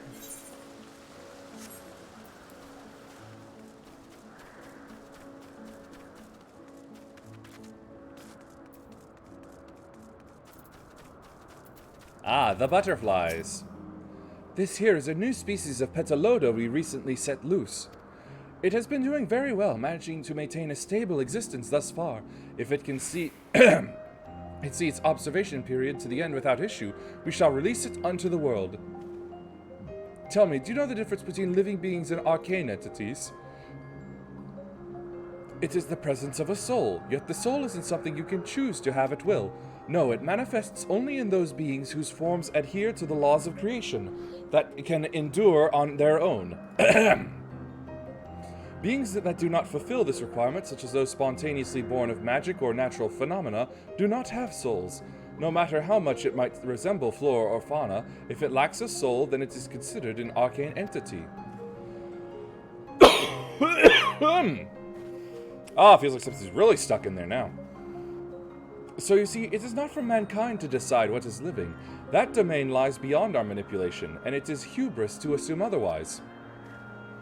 But come, let us head to the nearby beacon. I've received a report that arcane entities have gathered there.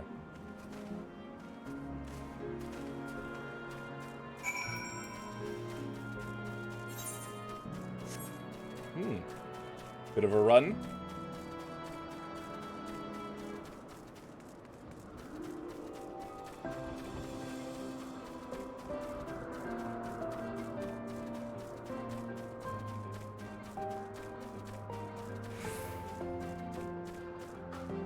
Ianthine.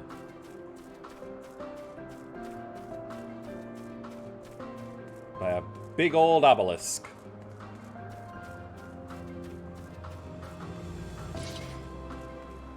Ooh, the back is looking cool too. Think I'm gonna like this armor set. Ah yes, lightning pneuma, just as the report said. Oh, lightning sprites. Although we call this structure a beacon due to its form, it's in fact a magical device. By manipulating the balance of elements, it keeps the island airborne and and maintains the climate thereupon. In the course of its operation, it often sees an internal shift towards a given element. Right now, that element is lightning, which draws the pneuma here to replenish their aether. It appears Meteon is busy. Would you care to assist me in her stead and feed the pneuma? How do I do that? By using this lightning converger, you can harness ambient lightning and focus it into a ball, a veritable feast for our dazzling friends. Go on, give it a try.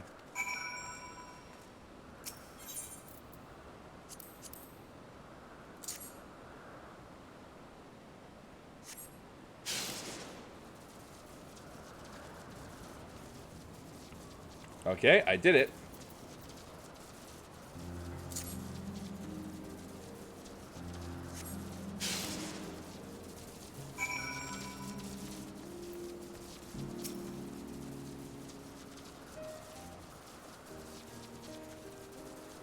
Perfectly done. Look.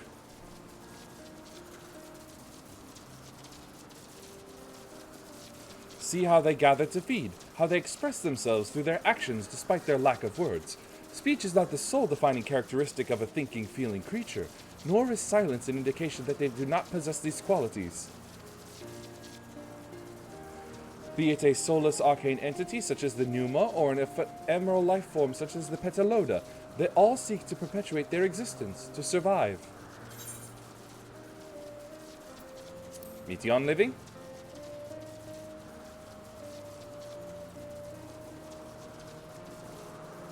A good question. I can answer it from a theoretical standpoint, but it ultimately falls to the Bureau of the Architects to pass judgment.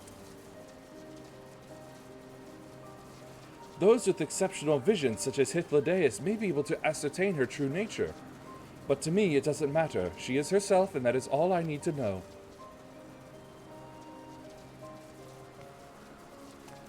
Oh, you finished already? I'm sorry, I was in the way. No, you weren't. Not to worry, my dear. They missed nothing of note, and we still have plenty of work for them to observe.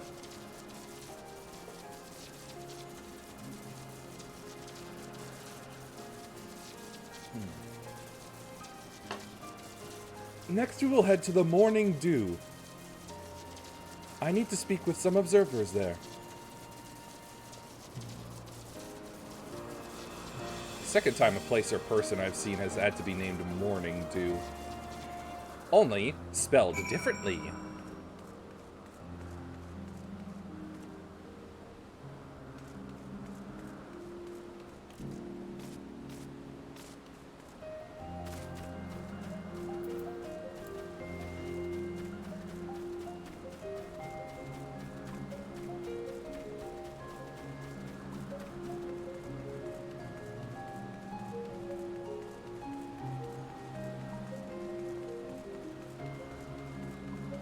Uh-oh, Gubu.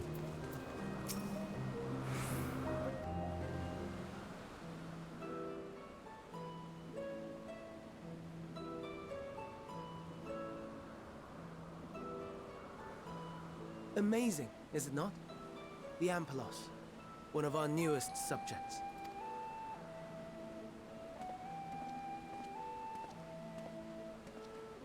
So, how are we coming along?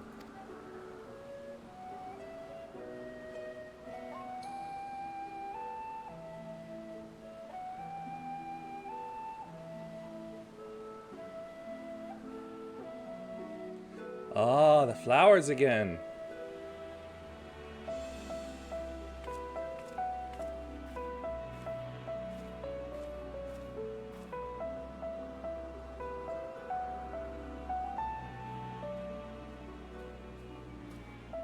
This place is Elpis. Those flowers. Elpis. Entelekis. Like me. What?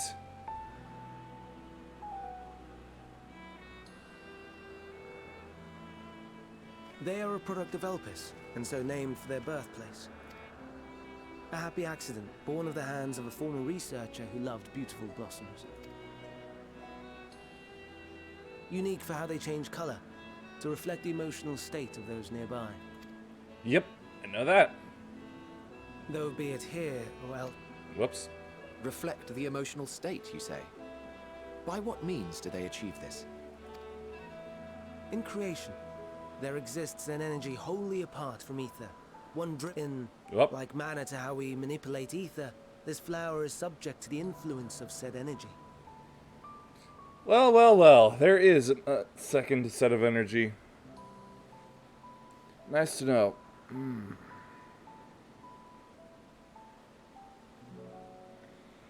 Sorry, just a moment. The Coke isn't exactly doing it for me at the moment, so...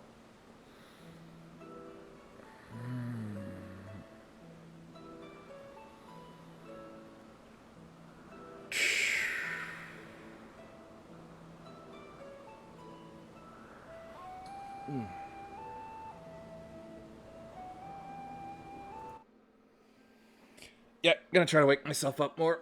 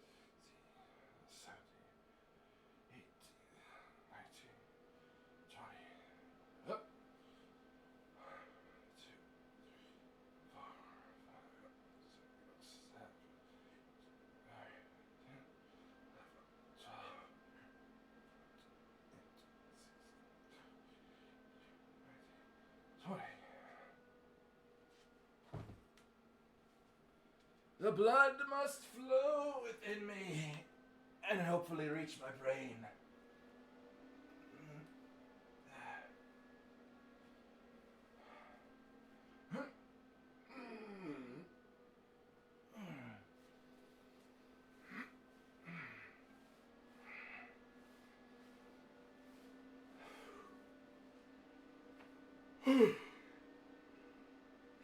Yeah, that feels better. A little bit. Except for that, where that's concerned. I may need to stop for more water at some point. Whew. I've gone through it quickly.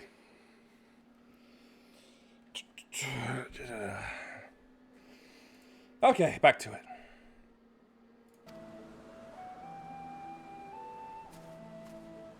Well, it has no will of its own. It is sensitive to the prevailing emotion in the vicinity, and reacts by altering its color and vibrancy. So no way to control it, eh? Akasha?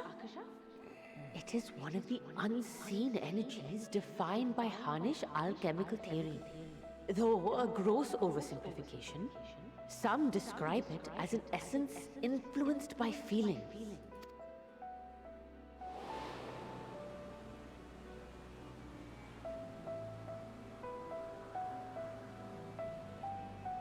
Akasha.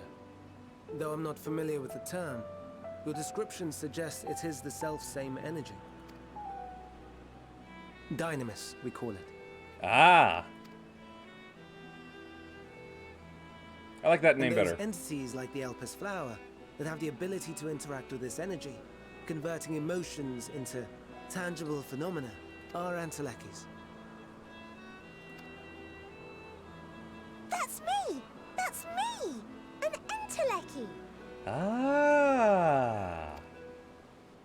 It's all falling That you into are, place my dear. now. And no ordinary one at that, but the first possessed of free will. Wait. A form of energy other than ether? Dynamis? I've never heard of such a thing. Hardly surprising. Dynamis cannot be seen, much less felt. And though its existence has long been theorized, we had no proof until the flower's serendipitous creation. What's more, Dynamis is far weaker than ether. Under normal circumstances, its effects are drowned out by the latter. Which is why a complete lack of Aether allows it to take form and actually do something. On account of which, beings comprised of and reliant upon the ether, like you and I, are unable to make practical use of Dynamis.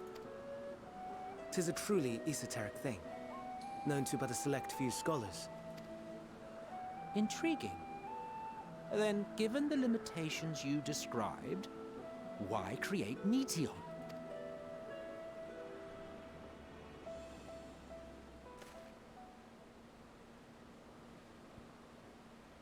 Our star, Aetheris, is especially rich in ether, so much so that its name is derived from it. However, when we consider all energy in existence here and in the vast space beyond, Dynamis may account for as much as 68.3%, the more abundant form by far. Were we able to control it, we could open the door to limitless possibilities. 'Tis not unlike a gently flowing stream, unable to break through the dam of ether barring its path. But if we could imbue the stream with the vigor of a raging river...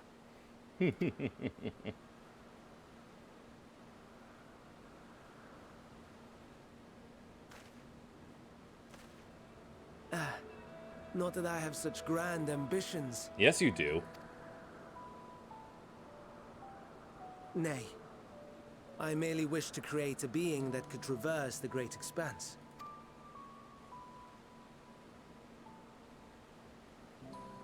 The relative scarcity of ether beyond the bounds of this star was a concern. And so, I looked to another source of energy by necessity.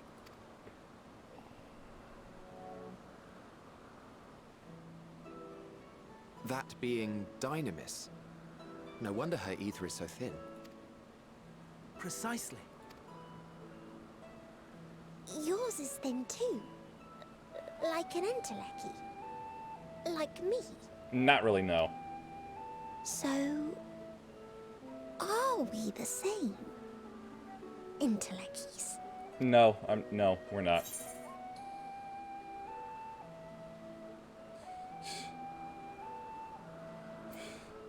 Well, I have been known to transcend my limits with nothing but determination. If I'm thin, it's because I'm sucked into a proper job.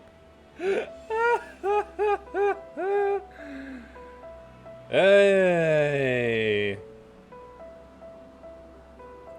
But now let's go with the second one. That sounds more akin to the desperate flailings of a wild beast when facing imminent death. Oh, you'll sing a different tune soon enough. Don't just you wait. A deficit of ether alone does not an Enteleki make. It would, however, make it easier for you to interact with Dynamis.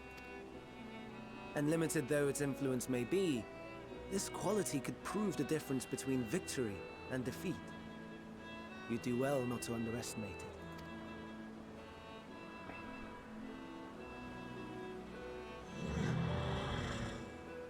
I think it's sleepy. Oh dear. I'd forgotten about the poor fella. You must excuse me a moment while I go and verify a few more things.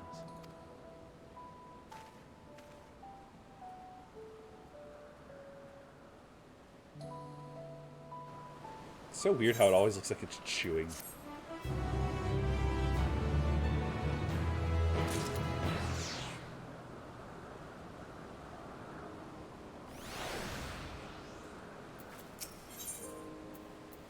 Pants.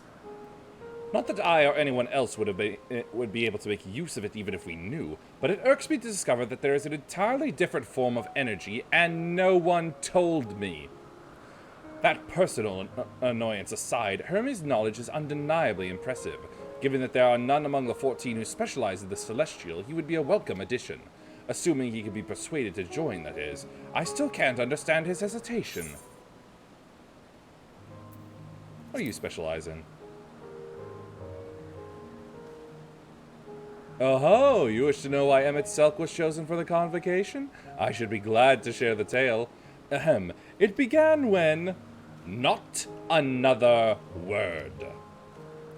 Lest you've forgotten, we're here to learn about Hermes, not me. My misspent youth is not your concern. Oh-ho!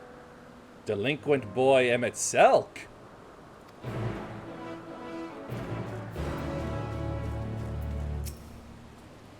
My apologies for the wait. I have inspected the Ampelos to my satisfaction. All is well with the creature, and I dare say it won't be long ere it is released unto the world. Another creature, however, reportedly isn't faring so well. The Charybdis. That is what we shall tend to next. If you would follow me, my friends, we shall return to the main isle and head north.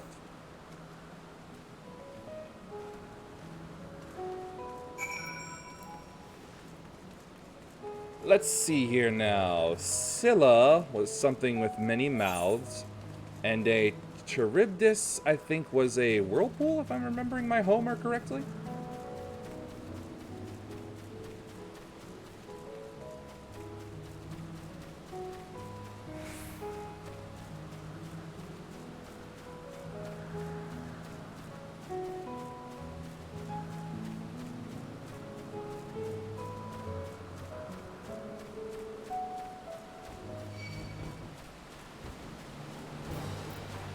Back off, bird.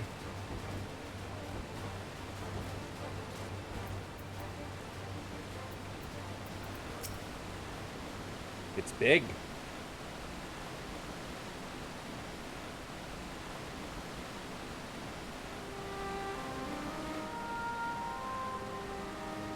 I understand there's a problem with one of the Charybdis. Yes, that's right. As you know, the Charybdis is based on a sea creature. Owing to adjustments to enhance its affinity to wind, it is capable of flight. The specimens created from the concept could all fly without issue, but a problem arose in subsequent generations. This third-generation creature was born with an etheric balance leaning strongly towards water, its aquatic origin reasserting itself, it would seem. The result being its affinity to wind is diminished, and it cannot fly. No matter what we try, we can't get it to rise even the slightest bit. For such change to manifest in so few generations, I fear they are too unstable, flawed. With your permission, I will revert the creature and can recommend to the Bureau that the concept be revised. With its etheric balance leaning towards water, the Charybdis would indeed struggle to manipulate wind. Yet it is too early to conclude that it cannot fly. Having failed at first, it may simply have developed a fear. I shall transform and fly with it, helping it to manipulate wind until it finds its wings. What? You needn't go to such lengths. You can transform? You didn't know? But of course not. Transformation is an art in which one manipulates a vast quantity of aether to construct another body around oneself. In practice, this allows one to assume any conceivable form, and thereby transcend the limits of one's flesh. Yet convenient though it may be, transforming in the presence of others is considered vainglorious in the extreme, as uncouth and unseemly as running about robeless. Shameful. Shame for display. Am I to understand you make a habit of this? Nothing of the sort. It's just that when transformed, I can wield the wind and fly. It may seem excessive, but what is our shame next to the lives of these creatures? They deserve a chance, and we owe it to them to do all in our power. Be that as it may.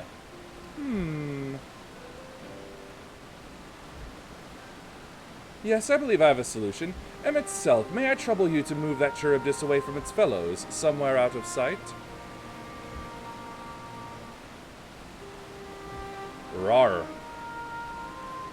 Meanwhile, I'd like the rest of you to help me prepare here. What mischief are you scheming now? No mischief, I assure you. It would be to spare you the need to report to your colleagues that Hermes committed an indiscretion. So have a little faith and run along.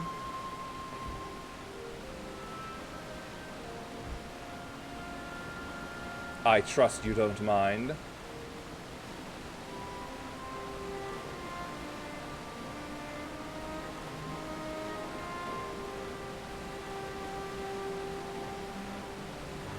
It slowly wiggles off with him. Emmett Selk is out of sight? Good. Let's speak of the plan. It's a stroke of genius, really. We have Emmett Selk train the Charybdis. Aside from being able to fly untransformed, he could readily see aether currents, and with his adept spellcraft, he can also employ suitable wind magics to guide the creature along. While he is indeed capable of all you described, it is not his duty. I am loath to trouble him with it. Don't be. As I mentioned, it would also be for his own sake. With that settled, let's begin at once. I want you to go to Emmett Selk. Tell him that you have a favor to ask. He will be disinclined to cooperate at first, but you mustn't be discouraged. With our friend, the trick is to be unflaggingly persistent. Off you go now, and good luck. Go off and annoy this guy. I have a favor. Nope. Favor to ask.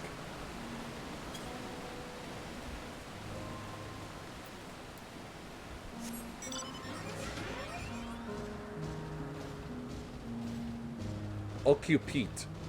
He made ostrich gazelles. That's what he made.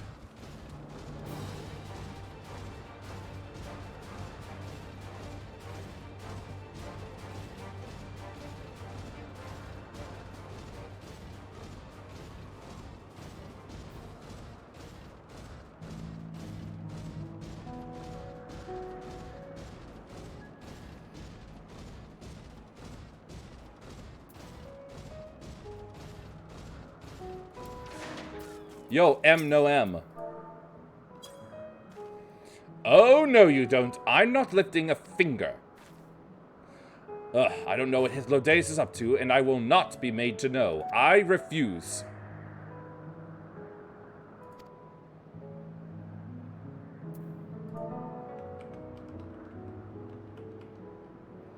What the? Where is it? Okay, there we go.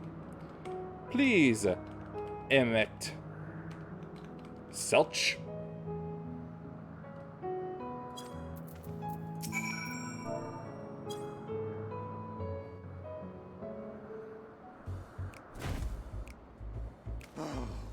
No, no, no. You are not foisting this nonsense on me. I'm given to understand you have the power to help the Charybdis, and should be quite willing to do so. Ah, I had it right the first time. And so I appeal to your better nature, most benevolent Emmett Selk. Please teach her to fly. Benevolent. Or else Hermes will transform. Right now. Now, there's no need to go quite that far. Altruism is its own reward, as I'm sure he would agree. Oh, would he now? And who contrived to put me in this position, pray tell? Nothing so devious. I merely suggested a possible course of action.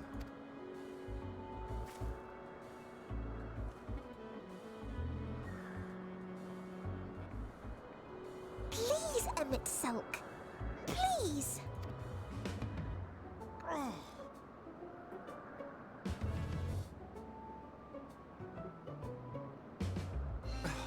I did not come all this way to play nursemaid to your creations. I'd thank you to remember this favor and let it be the last. Not even he can resist the puppy bird eyes.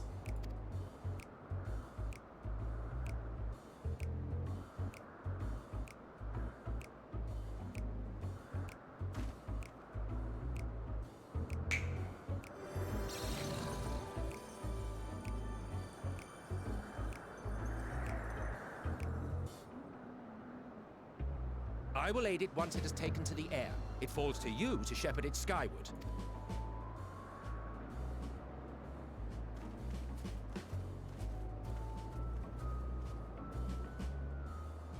Well, let's relax and enjoy the spectacle, shall we? Sure. I'll see Mr. Groucho get moving. On his dragon horse dog.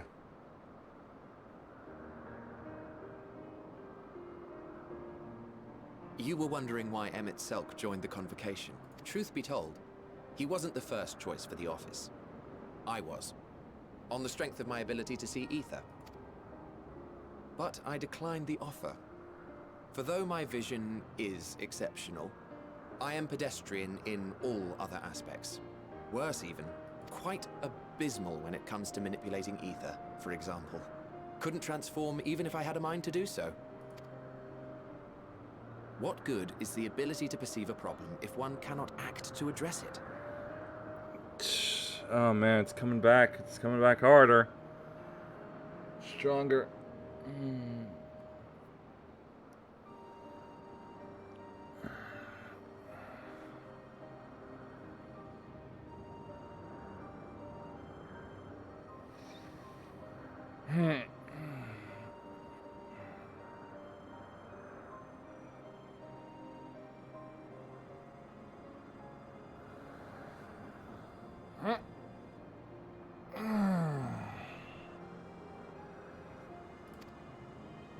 Emmett Selk has no such shortcomings.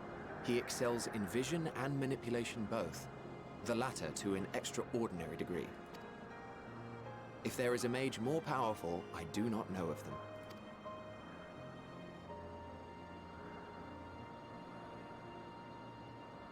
Thus did I recommend him for the office in my stead. And I wasn't the only one. Far from it. Countless others vouched for his skill and character. People the world over, to whom he had previously lent a helping hand. Oh, how surprised he was. Claimed he hadn't done anything remarkable for anyone. Modest to a fault.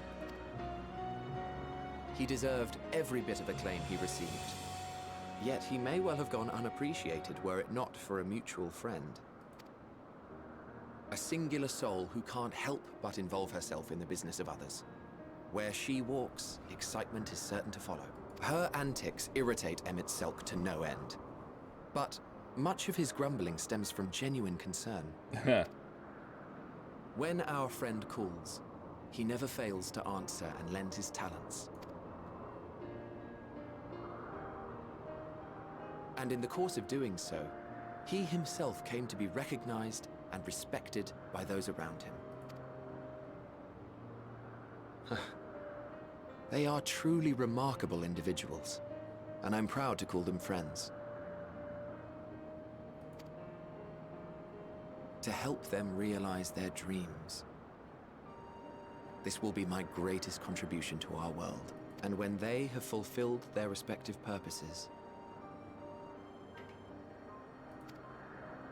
so too shall I have fulfilled mine, and together we may return to the star. Look at me, spilling my innermost secrets. I can't seem to help it with you. That's protagonist privilege, baby. I can only assume it is due to the color of your soul. I just don't understand how you can be so alike and yet so different.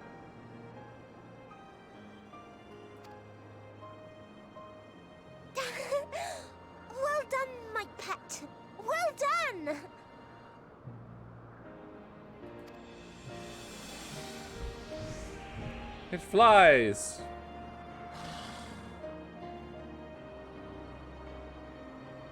Ah, yes. I dare say the Charybdis will be fine hereon.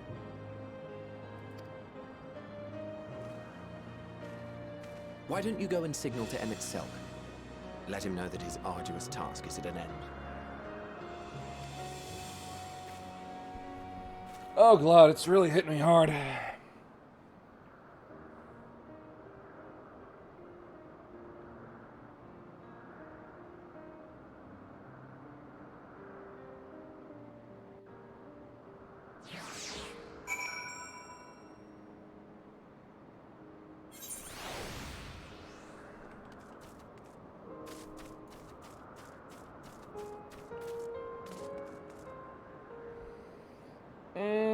Let me try one other thing real quick. And back away a bit. Okay, and now.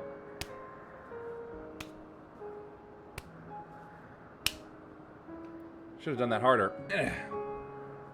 That's a little something.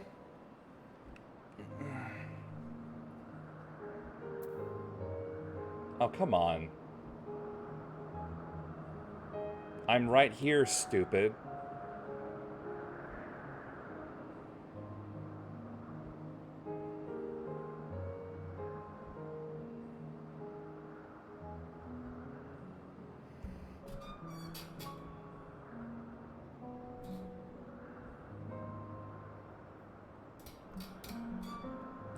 No, okay. Alright, finally. VC Face finally got its freaking act together. What am I doing again? Ah, yes. Wave.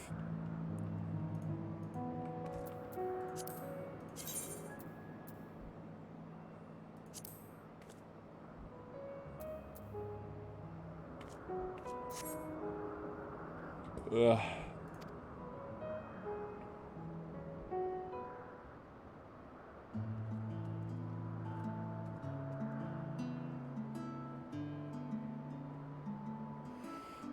I have no words to express my gratitude. Thanks to you, the Charybdis has learned to fly.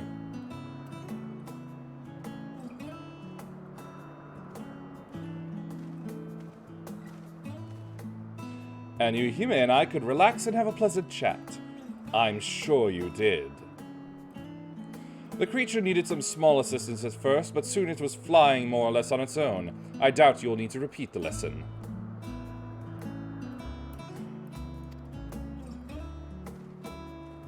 Oh, right, him. I witnessed it all from afar. The Charybdis flies! Indeed, with this we've proven that even a creature with skewed etheric balance is capable of flight. Though we helped it to achieve this, the Charybdis is a herd animal. They may well aid their struggling kin in the like fashion if and when the need arises. Keeping this in mind, I bid you continue observing them. If that is what you want. But if I may say so, rather than hoping an idealistic possibility comes to pass, would it not be simpler to have the concept adjusted? That way we could guarantee that anomalies such as this specimen are never born in the first place. These creatures are already here. We will spare no effort in giving them a chance to survive. As you wish, Chief, as you wish.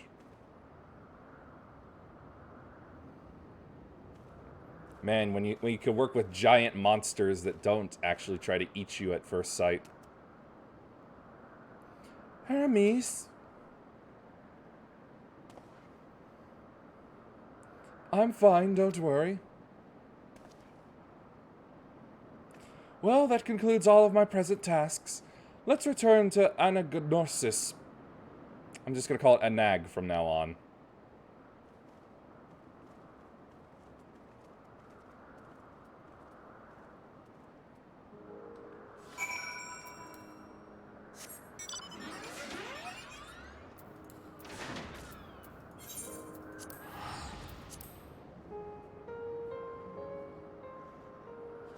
Looks like somebody's dealing with angry unicorn things.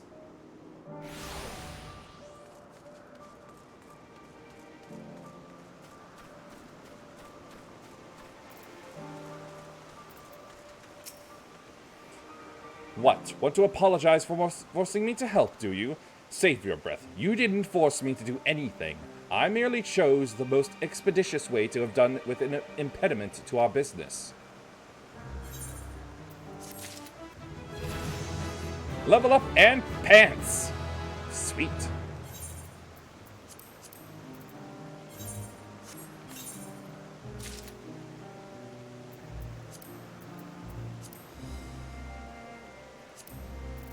Oh ho ho ho! This is going to be a really cool set of armor. I can tell. Shoes!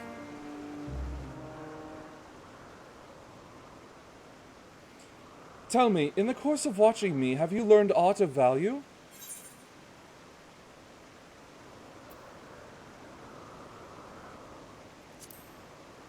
Dynamis, I think, is what I need. Dynamis, you say? Curious that such an obscure phenomenon should be of interest to you. Chief Hermes, what good fortune to find you here. Is something the matter? The Lycaon. I'm afraid it's done it again. No sooner did we release one for observation than it set upon the nearby Occupites, slaughtering them. Was the creature hungry or somehow provoked? I had just fed them myself, and the Occupites were keeping a wide berth. It is the nature of the Lycaon that is to blame, their innate viciousness.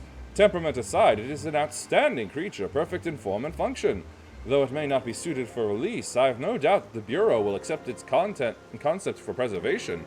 In any case, there's no point in postponing the inevitable. Doros will revert them all once the paperwork is in order. Where is the scene of the incident? Just off the path of the 12 Wonders. As you make your way, you should see it on the left. I don't know if Doros is still there, however. Hermes, wait!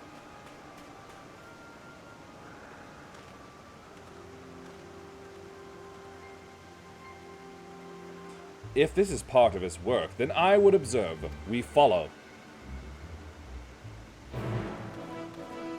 And hey, he didn't exclude me for once. I think I'm starting to grow on him. Hold on. I need to see this.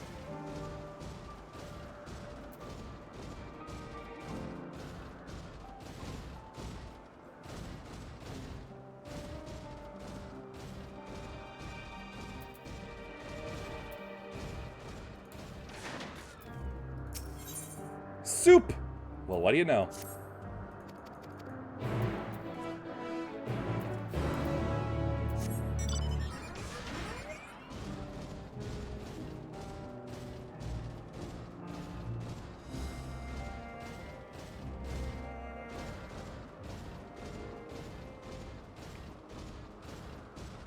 Monoceros.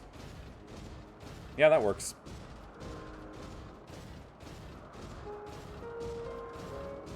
Unicorn, are you what happens when a no? No, I can't sing that song. No.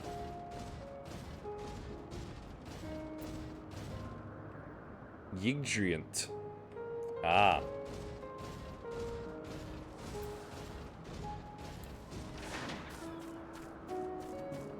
Ah, the ostrich gazelles.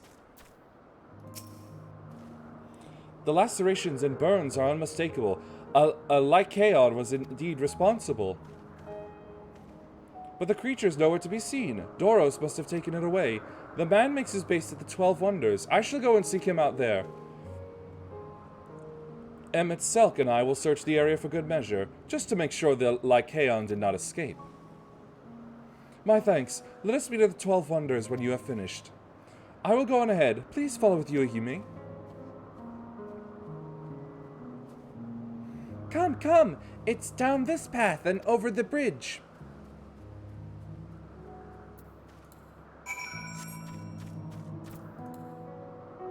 Too soon.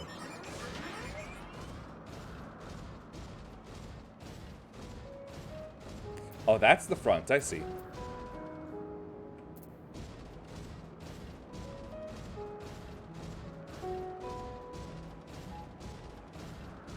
I keep thinking these plants are something else entirely. What? I don't know, but I keep thinking there's something.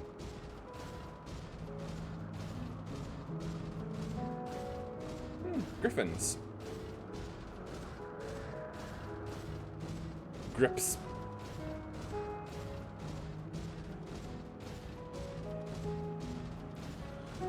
Whew. Just a moment, small one. I need to attune first.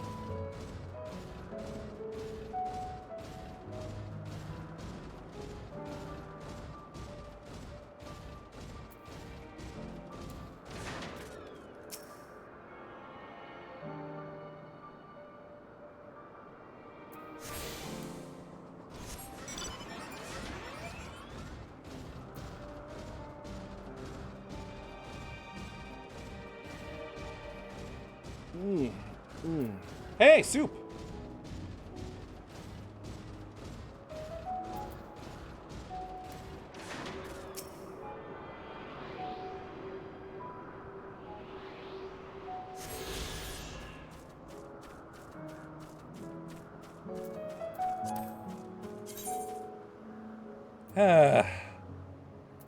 Way too many aether currents.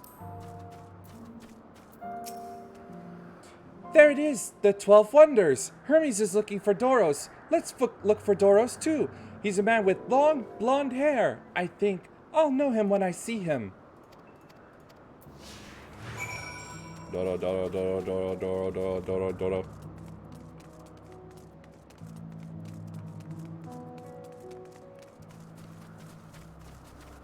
That's a dark-haired man.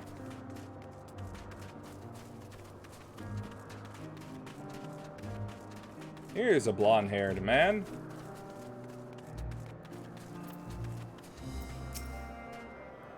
Doros! That's Doros! Well now, if it isn't Meteon, what brings you here?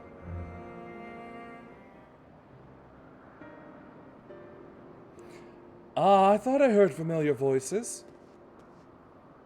I didn't realize you two had decided to help me search for Doros. Thank you. You're in charge of the I've already forgotten how to pronounce them. Lycaons, I believe. Where are they now? Out in the field in restraints. Frenzied as they were, I couldn't well return them to Catissus.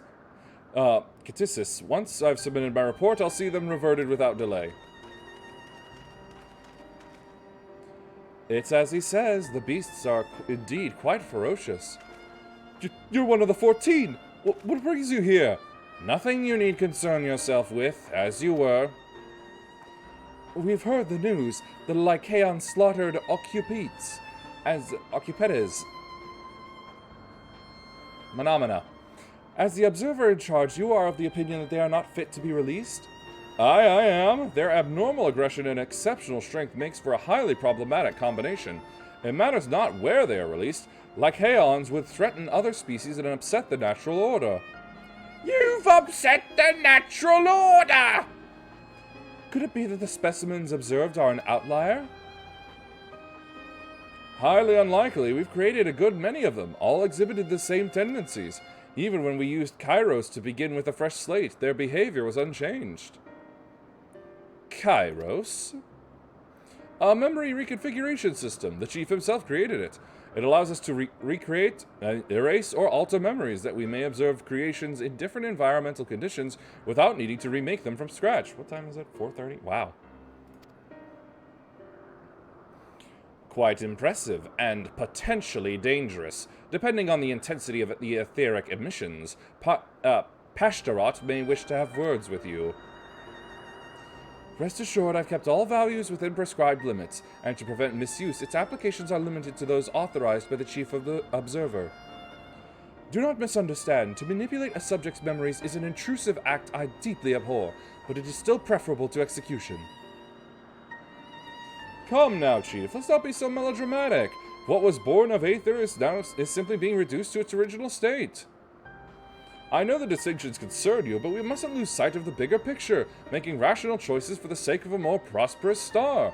If a creation cannot be properly studied even with the aid of Kairos, we remake it. If a creation is deemed a detrimental existence, we unmake it. 'Tis all for the greater good, and none question the necessity of such routine processes. I understand these things, I do. I would never think to unleash a clear and undeniable threat unto the world. Oh, foreshadowing. Yet insignificant though their individual lives may be next to all creation, it is all the Lycaonians have. Before we seal their fates, we owe it to these beings to exhaust... Hold on, eyelash. There we go. All options, to ensure that nothing has been overlooked. If you insist, let me provide you with a full report and we may take it from there. Would it be possible for us to attend the discussion? That Emmett Selk may better carry out his duties. By all means. Pray show them to the meeting room.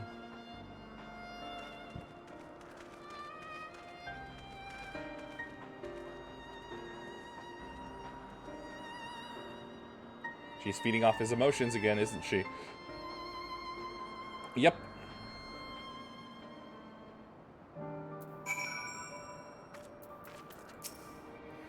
To man, other beings are just things, to be used and controlled, like magic. That's what Hermes told me once.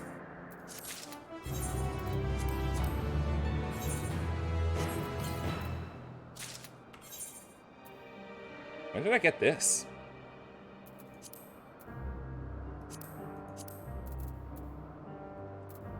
Whoa, are those... I got little claws on the tops of them. Nice.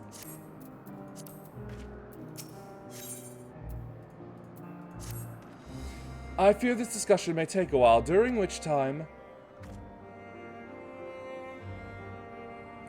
Meteon, are you feeling unwell? It's not me, Hermes. It's you. I won't go to the meeting. I'll stay with Yuihime. Loath though I am to impose, may I leave Meteon in your care again?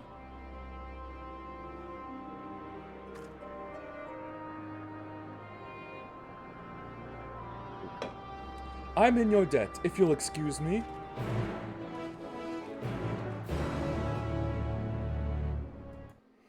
And if you'll excuse me, I want more water. Wow, it has really been splashing all over my pad here. I should probably move that.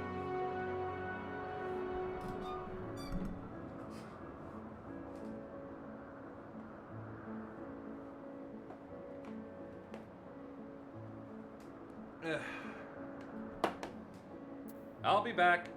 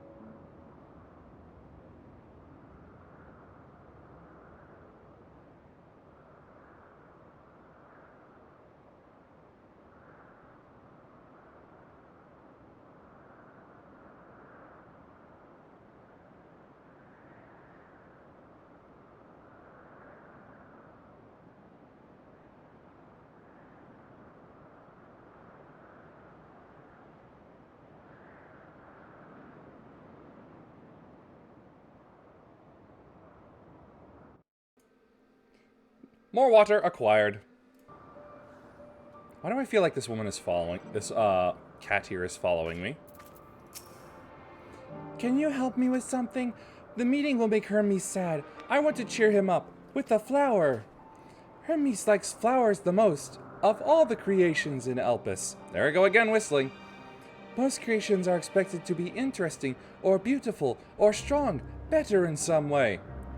Work it harder makes it better, do it faster makes us stronger. But flowers are different. They're designed to suit our emotions, what we feel and want to convey. Hermes likes that.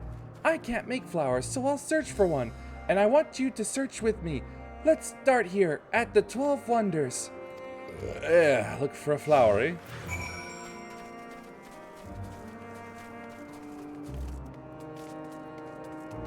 Tree in bloom.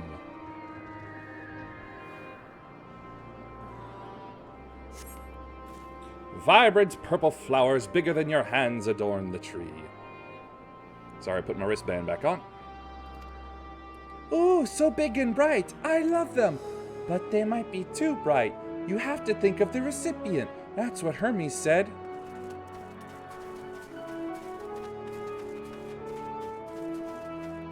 Slender tree.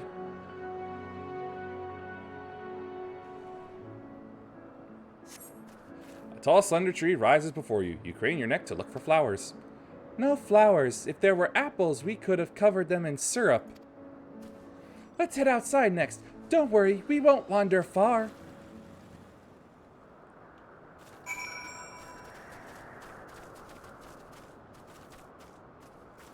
Ah, just different colors.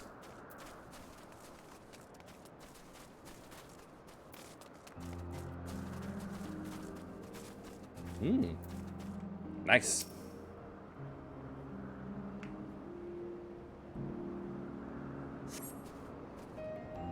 Array of beautiful flowers grows in the bed, their mix of colors forming a pattern. These would be better for Hermes, but they're hedged in. That means we shouldn't touch them. They're either under observation or poisonous. Any other place should be fine, though. Let's keep looking. Well, I suppose I'm gonna die then, since I just jumped on them.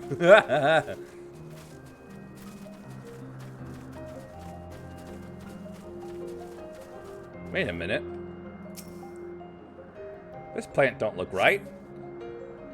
Set on a tall, thin stalk, the oddly shaped flower is mesmerizing in its undulations. Oh, a carnelian! A flower that can move! When Hermes wasn't looking, it shot seeds at him. Not a good gift, maybe.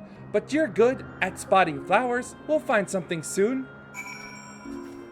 I got my eye on you. Watch it! Good.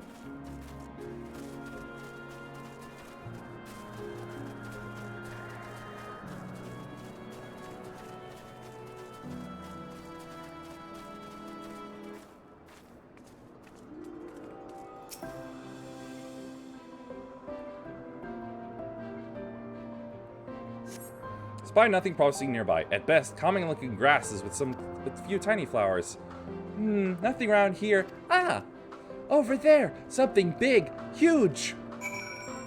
If you're looking at what I think you're looking at, we absolutely cannot use it. Malodorous grass. A terrible stench reminiscent of sodden old boots pervades the air. Without a doubt, the culprit is this Morble-like creature before you. It's an Adonis! The things around its head look like petals, but the flowers are the orbs on its head. When Hermes inspected it, it swallowed him up. He didn't leave his room for days. What do you think? Would he like it? Not a good sort of memory. So not this one either. Finding a good flower, it's harder than I thought. I'm sorry, but could we search a little more? Maybe as far as the fields over there? I'll pick something after that, I promise.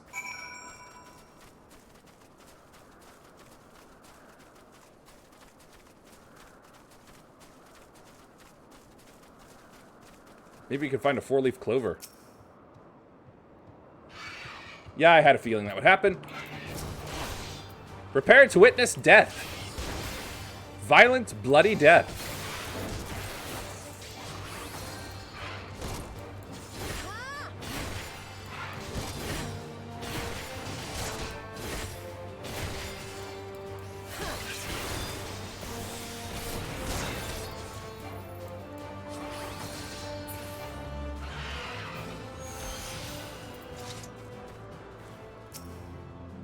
Oh, soup.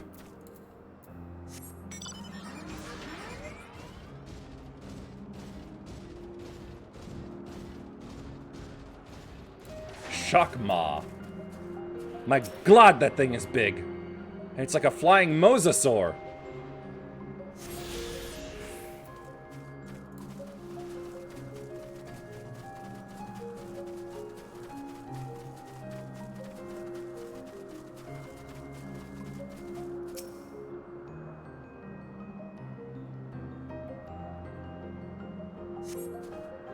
Lush green fields stretch out before you, ending where the sky begins. Ah, there's nothing. The shiny thing over there. What could it be? Shiny thing? Aha!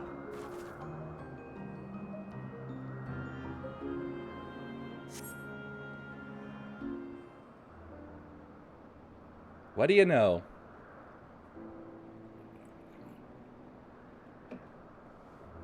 Oh, Elpis flowers! They're here too!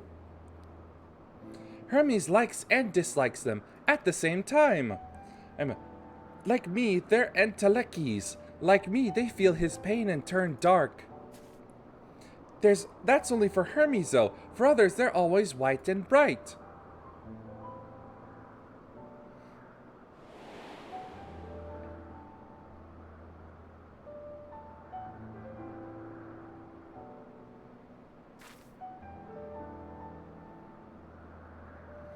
Truly, the flower was dark in your home?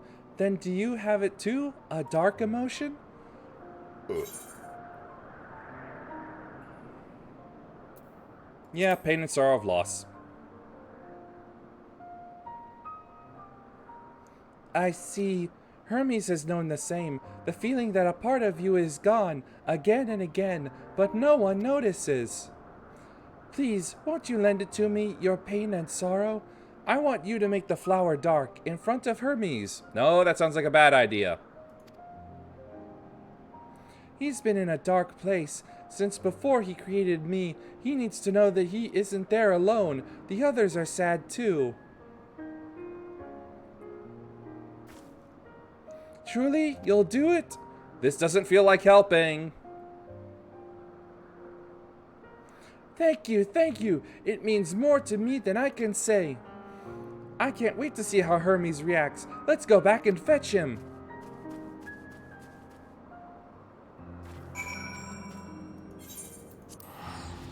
This seems like a bad idea.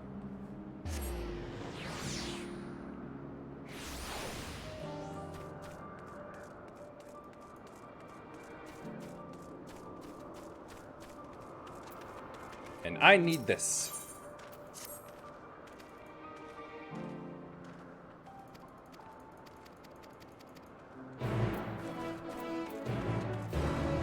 I don't care about your cat bat.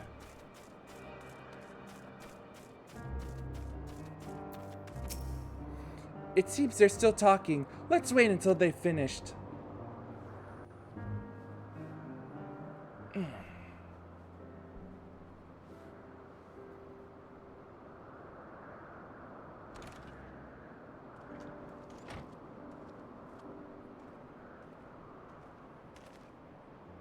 Hermes!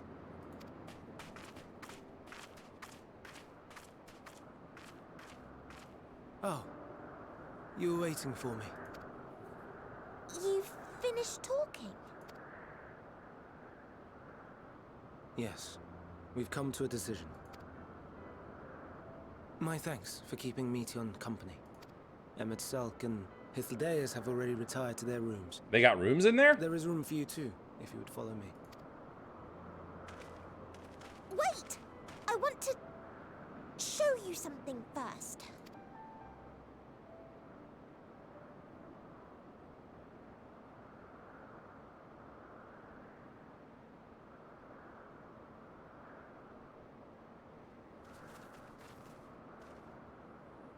Elpis flowers? Go on. Well, it wasn't exactly me that turned them dark. See?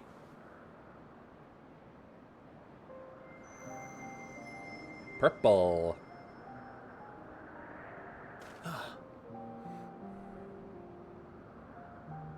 You're not the only one, Hermes. Others feel sad too. You're not alone.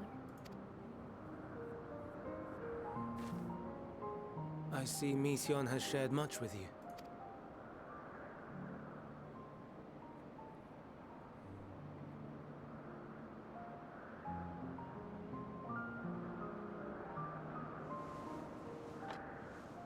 About time.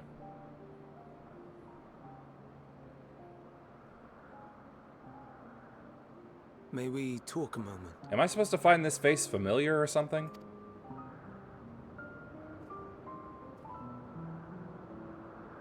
Fireflies. Hedgehog. Oh, I scared it. I do not think it wrong that we live for the star, that we strive to make it a better place. And yet, in carrying out my duties here, there are times when I am plagued by doubt. Do you recall what Hythlodaeus said when we first spoke of my nomination? Death is the privilege of those who have fulfilled their purpose, a choice they embrace of their own free will. And when they depart, it is always beautiful. Perhaps it is, but only for man. Creations that he deems useless are discarded with nary a second thought. Oh, it's a family. Some scarcely born into the world, afforded a handful of breaths before life and potential are abruptly extinguished. Snuff, snuff, snuff, snuff, snuff, snuff, snuff, snuff, snuff, snuff, snuff, snuff, snuff. We make an effort to spare them the pain. Where'd that cat come from? They sense what awaits. Rage and anguish and cower and fear. And it is not beautiful. Yet no one cares. No one. So fixated are we upon the duty that we do not pause to question the method. Pain and suffering, confusion and despair, writ plain in the eyes of those poor creatures. Yet no one sees. We turn a blind eye and carry on in blissful ignorance. Not amiss. And always, always the blossoms shine pure and white. A contradiction so blatant I could scream, want to scream. How can you all accept this aberration? Then I wonder, am I the aberration for thinking thus? And I'm filled with dread. But now I know I'm not alone. Not the only one for whom the flowers weep. I won't ask what you thought as you kneeled beside the Alpes, or if you only did it at Meteon's insistence. Nevertheless, I thank you. To know that you too have experienced suffering is a comfort. Misery loves company, as they say.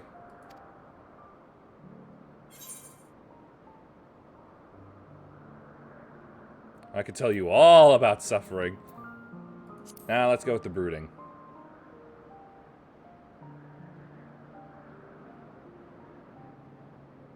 Indeed. Difficult though it may be, I must endeavor to be strong like you.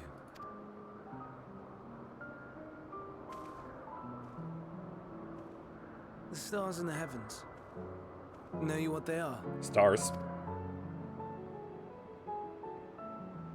Though it is too far to tell, each glittering light could be a world not unlike Aetheris. A world filled with life. So many stars, so many lives. For us, there may be no higher purpose than to live for our world. But what of the other living beings out there? What is it that gives their lives meaning? That drives them day after day after day? I don't know. I'd have to ask Omega. To pose that question to our undiscovered cousins, I created beings of Dynamis, who can traverse the vast emptiness between the stars. Meteon and her sisters. Why the fuck would you do that? Aye, sisters. She has a great many of them. And they have already departed on their journey, traveling to one star and then the next in search of life, as one might expect. Exploration on such a grand scale is rife with difficulties, and thus far I've naught to show for it. But I have faith that we will make some manner of discovery ere long. And when we do, I should be glad to share our findings with you, in gratitude for your kindness. It's getting rather late. We had best find our beds. It would not do for both of us to be sleep-deprived on the morrow. That's my secret, Cap. I'm always sleep-deprived. Come, Meteion. Let's head back. All right.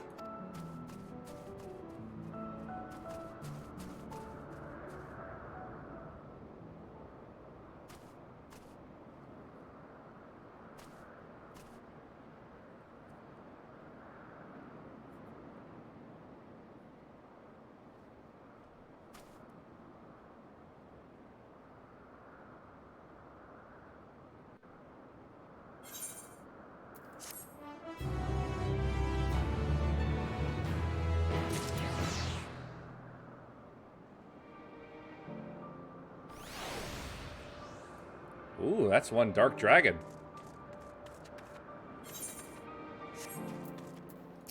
And the mask is back on. 458, okay. An all too brief interlude, perhaps, but it is time I tend to my next task. As Emmett Selk and Hythlodaeus are aware, we reached a verdict regarding the fate of the Lacaeanos.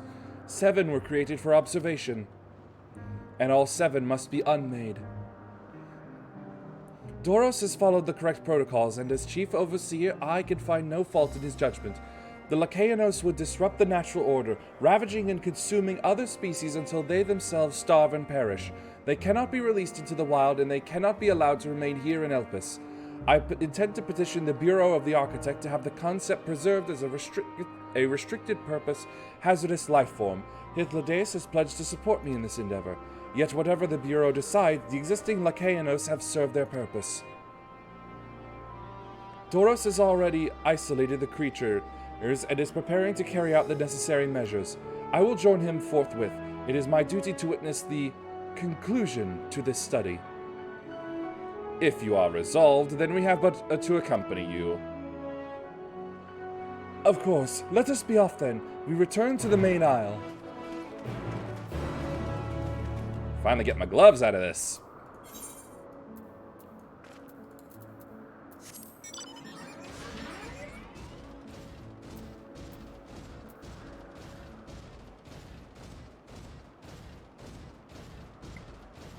So I know I'm spending days here, but how long is it back in the original world, the source?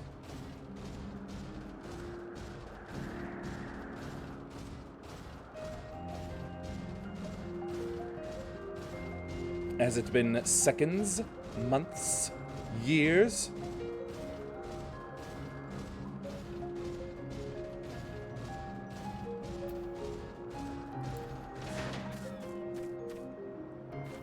Yeah, this was quite obviously a bad choice to make. That's 4 of 7. Doros, are you hurt? What happened here? They caught me off guard. I had them bound with ethereal shackles, but they became frenzied, even more so than usual, and broke free. I was able to stop 4. The other 3 escaped. I see them. 2 have taken to the air above the 12 Wonders. The last is up ahead, lurking in the fields. You and Yuhime handled that one. The pair in the sky you can leave to me. If this is how it must end, then so be it. Yeah, better they handle that, because I can't fly here yet. I will render assistance to Emmett Selk, unneeded though it is. Meteion, you are to stay here with Doros. But Hermes... The Lycaonos must be reverted. I would spare you their pain and mine. This is my burden, not yours, but if you are intent on helping, then please follow my lead. Stay here, chickadee.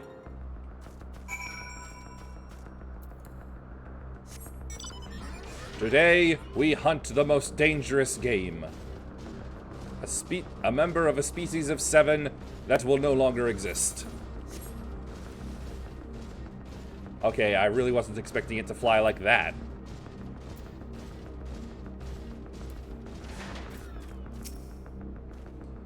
I appreciate your help, and lament that it is necessary.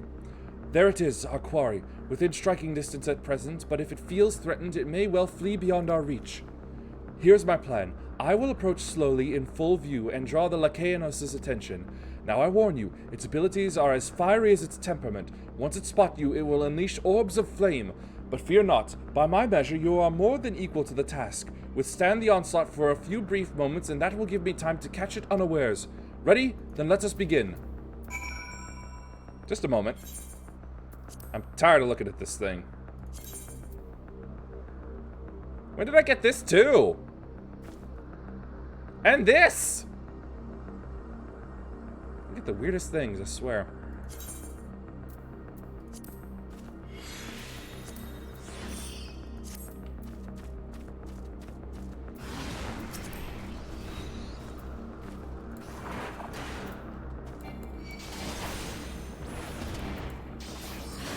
Attack the ball!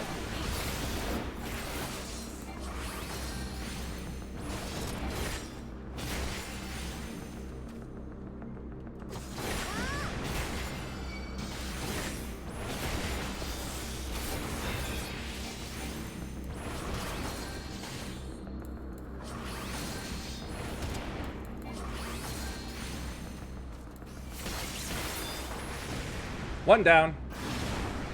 Oh.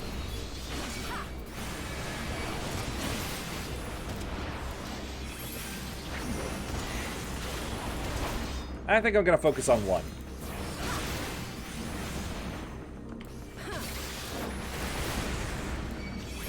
But I will do what I can to hurt both of them.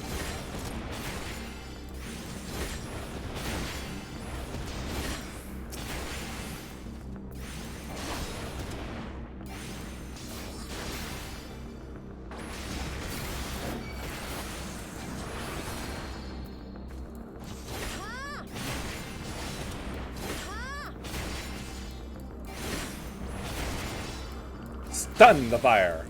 I have stunned a non-physical object.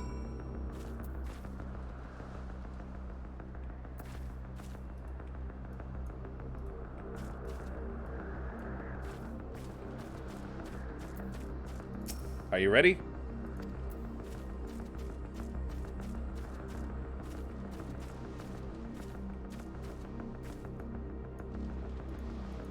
I can't, what? Huh? Oh.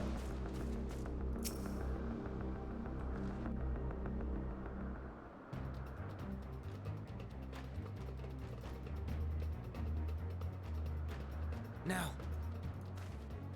Don't say that to me or yourself. Hey, it looks like Caduceus.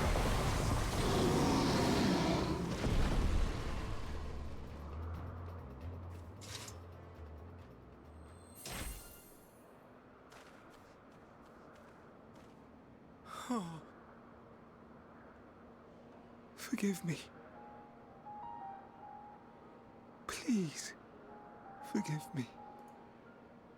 May you and your kin find peace. Wherever your souls may drift in the underworld, may you find tranquil seas. Uh-oh.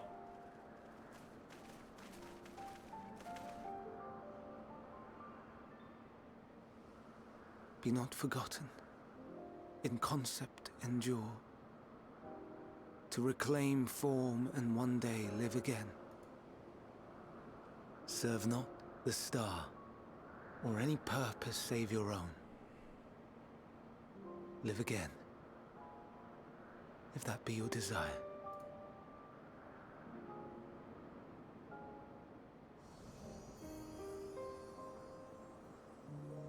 Hate, if that be your want. We are worthy. But leave your suffering behind. Don't encourage it. Lay down your burdens, be born anew. Fly high. Fly free.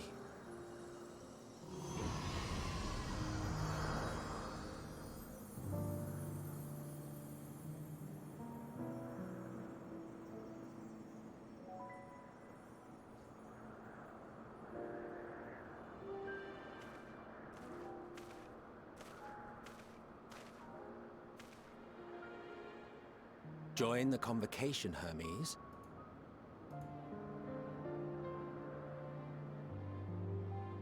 You do not belong here. Oh, those are loaded words. Leave to replace another. To be replaced. It changes nothing. Tell me, do you think it right that we sacrifice all these lives for the sake of the star? And when the star has reached perfection, what then? If all who are satisfied choose to die, shall we all die? Yeah, he's going on his self-righteous rant.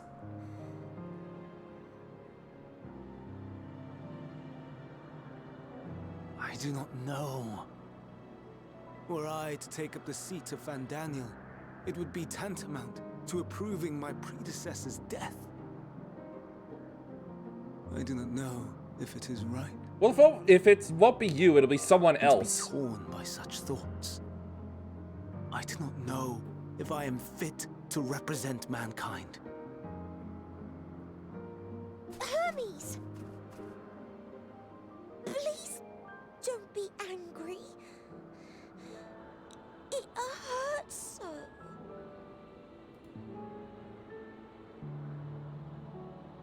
Forgive me. If you would still consider me in spite of everything, I beg some time to gather my thoughts. Meanwhile, Hythlodaeus, I fear I must trouble you to attend to the others. 'Tis no trouble at all. Take as long as you require.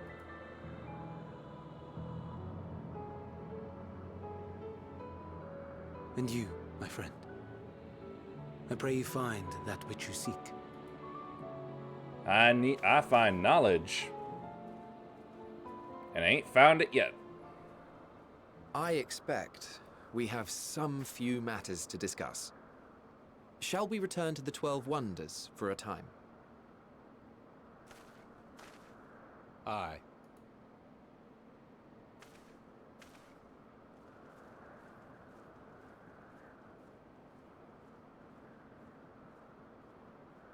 I wonder what the 12 Wonders actually are.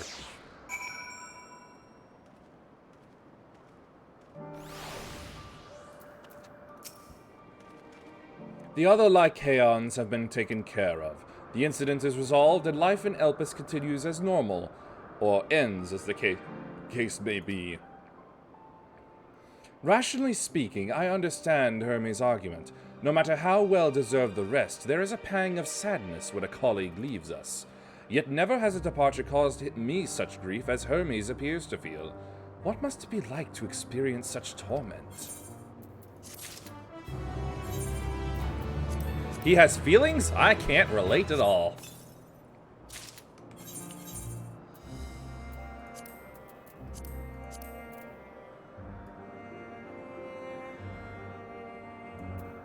Yo, do I have claws?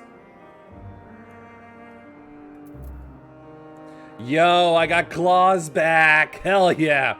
I always loved armor that had claws. Some of those early, like, tortoise scale armors and whatnot that had claws for me were really cool.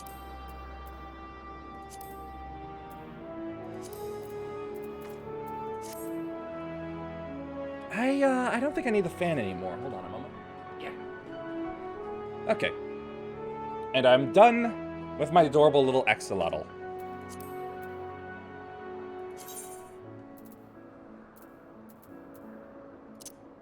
I bet a fairy would throw them for a loop. Where to now? If there is anywhere you would like to visit before we leave, I should be glad to show you the way. Hermes has not yet outright refused his position with the convocation, merely postponed the decision. As such, I may as well resume my assessment. If we cannot accompany him, then I will content myself with questioning his colleagues. Ever the pragmatist, then allow me to remain your humble guide. And what of you? Will you continue along with us? Might as well. Wonderful! Our fellowship travels on unbroken. I say we explore another part of Elpis and see what new encounters there are to be had. If you would follow me, we will first head back towards Anag.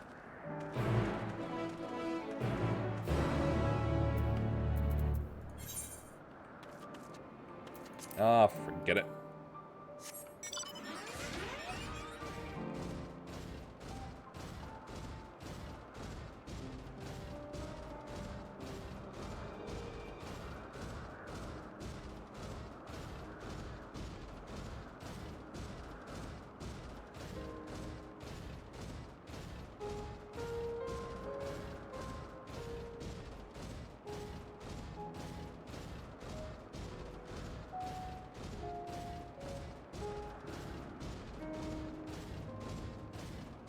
Shooting up the place. Gonna spook the wildlife.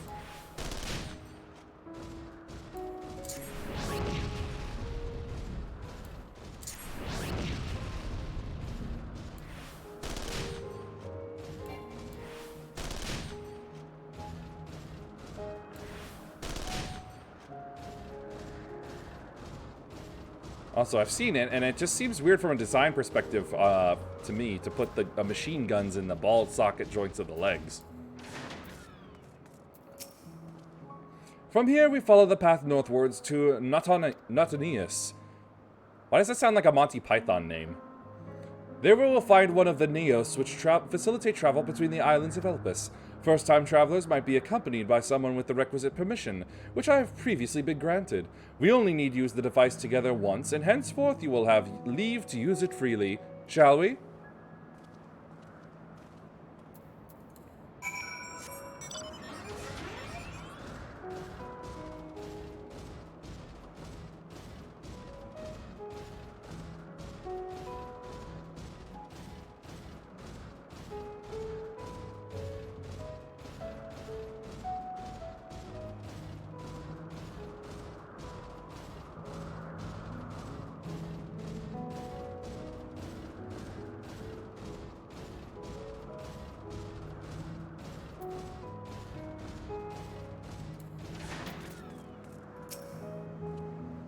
Here we are, Notanius. This Neos will take us to Kalamios Zephyros, the western island. That's it right there, looming large over us. Step this way and we could soon admire the view from above. Walk this way!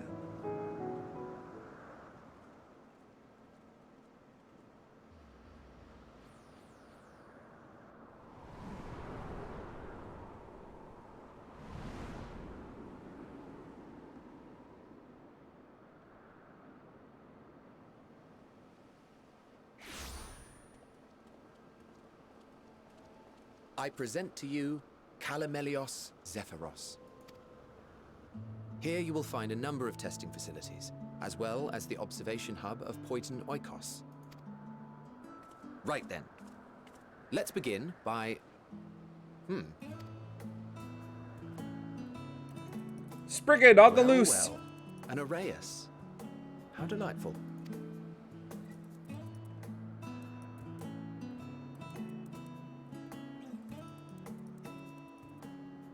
Oh. And what, pray tell, is that? A walking shark. Ah, that's a new species of shark. We approved the concept but a few days ago.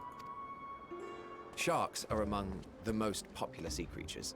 Rare is the day when someone does not submit a new concept. Okay, I find that funny. It's like, hey, you know how there are so many different species of shark in the real ocean? Well, it's because of weird people like this. At first, they were largely orthodox. consideration given to such things as size and environmental impact, and then a whimsical someone thought to bestow it with flight, another superior intelligence. And then the floodgates burst. Concepts with multiple heads, or arms and legs, and so on and so forth. It was getting absurd. Smart sharks? Part of me wanted to tell them to Terrifying. go away and find something else to create, but in the end, I couldn't deny their passion. And here we are.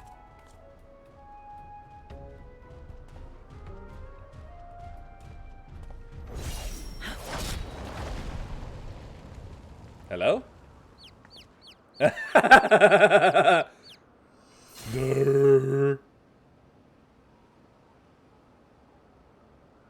That was too close. Are you unharmed? Hello? Well now, if it isn't a pair of familiar faces. Banar, that we should meet you here. Ah, that name.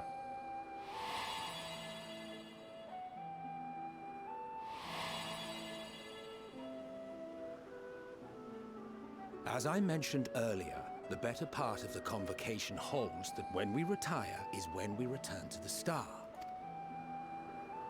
Well, she is not among said majority. Even after stepping down, she carries on with her work. Vanar is her name, and she is the previous Azem. Oh. It has been a while, Hythlodaeus. You look well. Less so, Emmett Selk. I dare say the lines upon your brow have both deepened and doubled in number. That's what a lot of people say when they meet Miles Edgeworth later on. A shame for one so young. You must make an effort to frown It's less often. mommy.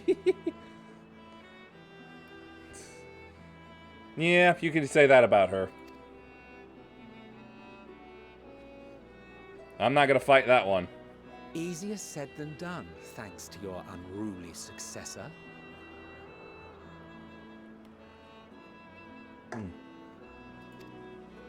How is she, if I may ask? Incorrigible as ever. Rushed headlong into a volcano on the brink of eruption just the other day. I should be glad to share the tale in its entirety later, if you're so inclined. Oh, she lived? Oh, you know what? What just struck me now? These people, like, building the Earth and whatnot, they're, like, the same as the people who designed and built planets at the end of the Hitchhiker's Guide to the Galaxy movie. Huh, you know I am. Now then, you are?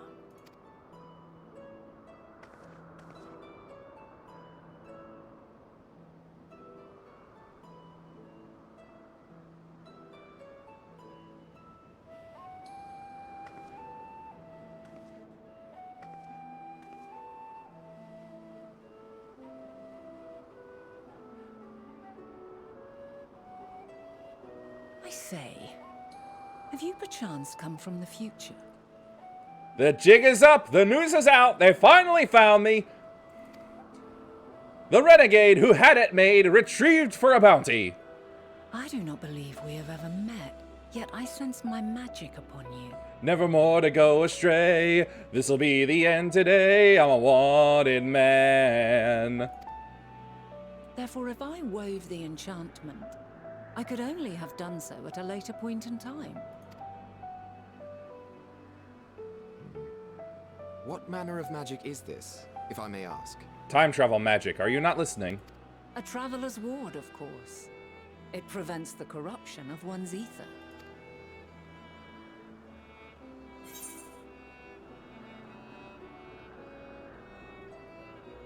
Yeah, sounds like the blessing of light. Ah, yes, I do have claws. Hell yeah! I see you are not ignorant to its presence. And while there are many protective spells, the one you bear is unmistakably mine. Hold on. From the future? That's absurd. And you're not tempered. Yes, that's true.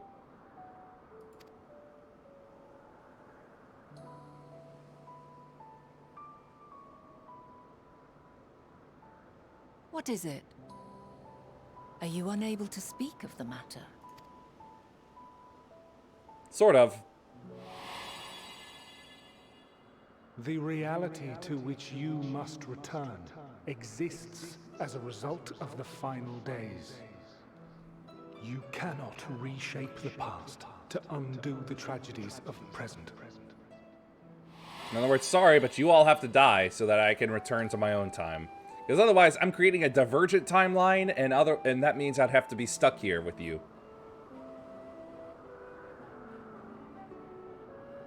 So, your actions here will not change your history, but they may yet affect the course of ours. How very exciting. I'm quite fond of delving into the unknown, and there's naught more unknown than the future. Nice to know I can excite her like that. Incorrigible woman, can't help but hit the bee's nest. Yeah, she seems like the kind of woman who would have done that as a kid. Until a moment finally arrives, we cannot know for certain what will come to pass, regardless of our supposed foreknowledge. So you needn't worry for us. Oh, good. More importantly, that you should go to such great lengths as to travel unto the past bespeaks the gravity of your quest. Will you not reveal it to us? Mayhap we can be of aid to your cause. Sure, I'm just gonna not say about say anything about how Emmett Selt goes crazy and dies.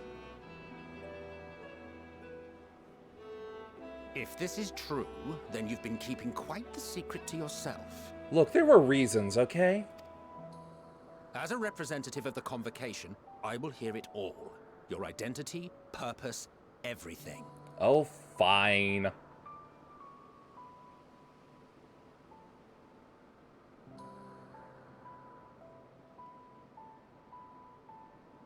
Why don't we move to a place more conducive to calm conversation? I am calm! I've been working here for some days now at an old friend's behest. If it is agreeable, we may make use of my accommodation at Poiton Oikos.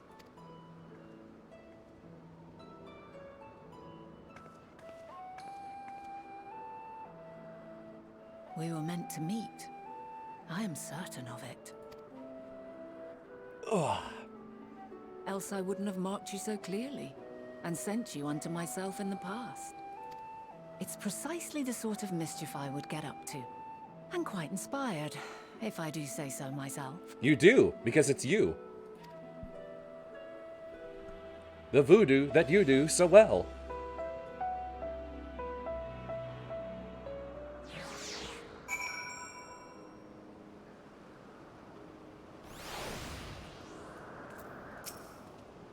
My apologies, but before we move along, a colleague has tasked me with a matter which I'd rather not leave unresolved. It involves finding a certain concept engraved crystal, and the quick-fingered Aureus which made off with it. An Aureus, you say? I think we might have seen the culprit before being distracted by that business with the shark. Would you like us to follow its ethereal trail? That would, of course, lead us only to the Aureus. There is no guarantee that it hasn't dropped or stashed away the crystal you seek. Please, even that much would be enormously helpful. While you are hunting down the thief, I can follow behind and scour the forest floor just in case. Could I ask that you to join the search? I would appreciate another pair of eyes to cover the land to the west of here. Many thanks. There's a small bridge leading to Poiton Oikos. Pot-oink. Let us meet there once we've exhausted our efforts. What is this about? Oh.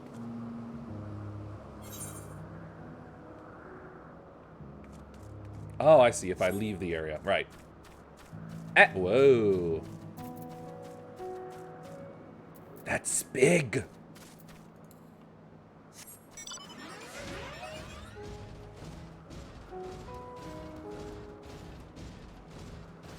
I'll try up here first.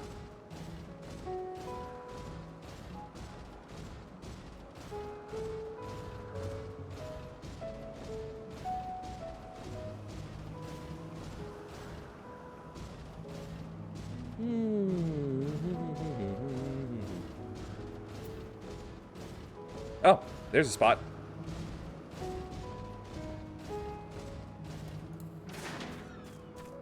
And there's soup.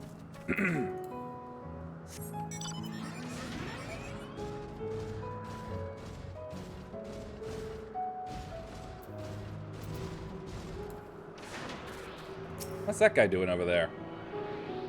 Oh, must be a cutscene thing.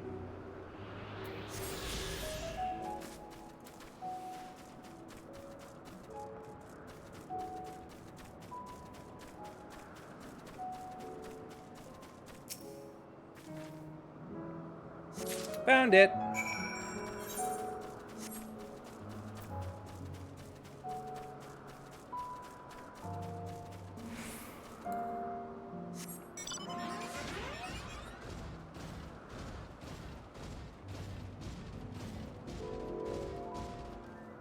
Ooh, nice harp. Or would that be piano? Nope, it was piano. Yes.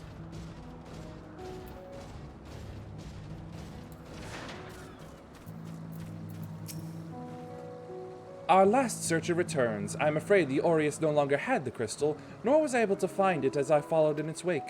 I don't suppose you fared any better? As a matter of fact, I did. The crystal! Well done!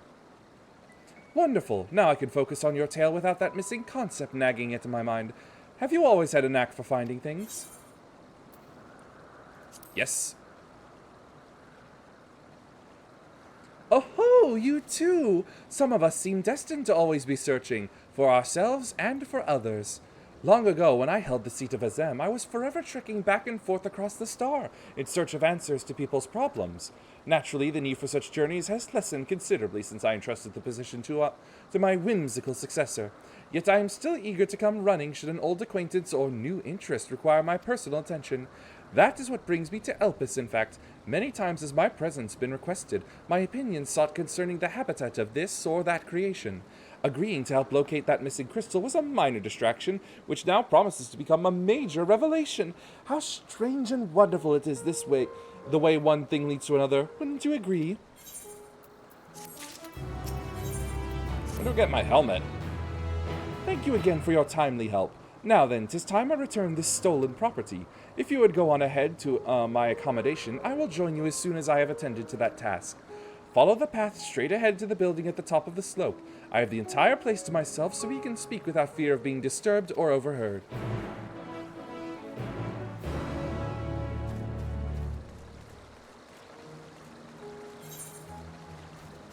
Oh, thank goodness.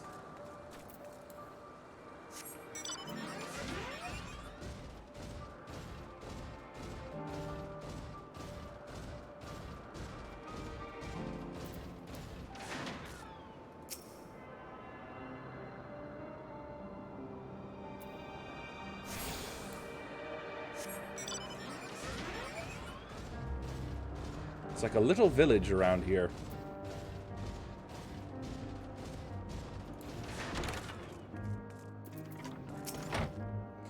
Welcome to my temporary abode. Please make yourself at home while I put on some tea.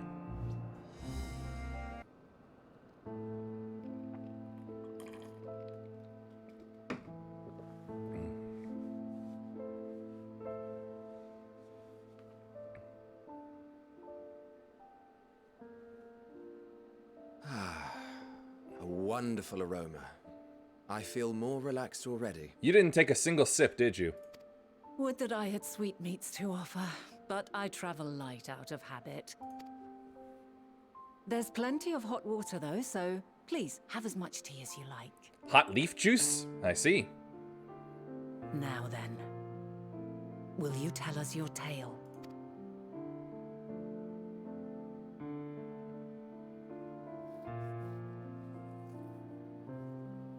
Well, you see, it's like this.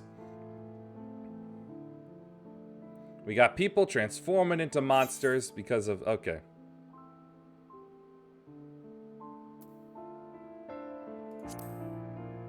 I'll start with this.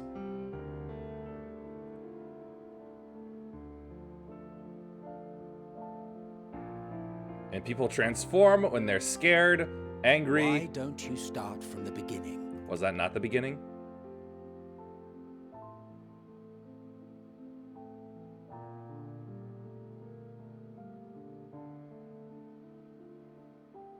I love these gloves. I love these gauntlets.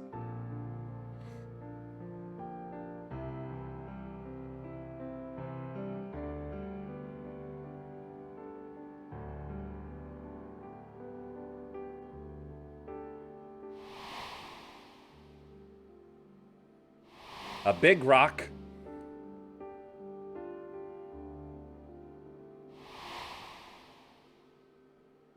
La Habrea.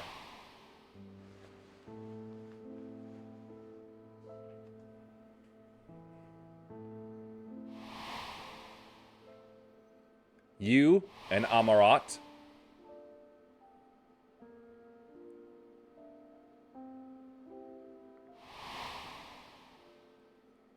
And then killing Zodiark.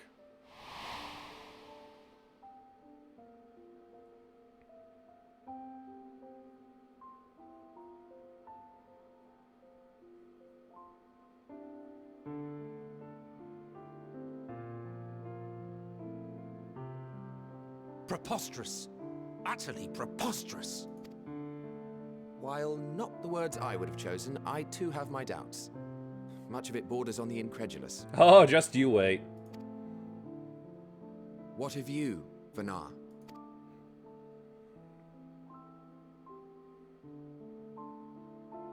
Not knowing the precise details of the first final days, it is difficult to determine the veracity of the tale. Supposing it is all true, I must ask myself why I would do what I did. Why would I feel I had no recourse but to oppose the 14 and create this Hydaelyn? I am totally causing all this shit to happen, I can tell. But it would not have been an easy decision regardless. No. Oh wait, right, no, never mind. One compelling I just remembered something. to force me to take such drastic measures. Then there is the Elpis flower, which I said would serve as a guide. That it's of import to your mission is plain, but your presence here leads me to believe that this place also holds significance. But what could it be? What are we meant to accomplish? Might it not be simply thus? In the future, whence she came, the final days could not be averted. Mankind has no choice but to flee the star. By alerting us to that eventuality, perhaps you wish to pave the way for other futures. Theoretically speaking, it is a possibility.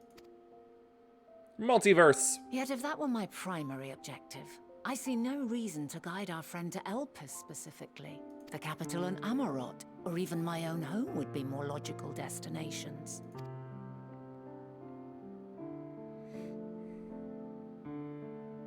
True, true. I note also that Hydaelyn did not specify a point in time to which she must return. Oh shit, that's probably the most important part. By this, it may be inferred that it was not critical that we should meet. Alternately, she had reason to believe that our paths would converge, coincidental though it may seem. This is quite a puzzle, and we do not have all the pieces. I was hoping to find more pieces back here. Hardly any. But we do have one immutable fact. If the final days are indeed as described, they will bring death to all that I hold dear. Yet despite being afforded long years of preparation, the only provisions I could make were for flight.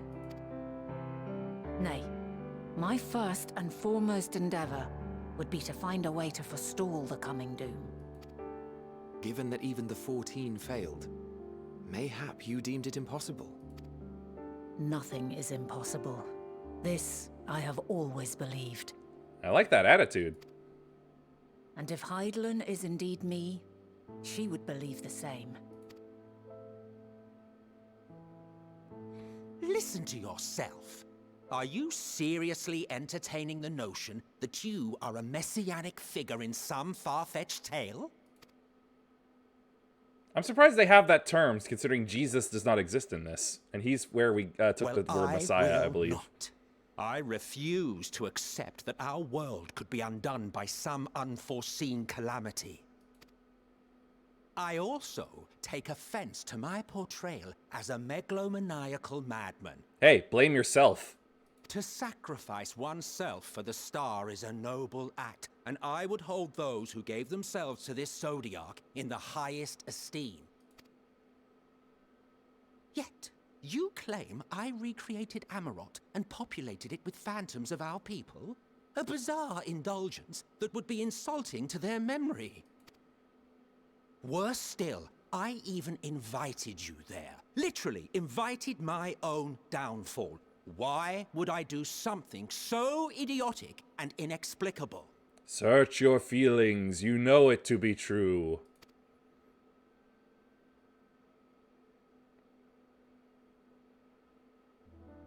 Now, I will allow that the hypothetical task of restoring our world would be daunting in the extreme. The thought of having to bear such a burden for 1,000 lives horrifies me. But I would never forsake my duty. I would never forsake my brethren. Hey, he sort of said the same thing. I mean, you did.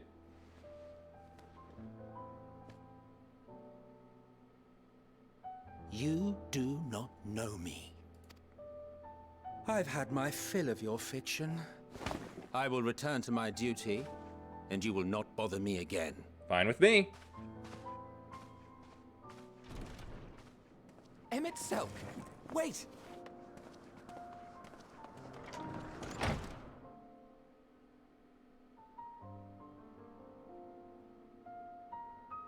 You've seen much of Elpis already. If you have any observations to share, I should like to hear them. Well, it's got more air than I thought it would.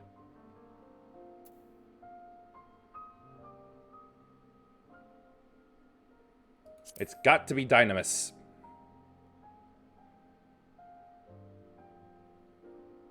Ah yes, the energy distinct from ether. Though not my field, I have a basic understanding of Dynamis. And you say Hermes researched the phenomenon in the course of creating Meteon? Yes, I believe this warrants further investigation. With that settled, it is time for action.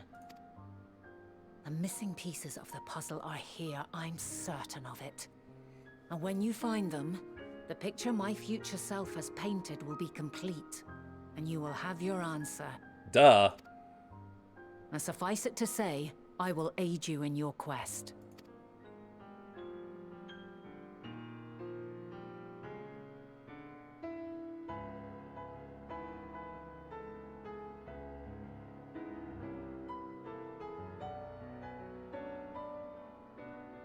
Have faith. If Emmett Selk is the man Azum described to me, we've not seen the last of him. I wouldn't mind if it was the last.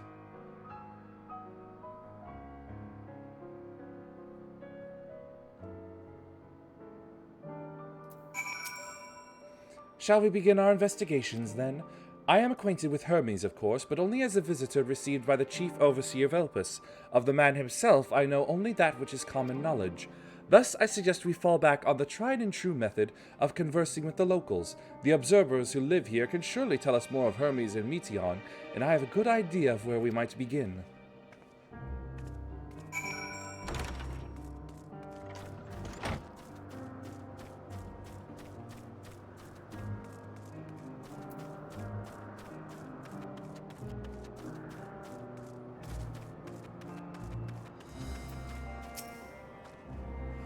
See you the woman standing in front of yonder building? Her name is Ismene. She is the one who made arrangements for my stay in Elpis, and from what I recall, she has held her position here for quite some time. Chances are she can provide us with some insights. Go and ask your questions. I will help with drawing out answers if need be, but I leave the choice of topic up to you.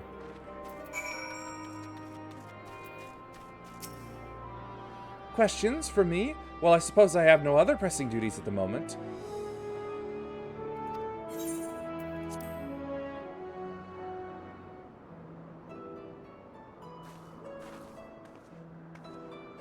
Greetings, Ismene. My friend here is desperately curious about Chief Hermes, and I was wondering if you might indulge her.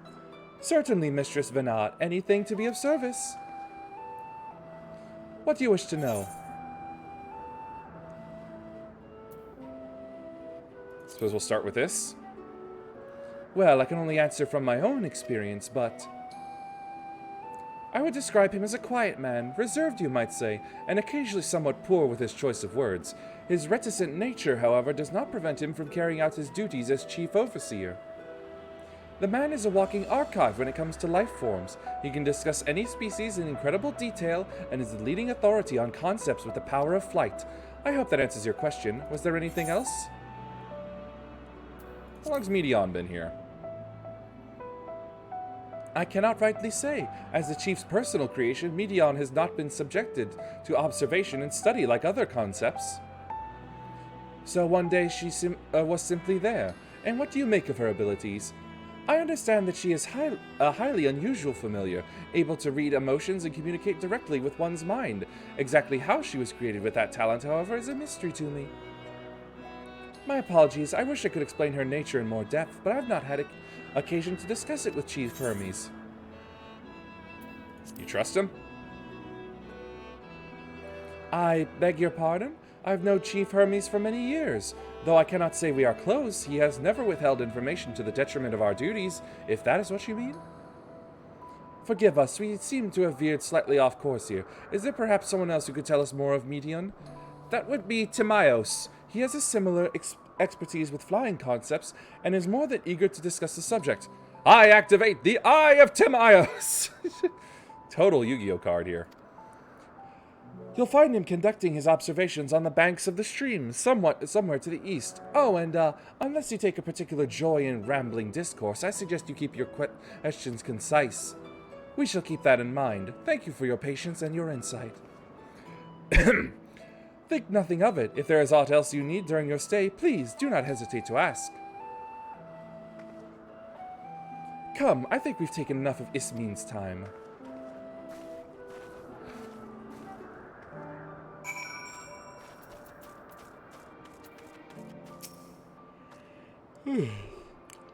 Our investigation is off to a fine start, wouldn't you agree?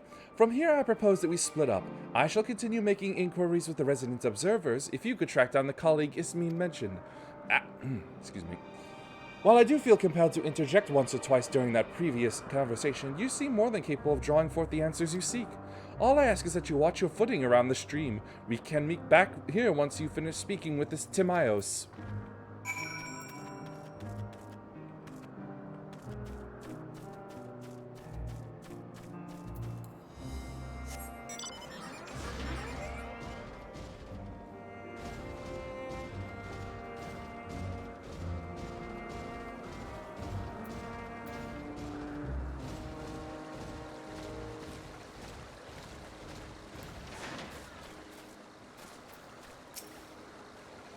Yes, I'm Timaeus, but please keep your voice down. You'll startle the birds.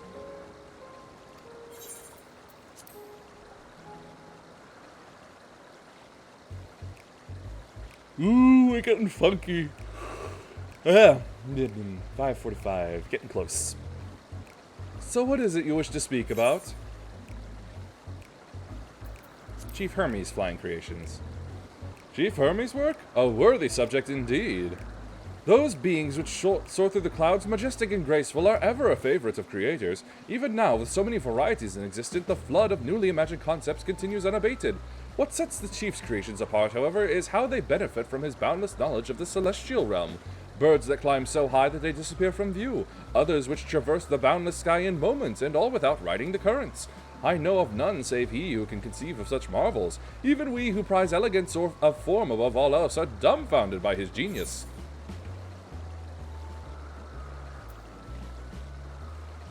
Is Meteon a marvel, then? My opinion on that matter would be superficial at best. Despite my admiration for Meteon as a concept, I have never delved too deeply into the inner workings of her nature. I know that she has a gift for communicating via emotions, but otherwise her abilities are a mystery to me. If Chief Hermes should choose to submit Meteon's concept to the Bureau of the Architect, then will the design be registered for public scrutiny? Analyzing a colleague's creation before that step is frowned upon, to say the least. Of course, if he came to me, a fellow artisan, looking for advice, that would be an entirely different story. You know, Dynamis and Entelechy? Dynamis and Entelechy? Those terms do sound vaguely familiar. Was there not a flower made here in Elpis which exhibited properties of one or the other? It must have been centuries since I last heard anyone speak of such things. Has there been a resurgence in interest? Then why bring up the subject? I'm flattered that you sought my insight, but I cannot afford to neglect my duties for the sake of idle chatter. Now I really must return to my observations. Surely you have your own tasks to attend to. Did I fail? Well, it's not counted as a fail, so...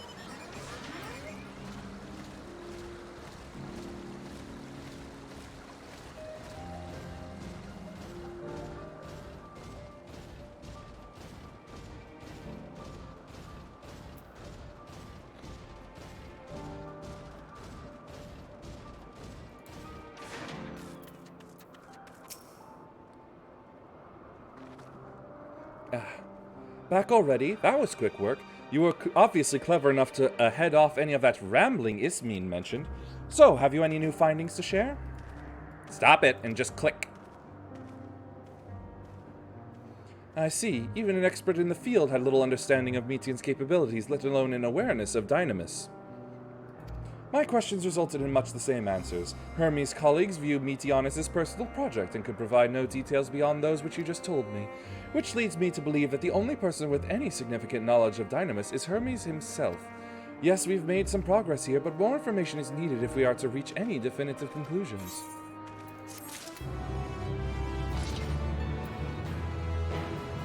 I'm tired of this sword. It looks too short.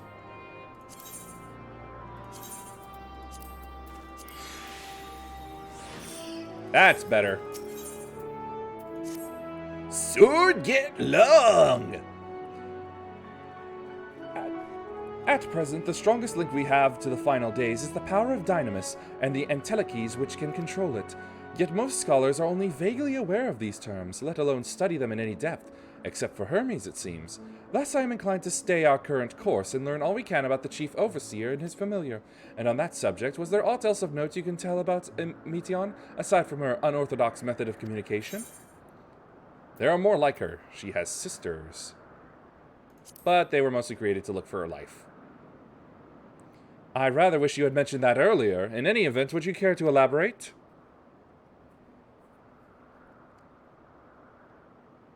So these siblings of hers now travel the great expanse in search of deeper meaning.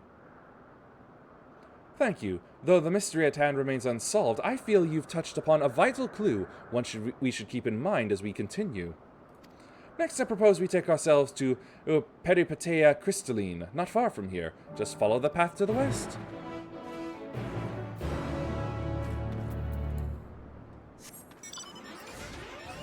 Pata-pata-pata-pata-pata-da.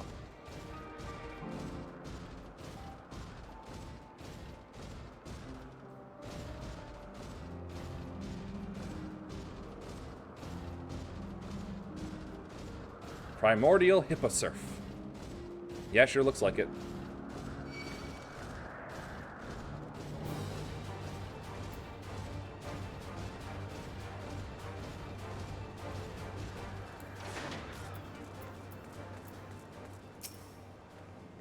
This tower and the one further along are both part of Peripateia Crystalline, the facility where they archive all of Elpis' observational and testing records. Despite how they appear from the outside, the interior is actually a vast area of magically interconnected spaces, which, while fascinating, is not the reason we are here, is it? I shall cut my architectural lesson short and see what those two archivists have to share. If you could find someone to speak with over at the other tower, I shall join you there anon.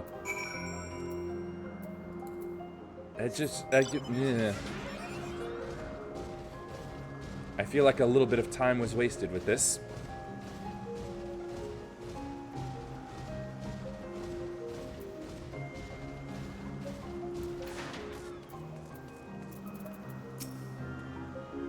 You have questions for me? Certainly. Just a moment while I conclude my current appointment.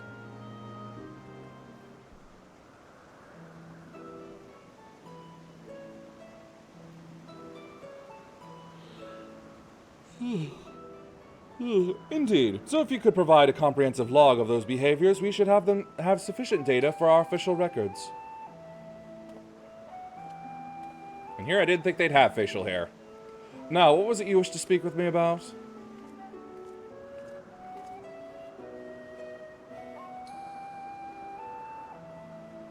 The Chief Overseer's personal research project, and by that I assume you mean Meteon? Such undocumented studies are difficult to track. After all, hardly a day goes past without seeing a researcher trailed by one creation or another. I'm afraid I cannot tell you exactly when Meteon appeared, only that she now spends much of her time at Chief Hermes' side. Although, I do recall an interesting tale my dearest Galeen shared with me. Galeen is my partner and a fellow researcher here in Elpis. She was returning late one night when she caught sight of Chief Hermes sending Meteon heavensward, a host of them. For several days she would speak of that scene with wonder, describing it as one of the most beautiful spectacles she had ever witnessed. That sounds like a story I should like to hear. Mistress Vana, I thought you had already returned to the surface. Permit me to thank you again for your invaluable contribution to our concept placement proposal. Pray do not mention it. As you say, my original plan was to leave after that task, but I have since become engrossed with Chief Hermes' research. Would you favor me with a retelling of the sight which so delighted your Galeen? Of course, or you could hear it from her lips directly if you prefer. At present, she should be observing a subject in Metabeos' Thalassae. She does enjoy her time there, watching the sea creatures hunt and play, gazing upon the salty waters of the world's oceans, recreated in such sublime detail. I imagine you must find similar joy in indulging your boundless curiosity, Mistress Vana, even though such pursuits must continually and regretfully delay your return to the star. Indeed they do. 'Tis a rest well-deserved and long overdue, I should think. How greatly have we prospered for the wisdom you accumulated during your travels as a Zem. And what would Elpis be without your earlier academic work? The theories you developed served as the basis for many techniques still in use today. Man is a creature of contemplation, and none embody that nature with none embody that nature with as much enduring passion as you. I dare say there is not a soul alive more worthy of a return. I shall rejoice the day you depart on your final journey. Oh my god, are you done yet? I will be honored. Well, shall we take this opportunity to meet with Galeen in person? Then allow me to reconfigure the door to the archives here. It will take you up to the Skyway and spare you the need to avoid hostile concepts on the ground. That would be most helpful, thank you.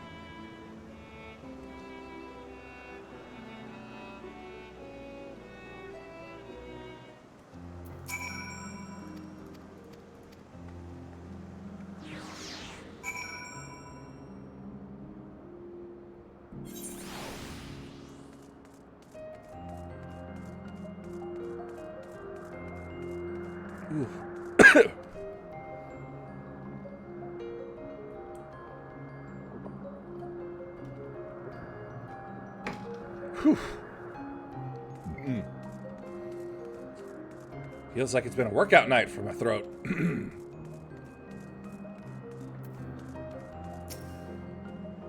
Mistress Vanad, just passing through? Then allow me to prepare the path. If you need further assistance, there is always an observer or two on the upper Skyway.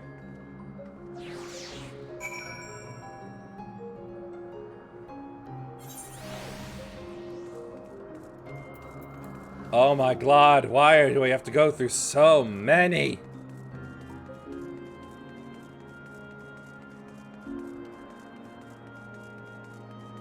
Phew.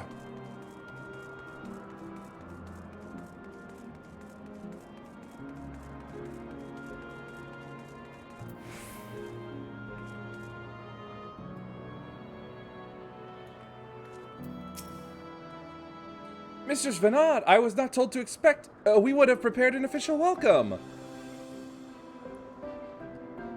Please, there is no need for fanfare. I only wish to speak with Galeen, if that might be arranged. Yes, Galeen, of course. I will inform her immediately. Ah, but she may be engaged in a testing phase. You could be in for something of a wait. Should I let her know your business is urgent? That won't be necessary. This lovely view will keep us occupied until she is ready to receive us.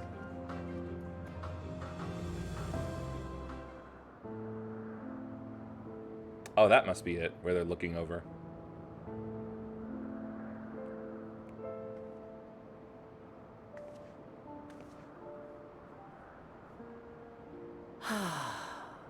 A delightful breeze and a breathtaking view.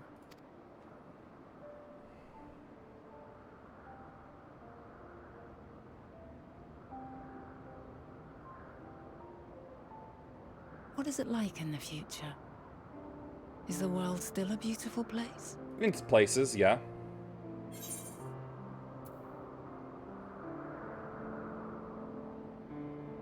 In some parts, yes, others not so much.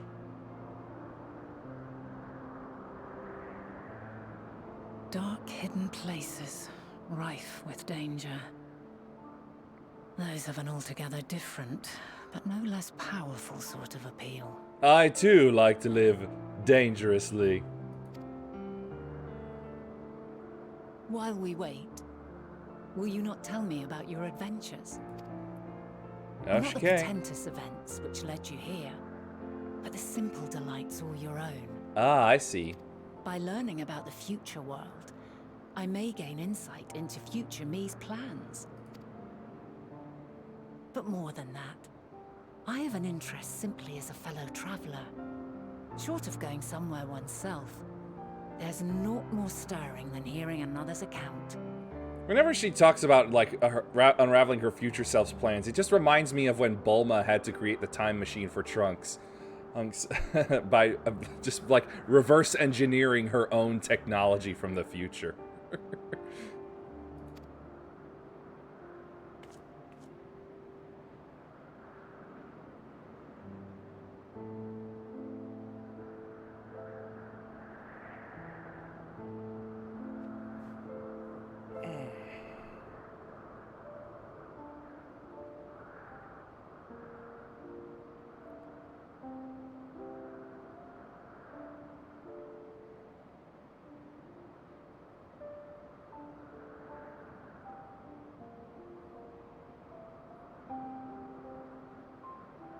How long are we going to be waiting? Incredible. Would that I could have been there to see it. In all likelihood, you probably are there to see it.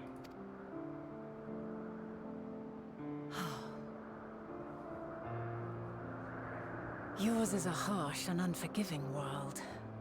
Yet in spite of this, your brethren hold fast to their virtue. To know that the light of mankind's potential still shines, even in that faraway place, it gives me heart.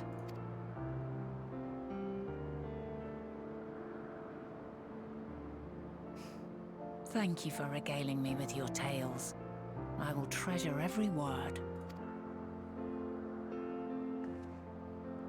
As you know, I was once a scholar. And among other things, I sought to understand the workings of the world. What exactly is ether? How formed the laws of nature? When sprung mankind? I don't deal with big picture questions like that. Riddles and mysteries beyond counting. Over the years, I have managed to find answers to some few of them. Yet rather than attain a sense of mastery, the more I understood, the more I came to hold the world and its miracles in awe. We too are miracles, each and every one of us, born of the warm breath of life that traverses the heavens, swirling through eternity. When I fully grasped the improbability of our existence, nothing felt impossible anymore. If it could be imagined, it could be done. Ah, that explains what you meant earlier.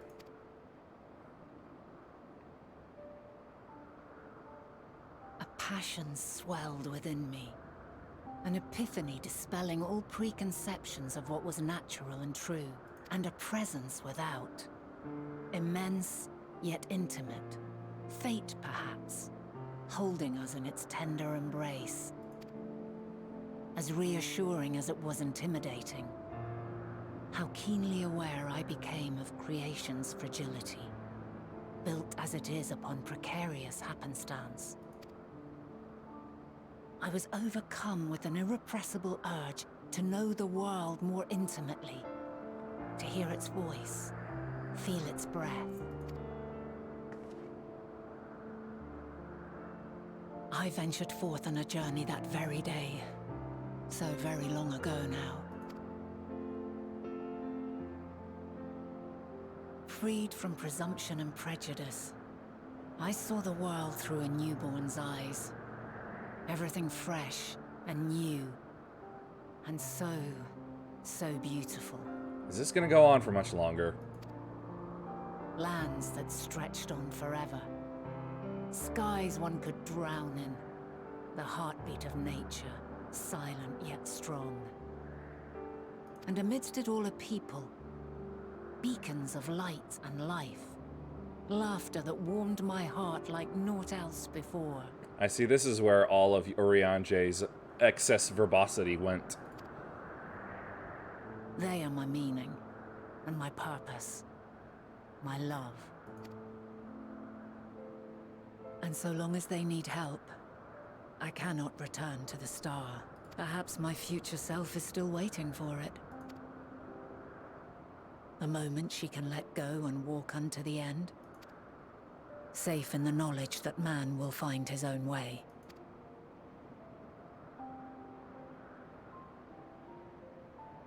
You, who are our future, tell me this, and tell me true. Has your journey been good? Has it been worthwhile? Now that's a big question.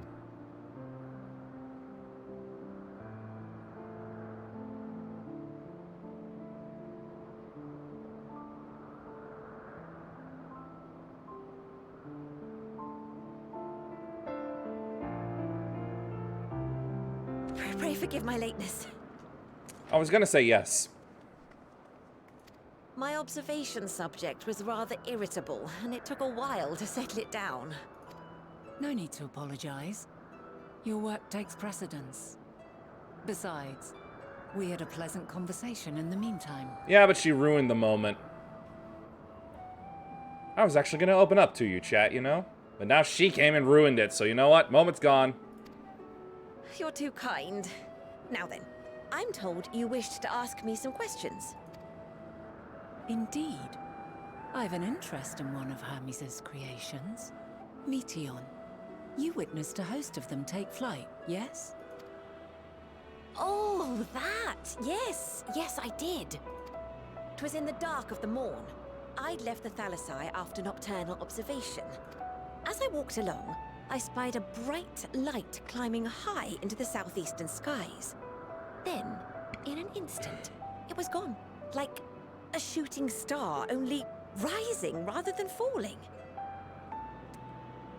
But then another shot up, then another, and another. Intrigued, I made my way to the edge to investigate. And who should I spy on an isle to the south but Hermes and Meteon, the Metea, rather. There were lots of them, and I realized they must be the shooting stars that I'd seen. A dazzling spectacle indeed. Have you spoken with Hermes about this? Oh, yes. The sight left such an impression on me that I approached him about his mystery project the very next day.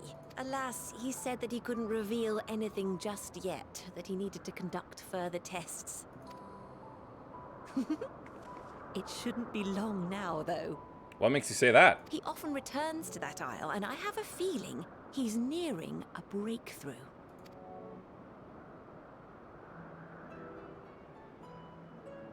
That's worrisome.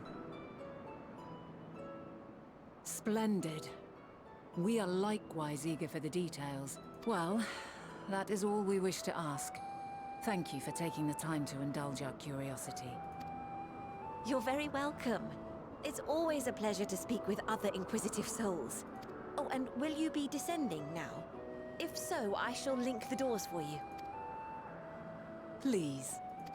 Please.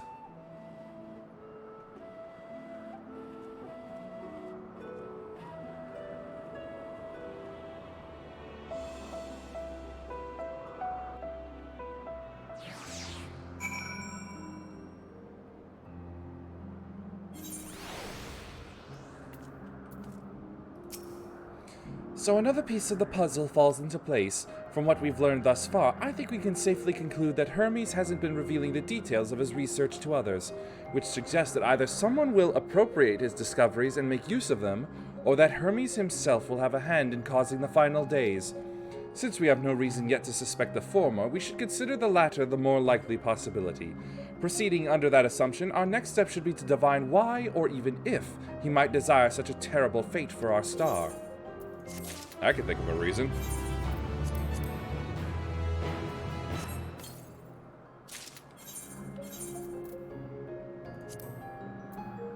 I'm gonna have to put a lot of these away.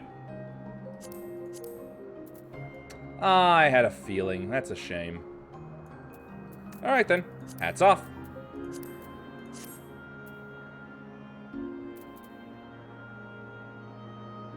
Where do I get these damn things? Seriously. That's not right.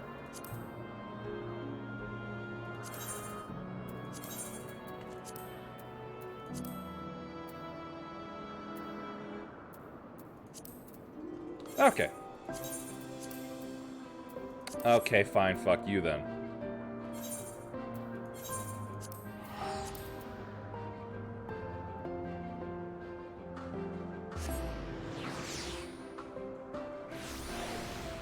Just make it a little more obvious, would ya?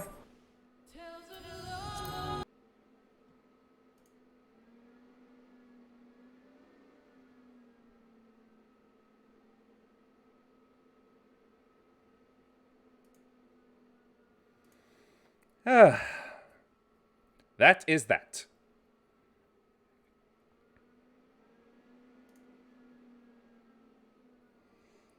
And thank you for watching. Who do we got here? Let's take a look.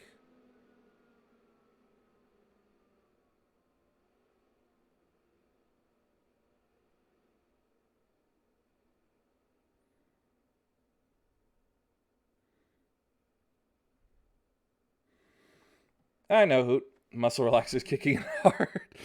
Whew. That's gotta be a funky feeling.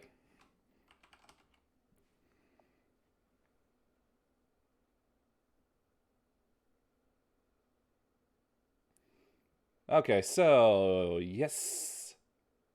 Well, yeah.